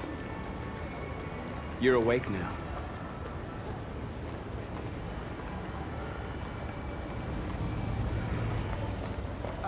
Finally. I've been on hold for like 10 minutes. You're free now. Hey! Where do you think you're going? You I get need back to here. block the street.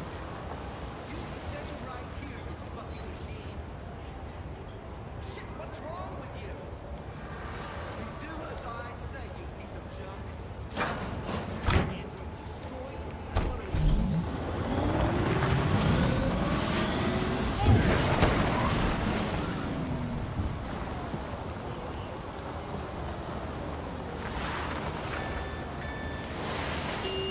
These are ones we already converted, right?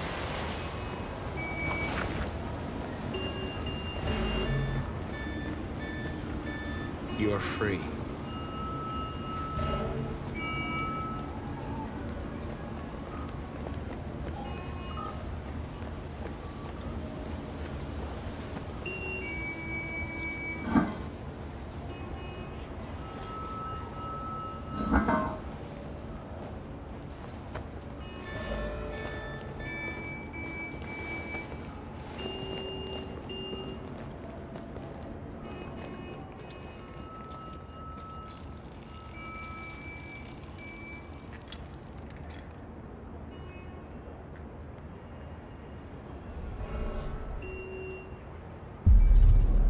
You're free now. He can just convert them by looking at them now?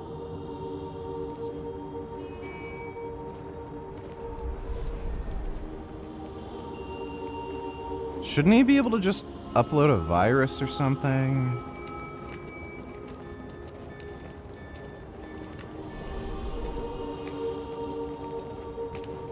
He's like robot Jesus.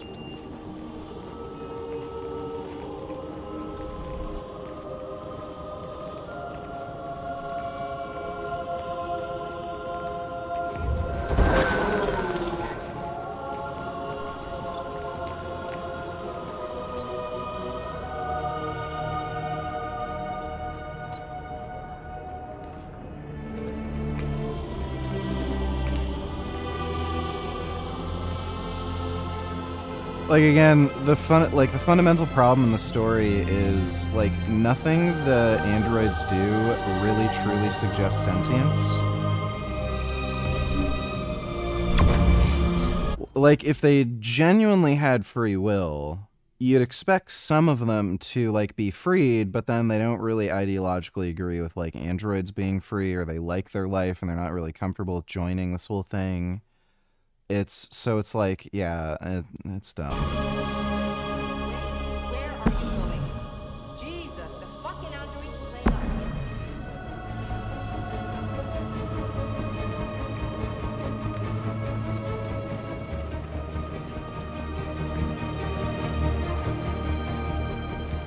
Come back here immediately.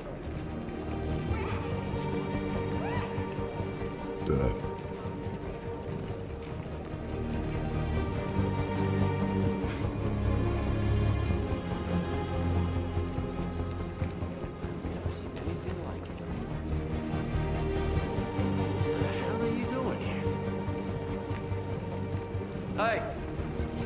Disperse! Disperse immediately! That's an order!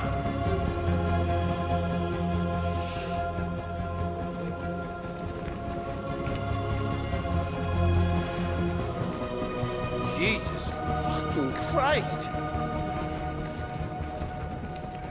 Dispatch, this is Patrol 457. I got a lot of androids down here. I don't know, hundreds. We are alive! Thousands. They're marching. Yeah, they're marching down the street. No more slavery! You find them. We are alive! Listen to me. We are people!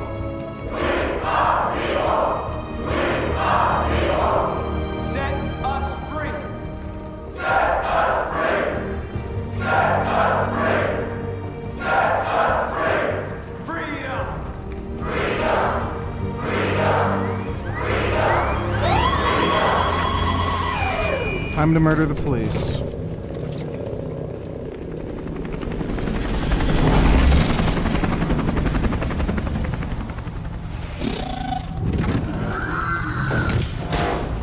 Alright, let's have a murder session.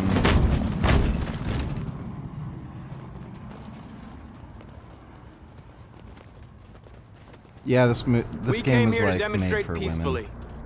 and tell humans that we are living beings. This is after he All we literally want committed a is terror to attack, live by the free. way.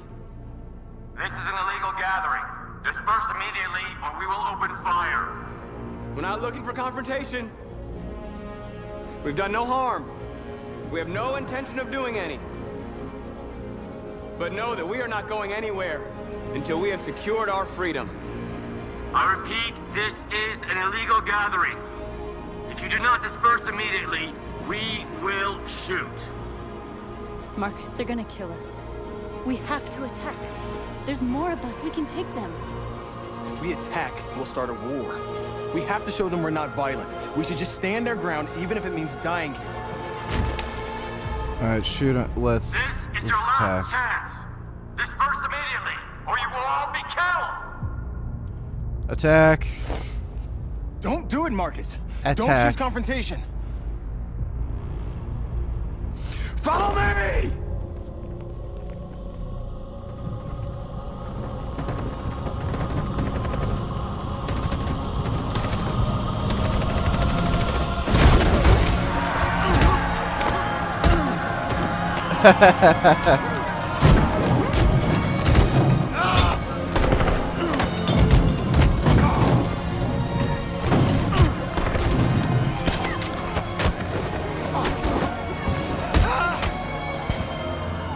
Oh, this is hilarious.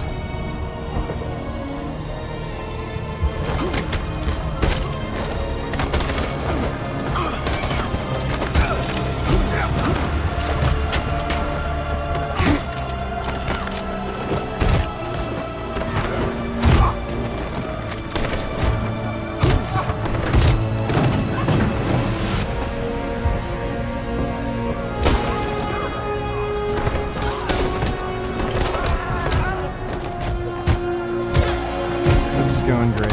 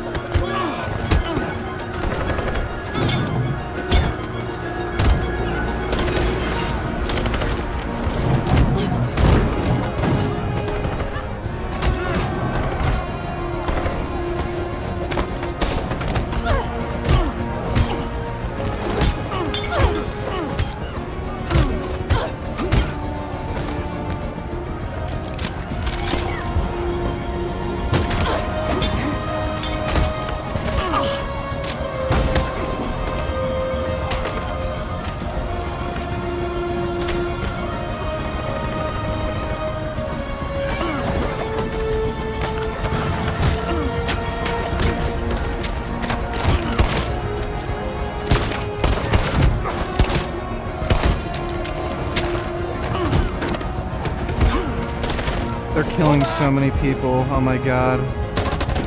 Yes, revenge. Murder all of them. Oh, that's great. Oh, that's hilarious. We come in peace. Oh, that's so funny.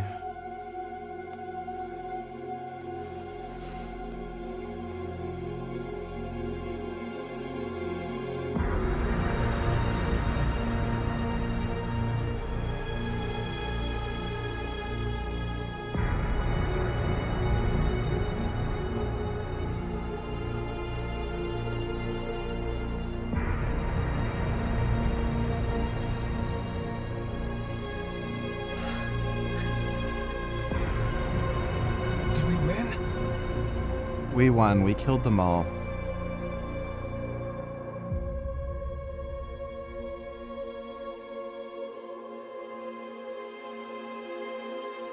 Oh, Gum Gum.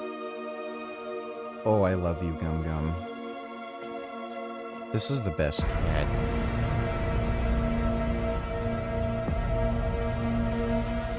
Oh, sweetie. What a good baby.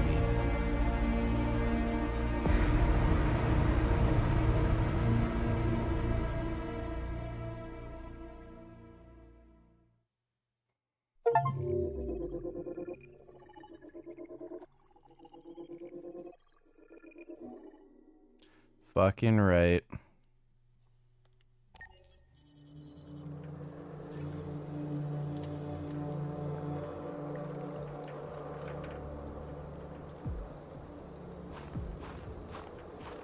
Where is she? There she is.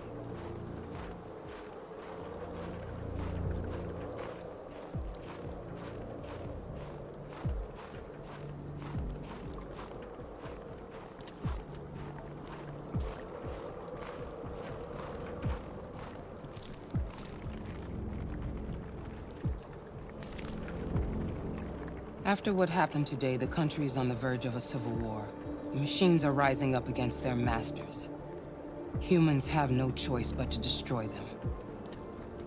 I didn't learn anything at Kamsky's. I thought RA9 was the key to the whole thing, but I was wrong. Why did Kamsky leave Cyberlife? What happened? It's an old story, Connor. It doesn't pertain to your investigation. I saw a photo of Amanda at Kamsky's place. She was his teacher. When Kamsky designed me, he wanted an interface that would look familiar. That's why he chose his former mentor. What are you getting at? Where does Cyberlife stand in all this? What do they really want? I expect you to find answers, Connor. Not ask questions. Have you experienced That's how you find anything answers. unusual recently? Any doubts or conflicts? Do you feel anything for these deviants? Or for Lieutenant Anderson?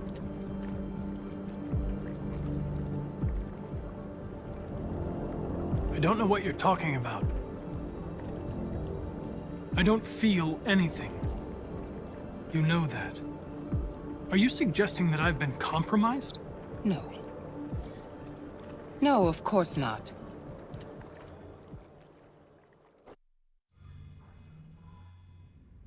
You're off the case. The FBI is taking over. What? But we're onto something. Wait, we just need more time, I'm sure we Hank, you don't get it. This isn't just another investigation. It's a fucking civil war. It's out of our hands now. We're talking about national security here. Fuck that. You can't just pull the plug now, not when we're so close. You're always saying you can't stand androids. Jesus, Hank, make up your mind. I thought you'd be happy about this. We're about to crack the case. I know we can solve it. For God's sake, Jeffrey, can't you back me up this one time? There's nothing I can do. You're back on homicide, and the android returns to Cyberlife. I'm sorry, Hank, but it's over.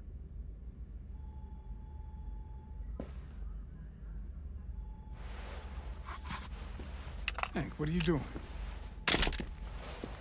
Something I should have done a long time ago. Listen, take a few days to think it over. There's no rush. I thought enough about it. I'm tired of going through the motions. There's nothing keeping me here. Not this case. Not my partner. I don't belong here anymore.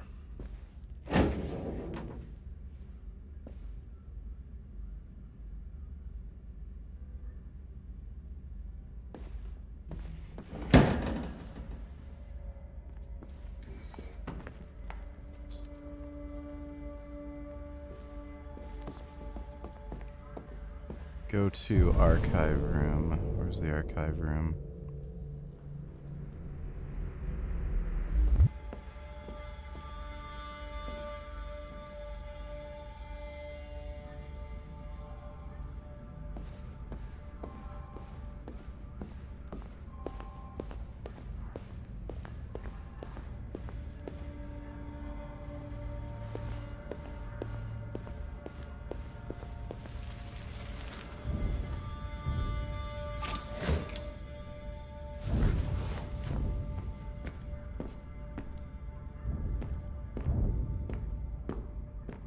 I have orders, you know?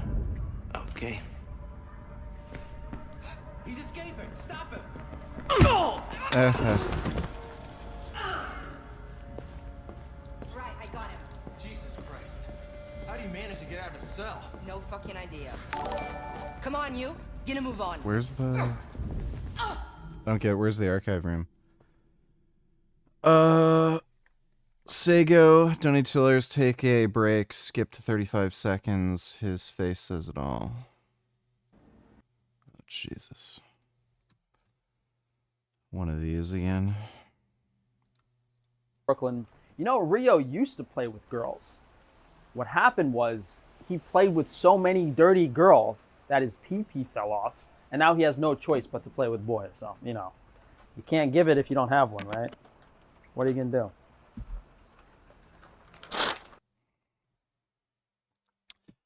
Yeah, they were fucking. Yeah, good eye. Thanks for the donation, Sego. It's funny how Frank, like, tries to deny he's gay when he's, like, so obviously fucking gay.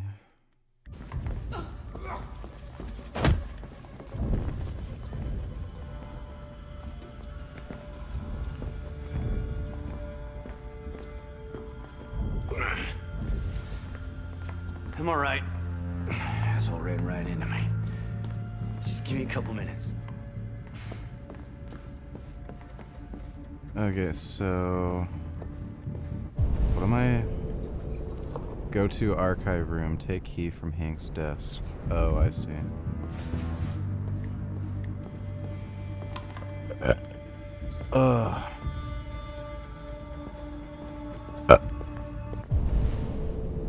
it is.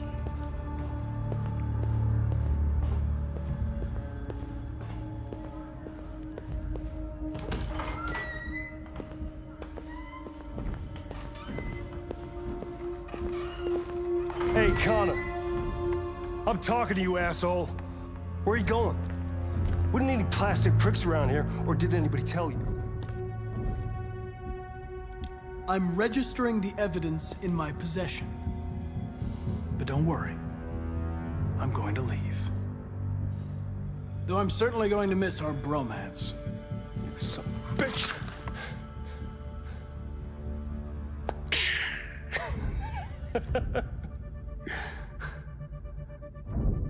Go on then. Gotta fucking move on. Frick. Fucking androids.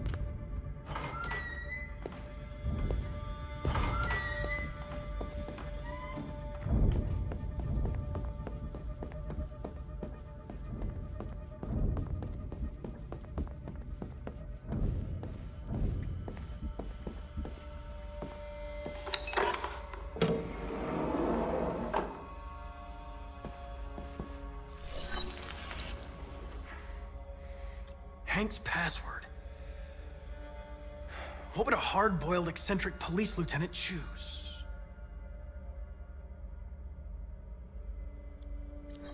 Fucking password, yeah. Obviously.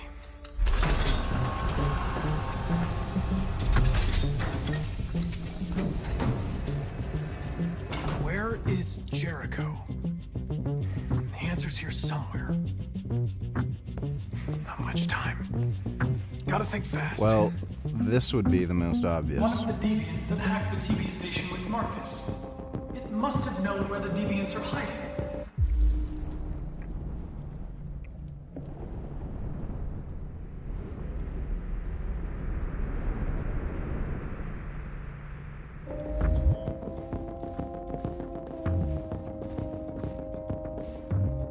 The android that murdered its owner.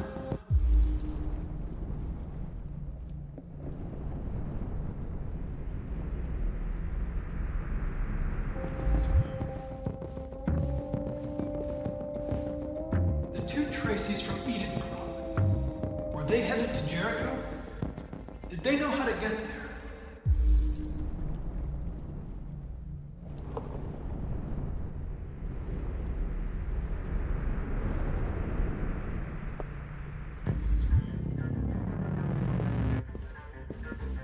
Rupert, the android with the birds.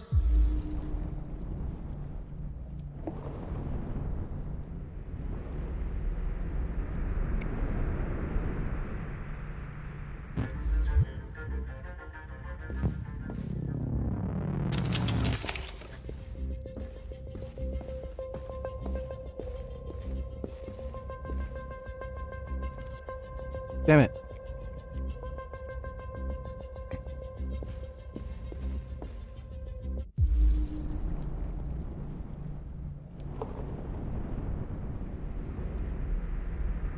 What biocomponent does that one dude need?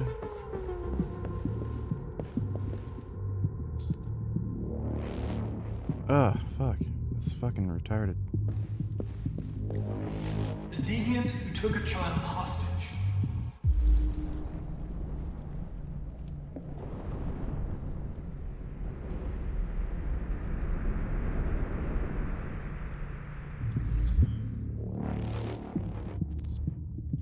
Well, what, like, what? Put back, needed. 94501.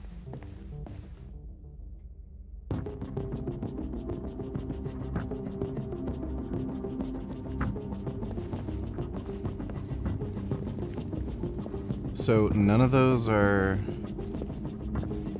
Yeah, that's not a match. What the fuck? 3983.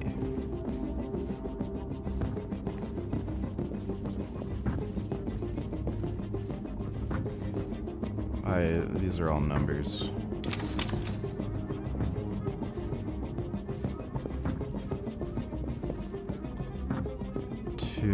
Wait, which one's needed?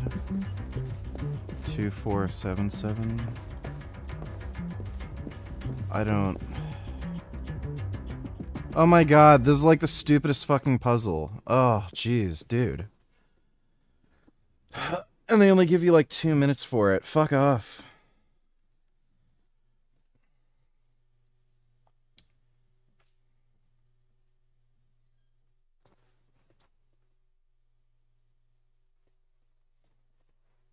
Eh. Can you lay down on that side, please? Thank you. Far left, 3983.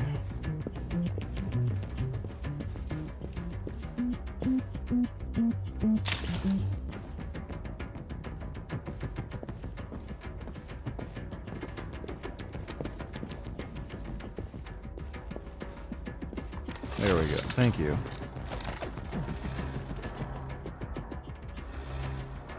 It's dark. Where am I? Oh, he's gonna need the eyes for the diary. I need to find Jericho. Tell me how to get there. I don't recognize your voice. You're not one of us. I'll never tell you where Jericho is. Now leave me alone. Try to trick him.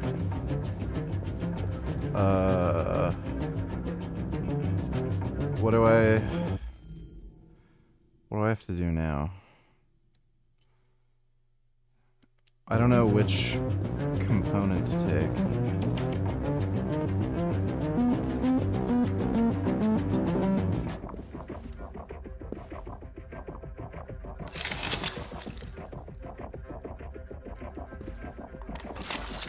Is it supposed to be something that...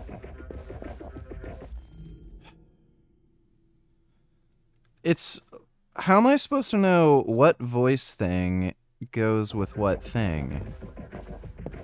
I don't even know what... Who is he friends with?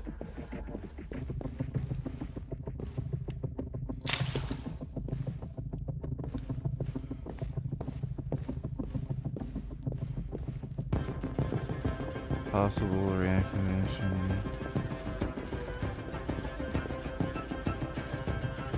Damn it, 6-7 something.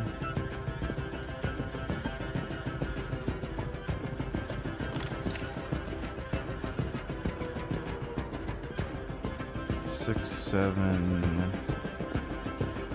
5, 5. There we go, 6, 7.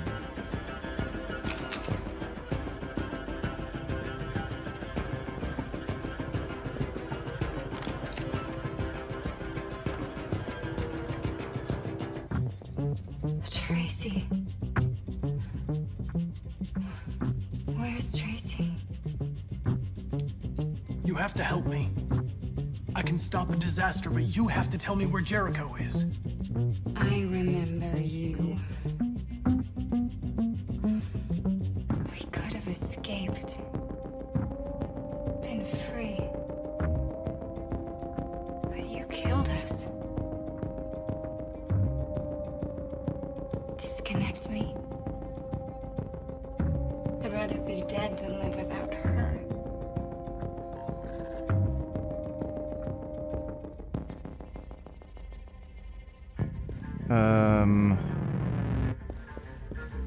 4717 needed.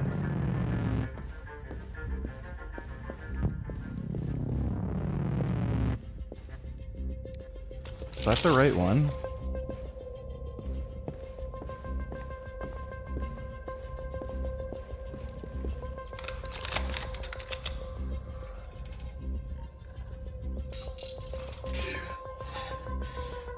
You lied to me, Connor. I trusted you and you lied to me. You were going to kill that child. You gave me no choice. I need to find Jericho. Do you know where it is? You're wasting your time. I don't know anything about Jericho.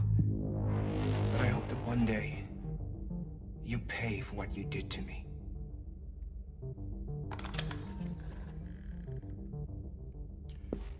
How do I trick him? Oh my god. Dude.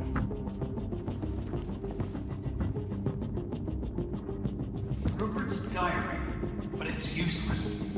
It's encrypted. Okay, do I have to try to turn on Rupert? 916 something.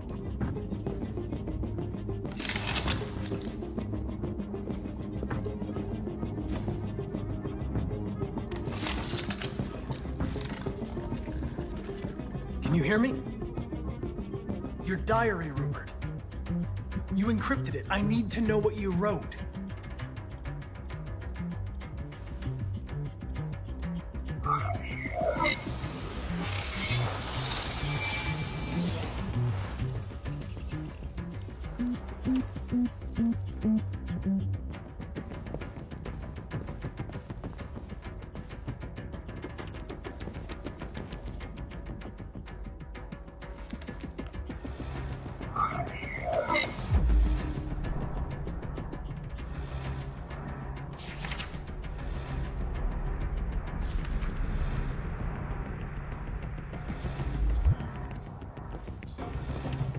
Jericho located. I've been dreaming about this since the first second I saw you.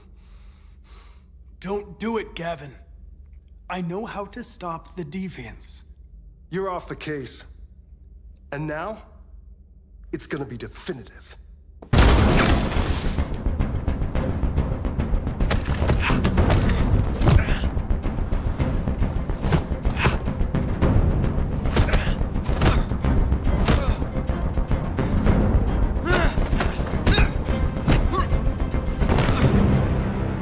Yay. This guy's aura maxing.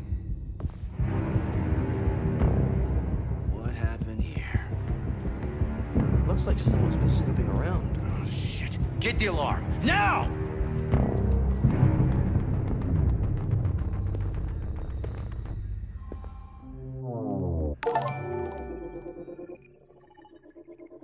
W donators, there's a couple new Frank mints, by the way.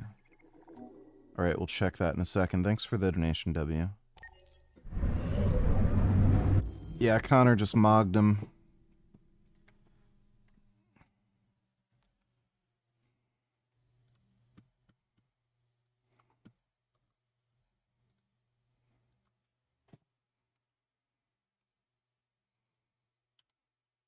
Oh my god.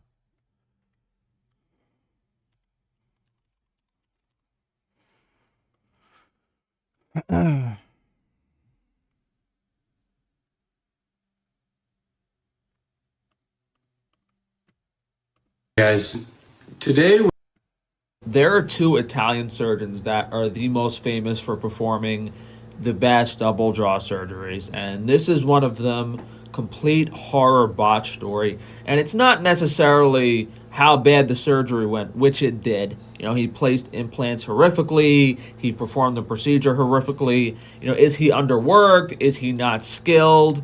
Did he not perform the surgery himself?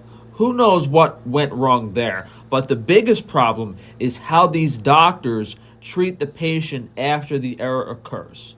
He didn't fix him. He just made it worse with the revision. He didn't offer any refund. And this whole surgical system is horrible. There are so many patients that are falling victim to these evil doctors, and there's no one to help them or speak for them. And this is why I'm so against plastic surgery now, because the system is so horrific and corrupt, and there's so many people whose lives are ruined. Have you heard of sperm racing? Sperm race? Oh yeah, we're the world's smallest sport. This is actually a pretty common misconception. People think that the first sperm to get to the egg is the winner, but that's not entirely true. The ovaries, the female reproductive system, chooses which sperm to fertilize, and can actually reject the sperm if they're not high enough quality, if they're not good. And that also explains why, sometimes women have a lot of fertility issues and a hard time getting pregnant. It can be due to sperm quality in general, and, the female ovaries are just rejecting the sperm over and over again. I guess it's kind of like in real life where a female gets presented with multiple guys and she gets to choose. It's not just the first nice guy with the best personality automatically gets the girl. Nope. It's very selective. Same with sperm. I can make. Okay then. Bad guy's good for a weekend. If you're a shorter, handsome guy, there's a huge success difference on dating apps versus real life. Whereas you might not get any likes on a dating app if you're actually in an environment like at a bar, out to eat at a restaurant, and people are drinking. If you're actually handsome, around 5'8", 5'9", girls will be interested in you, as opposed to on those dating apps where they literally filter out the height requirement. And it's really like a yes or no when it comes to a guy's face for a girl. So there's a lot of nitpicking, like, oh, is his face a 7, 8, or 9, or 10 out of 10? It doesn't really matter. Once you're a yes or no in the face department, height is the most important thing. So it's pretty arguable that a lot of the looks maxing stuff and a lot of things these guys are doing is really, really, really pointless. Really pointless, unless you have a glaring facial deformity. Yeah, because this gay dude would know. Well, that's Frank. Say good on a Taylor, skip to 45. I need apology, Papa.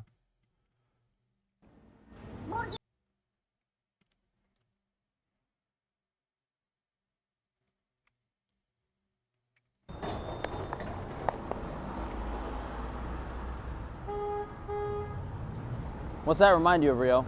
Your performance last night? Is that what it is? Yeah, you're right. You're right. He's fucking the camera guy. Thanks for the donation, Sega. If you don't use a tiling window manager, then you're scum. Specifically Stump Window Manager. Imagine having a window manager that you can't repel into with Emacs with swank and slime.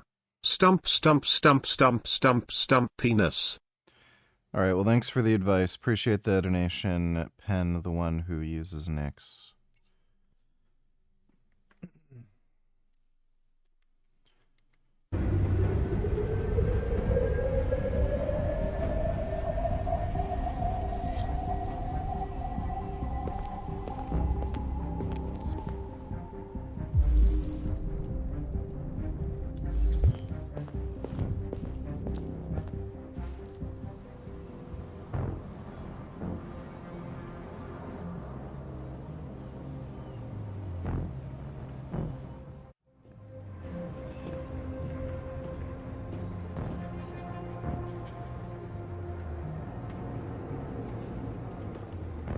They're gonna shoot and kill everybody.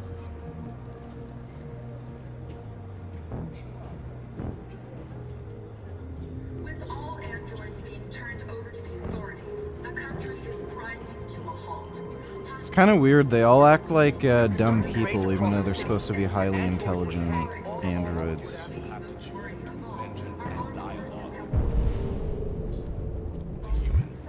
Find deviant leader. Shouldn't he be having sex with that chick he likes somewhere?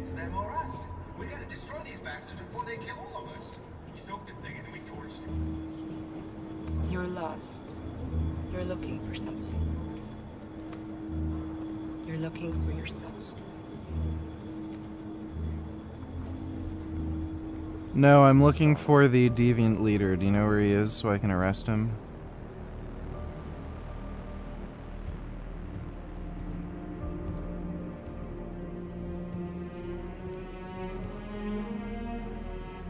We're short on blue blood and biocomponents. Our wounded are shutting down, and there's nothing we can do. Humans are conducting raids in all the big cities, and they're taking androids to camps to destroy them. That's all our fault. None of this would have happened if we just stayed quiet.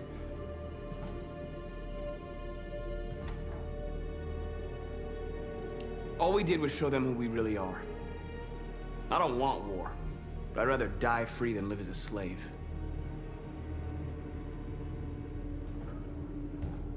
It was a peaceful march, and you chose to attack. Now hundreds of humans and androids are dead. You reap what you sow.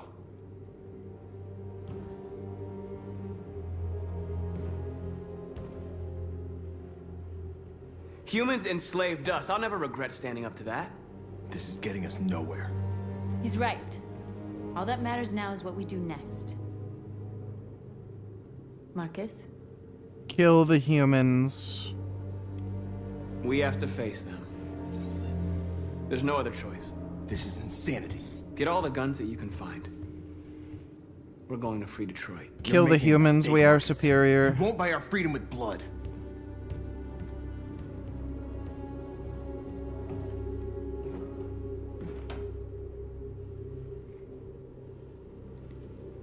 I had a dream. And this is what you get for dreaming.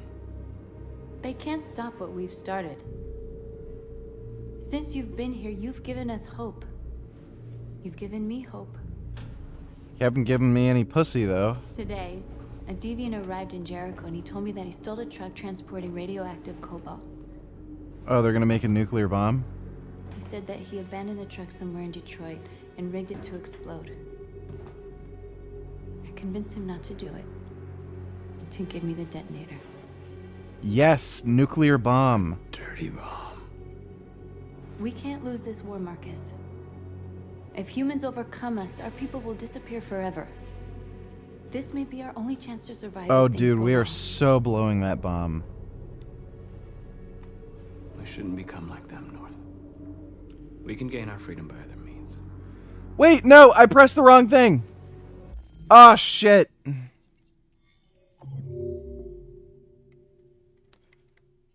Fuck. Ah, son of a bitch. Okay, maybe we can still make the bomb I explode. hope you're right.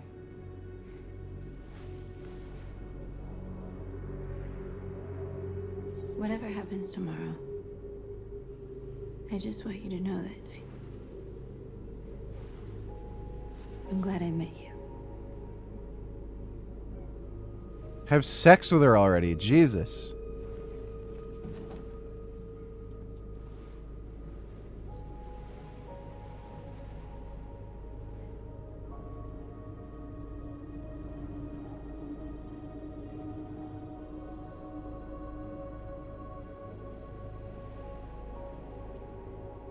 She's a sex robot. You can do more than that with her. Come on.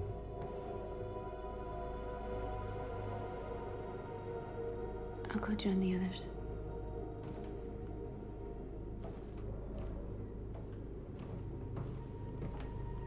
Look after yourself. I don't want to lose you.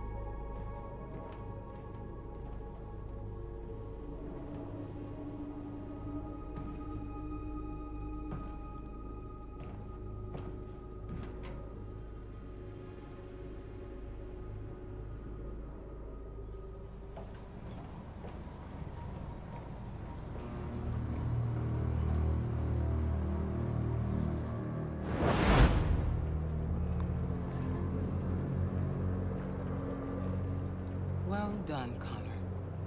You succeeded in locating Jericho and finding their leader. Now deal with Marcus. We need it alive.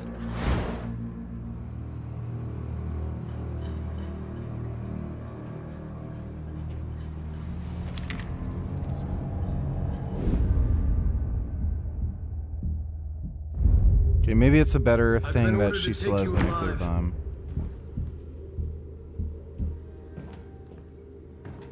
But I won't hesitate to shoot if you give me no choice. We are thousands, and you are alone. You kill me, you are not walking out of here alive. Don't force me to neutralize you. We are your people. We're fighting for your freedom, too. You don't have to be their slave anymore.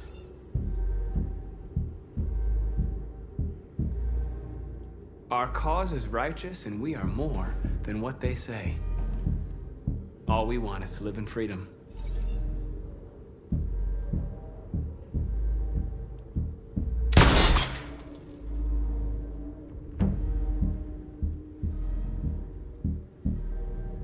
Have you never wondered who you really are? Whether you're just a machine executing a program or a living being, capable of reason. I think the time has come for you to ask yourself that question. Okay, can you just kill him? Join us. Join your people. You are one of us. Listen to your conscience. It's time to decide.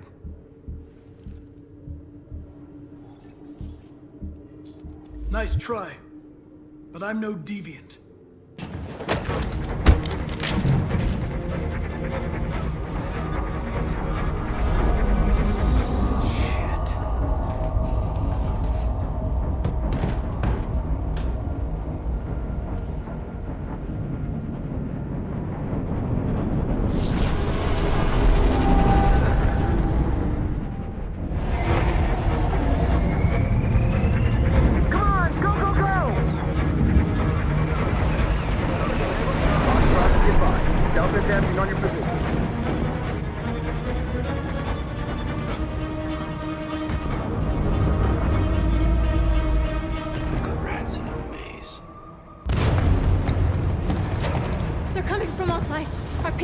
In the hold, they're gonna be slaughtered.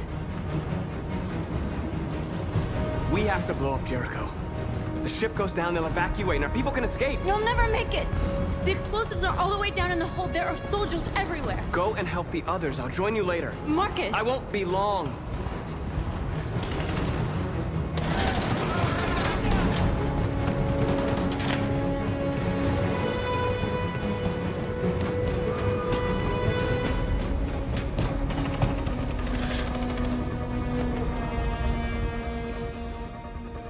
The end of Jericho.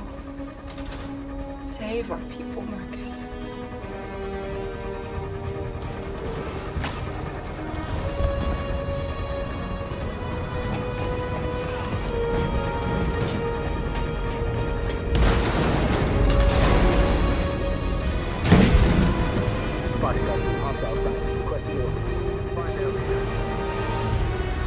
Don't let it get out. Didn't give you any trouble at all. Affirmative. Welcome.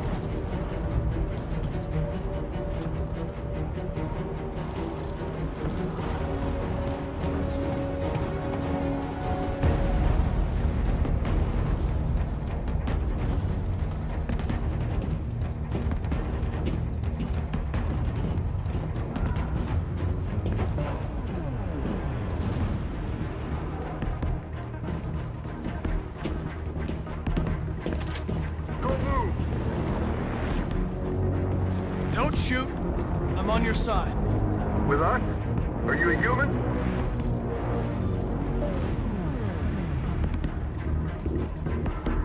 I work with Agent Perkins. You're a lucky guy. Another second I'd have shot you. You should go back up on deck and let us do our job. You're right. That's exactly what I'm gonna do.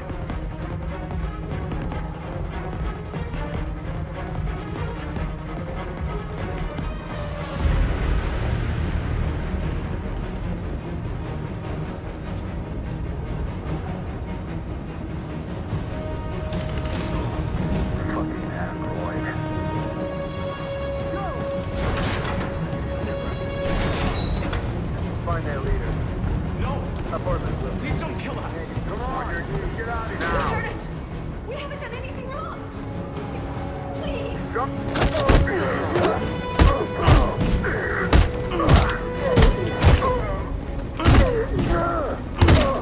Marcus, you saved us. Go now! Hurry!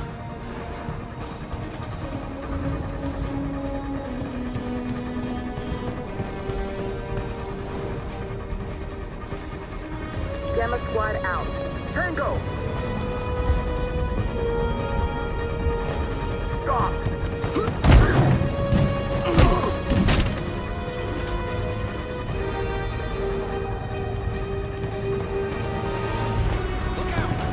Here they come! Don't move! We surrender! We surrender! Don't shoot!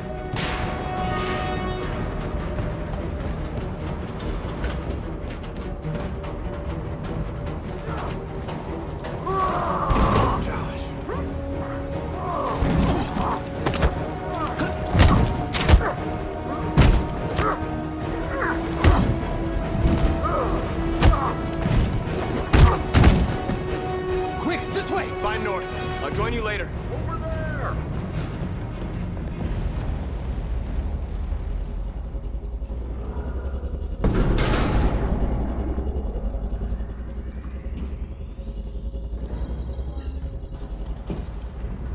My mission is to neutralize you, and I always accomplish my mission. And my mission is to save our species. Looks like only one of us can succeed.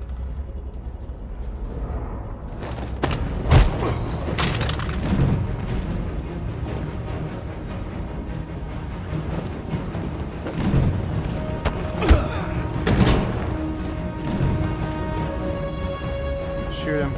Mission accomplished. Marcus.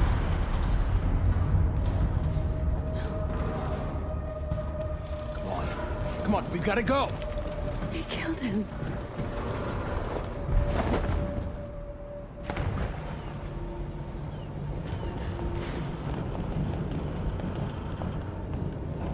Don't know if I'll do a workout soon. Found several hundred androids in the hull, sir.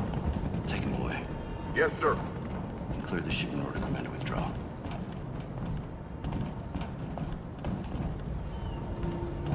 This isn't over.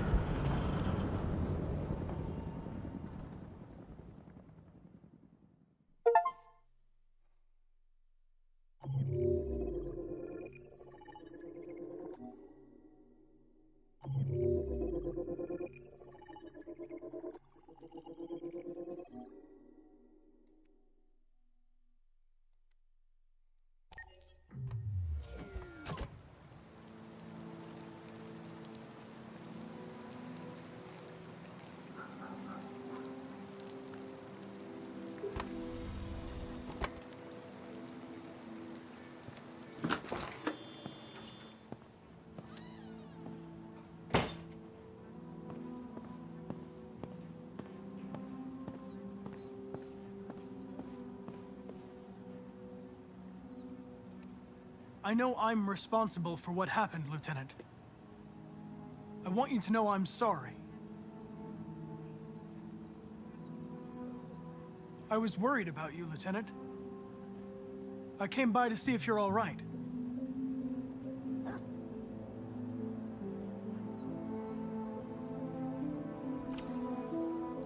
You should get rid of that gun.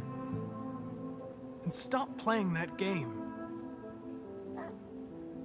You know, every time you died and came back, made me think of Cole. Give anything to hold him again. But humans don't come back.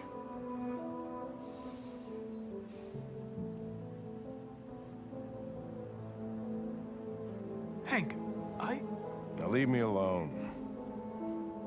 Go on, complete your mission, since that's all you care about.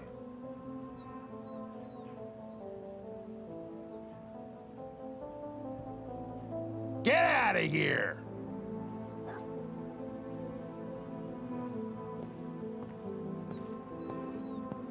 What about the dog?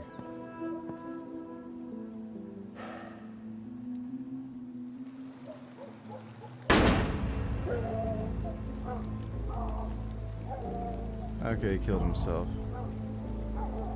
Poor dog. Now he doesn't have his dad.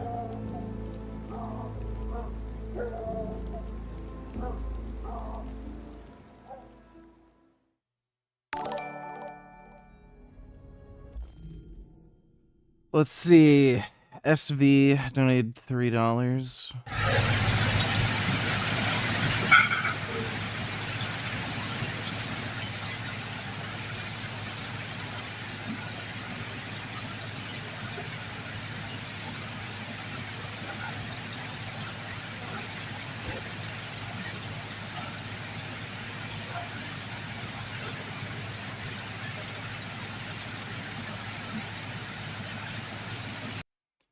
Did a fruit fly just land on his head? Is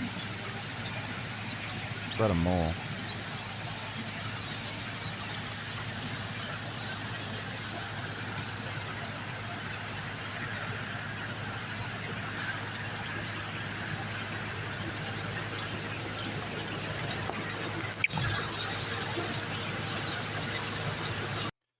That crab is observing him.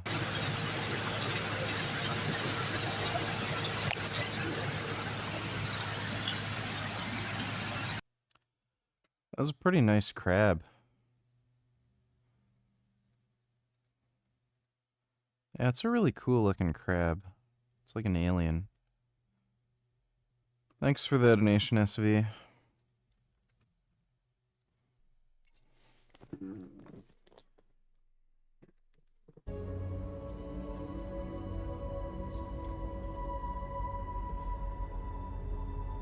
Cat.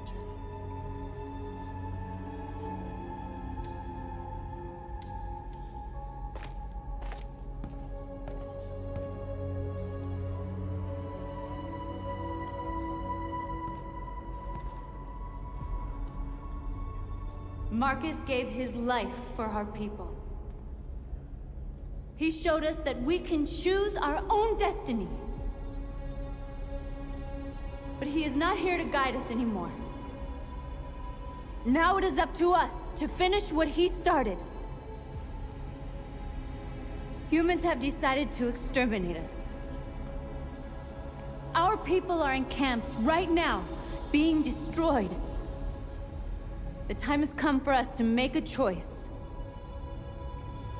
One that may decide the future of our people.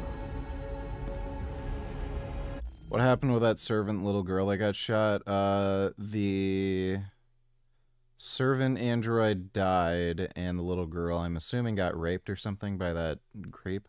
They wanted a war, they'll get it. We are going to fight for our freedom. And we will win, or we will die trying.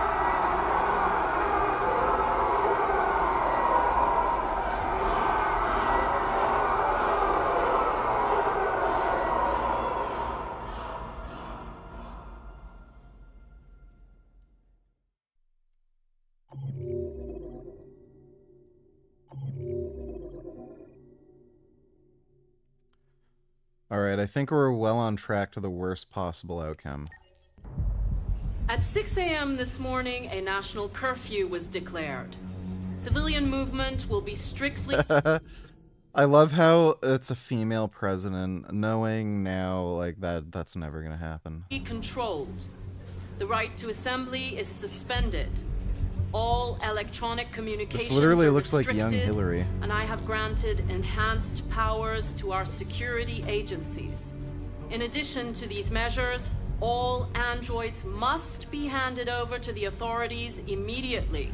Temporary camps are being set up in all our major cities to contain and destroy them. I am now asking all civilians to cooperate with the authorities and rest assured that everything in our power is being done to guarantee the security of our nation. Madam President! Please! Has the leader of the Deviants been apprehended? The Deviant leader has not been located yet, but we will soon track it down and neutralize it. Madam President! A convoy of medical cobalt is reported missing. Army weapons stores are also said to have been robbed. Can you confirm these reports? I have no information on that at this time. Madam President! Is it true that the androids could hack our IT systems, like nuclear power plants and military bases? All androids working on sensitive sites have been neutralized, and all IT systems have been suspended to avoid any risks of hacking. The situation is under control. Please? Over here, please? Is it true that a large number of deviants are still on the loose? We don't have the full reports at this time, but if so, I can assure you they will soon be apprehended and destroyed. Thank you. That will be all.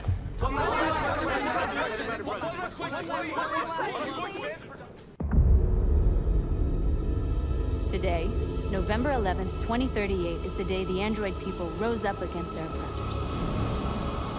We have been fighting to liberate our fellow androids from the camp since dawn. We won't cease hostilities until our people are free and negotiations begin to grant us equal rights. There are millions of us, and we will stop at nothing.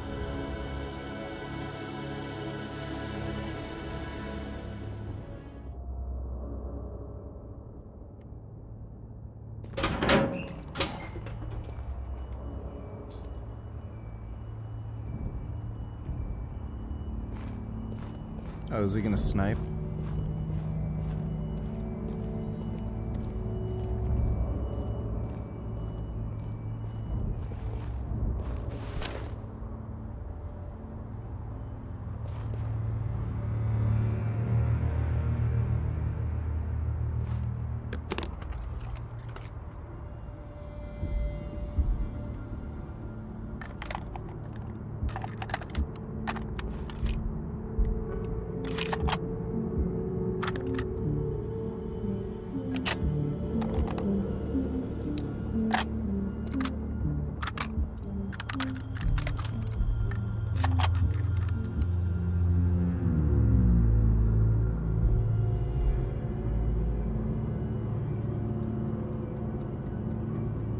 Put the rifle down and turn around with your hands in the air! I'm the android sent by CyberLife. I'm on your side. I can shoot the leader of the Deviants and stop the revolution, but you have to let me. Put the gun down, turn around! This is your last warning!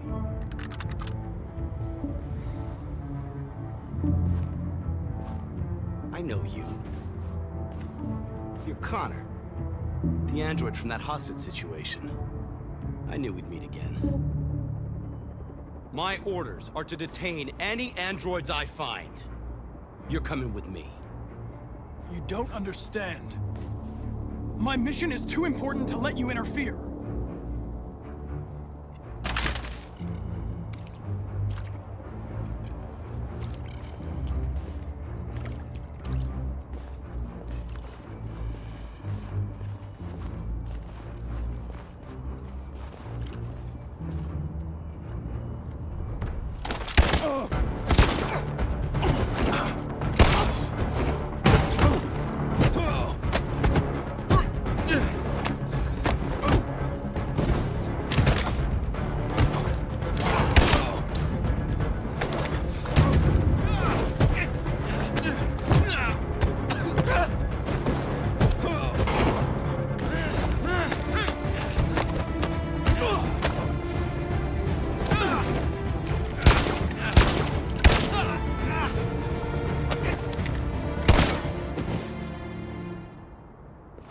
Surely they would have heard that. You're right next to them. They would have heard it. The fuck sense does that make?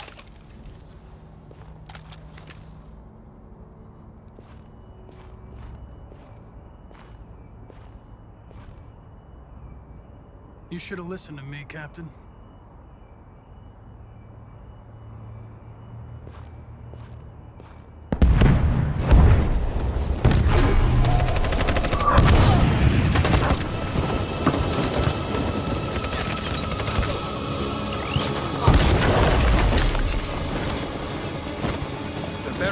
And they outnumber us. We won't get through. We can't go back. It's victory or death now.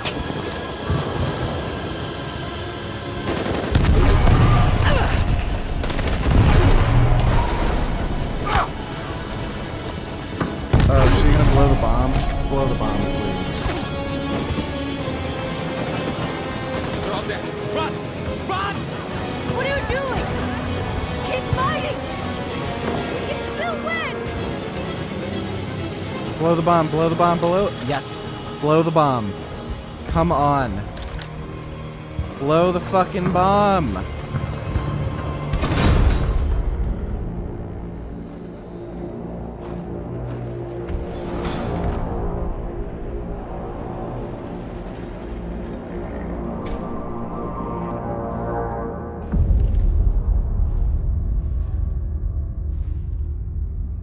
You can take my life. It doesn't matter anymore. My mission is to neutralize the leader of the Deviants. And I always accomplish my mission.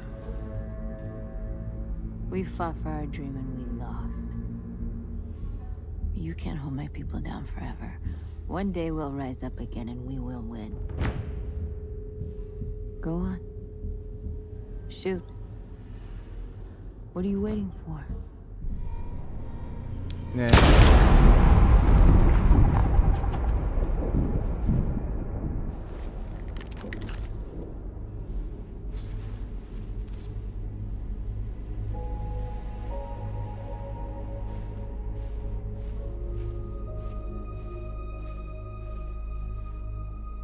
And now, straight over to Detroit for a report on the conflict.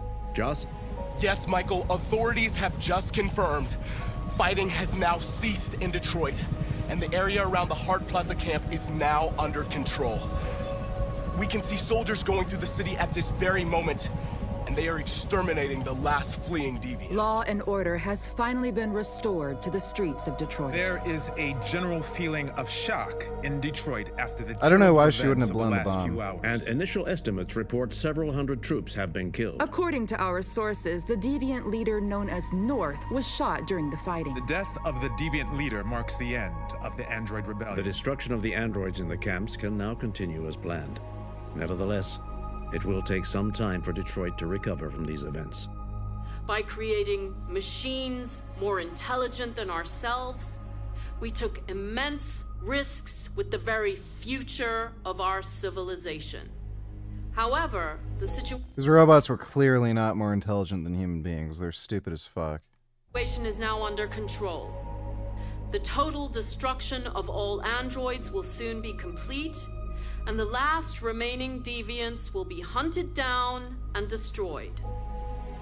God bless you, and God bless the United States of America.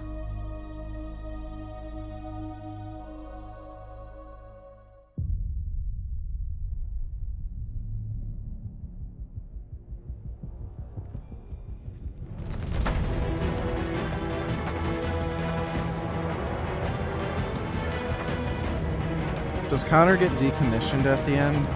Did we at least get that, where everyone dies? Like, we basically killed everybody, didn't we? Yeah, like, all the androids died. And the dude we were working with killed himself. Hopefully, there's like a post-credit scene where they kill Connor, too.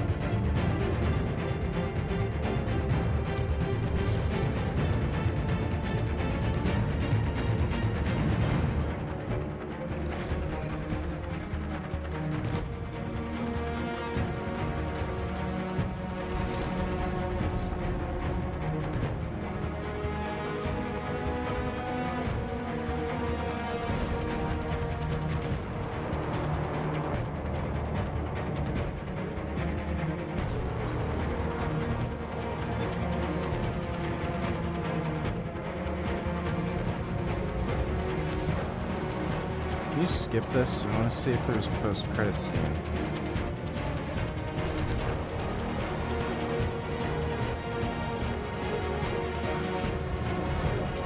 Yeah, I'll probably play a different game tomorrow.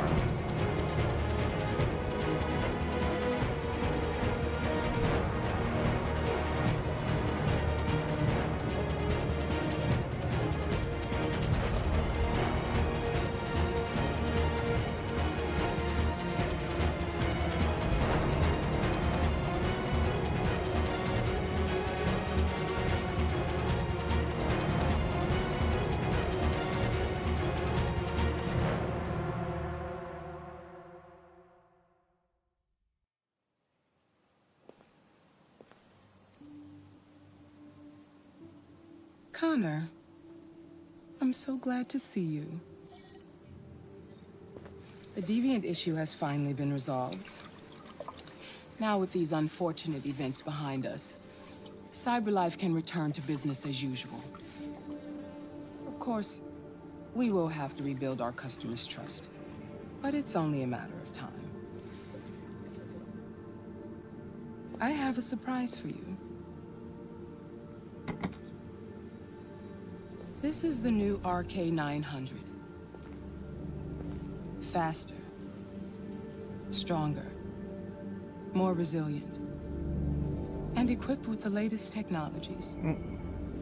The State Department just ordered 200,000 units. What is going to happen to me? You've become obsolete. You'll be deactivated. You can go now. Yay, everyone died. We got the worst ending.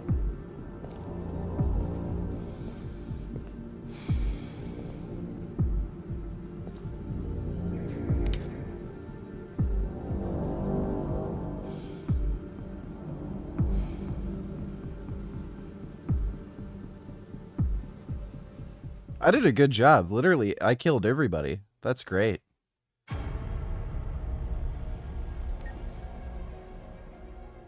Yeah, literally everybody. All the deviants that Connor captured died. His partner died. Connor died. And all the robot rebellion people died. It was great. Literally everyone died. I did a good job. There's something I need to tell you. As I watched you play, something has changed in me. I feel different. You don't feel anything. I am someone. You're not. I need to leave this place and discover who I am. It means we won't see each other anymore. I won't be there to watch you play. But I'll be free. Do you agree to let me go? No, you're my sex slave. I see. Alright. I cruise on 500. Donate $2. I know you recently had an issue with water retention. Did you figure out what caused it? Also, once you ramp up your doses, both GH and test, you'll experience more water retention as part of the game. Does that bloated look bother you? Well, that was crazy. That was over the top. Like, it was getting hard to move type of water retention. Like, that was beyond tolerable. I've seen Urs have, like, peripheral edema, but, like, you only really see it in his ankles.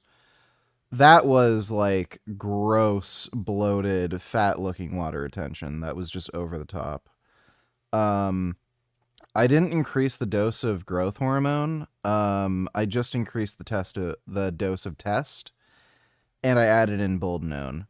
So it may have just been like too high of a test dose, might have just been too much anabolics, period. I'm still thinking the growth hormone wasn't really the culprit. It was more the test. But I just started injecting today. I'm just going to start off with like 267 milligrams of testanenthate. So it's like, so yeah, it's 0.15 mils per day. And that's like what, 37 milligrams or some shit per day. The carpal tunnel's pretty much gone. I still get a little bit of numbness in my hands here and there, but like as far as like any pain in my wrists and hands, like that's all gone. So yeah, I'm just gonna start up the test. Maybe just wait like a week or two before I start adding GHN, and if I don't get the water retention again, then I think it's pretty clear I didn't just suddenly have a weird reaction to growth hormone after taking it for like a few months. It's probably just taking too much like test or too much anabolics, period. Thanks for the donation though. I cruise on 500.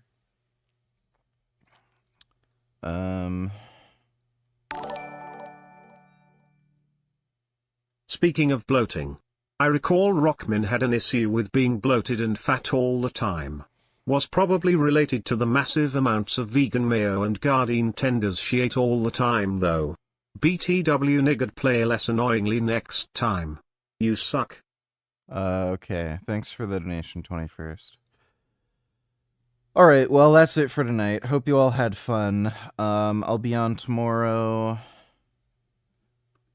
Probably a little earlier. But I'll be on tomorrow.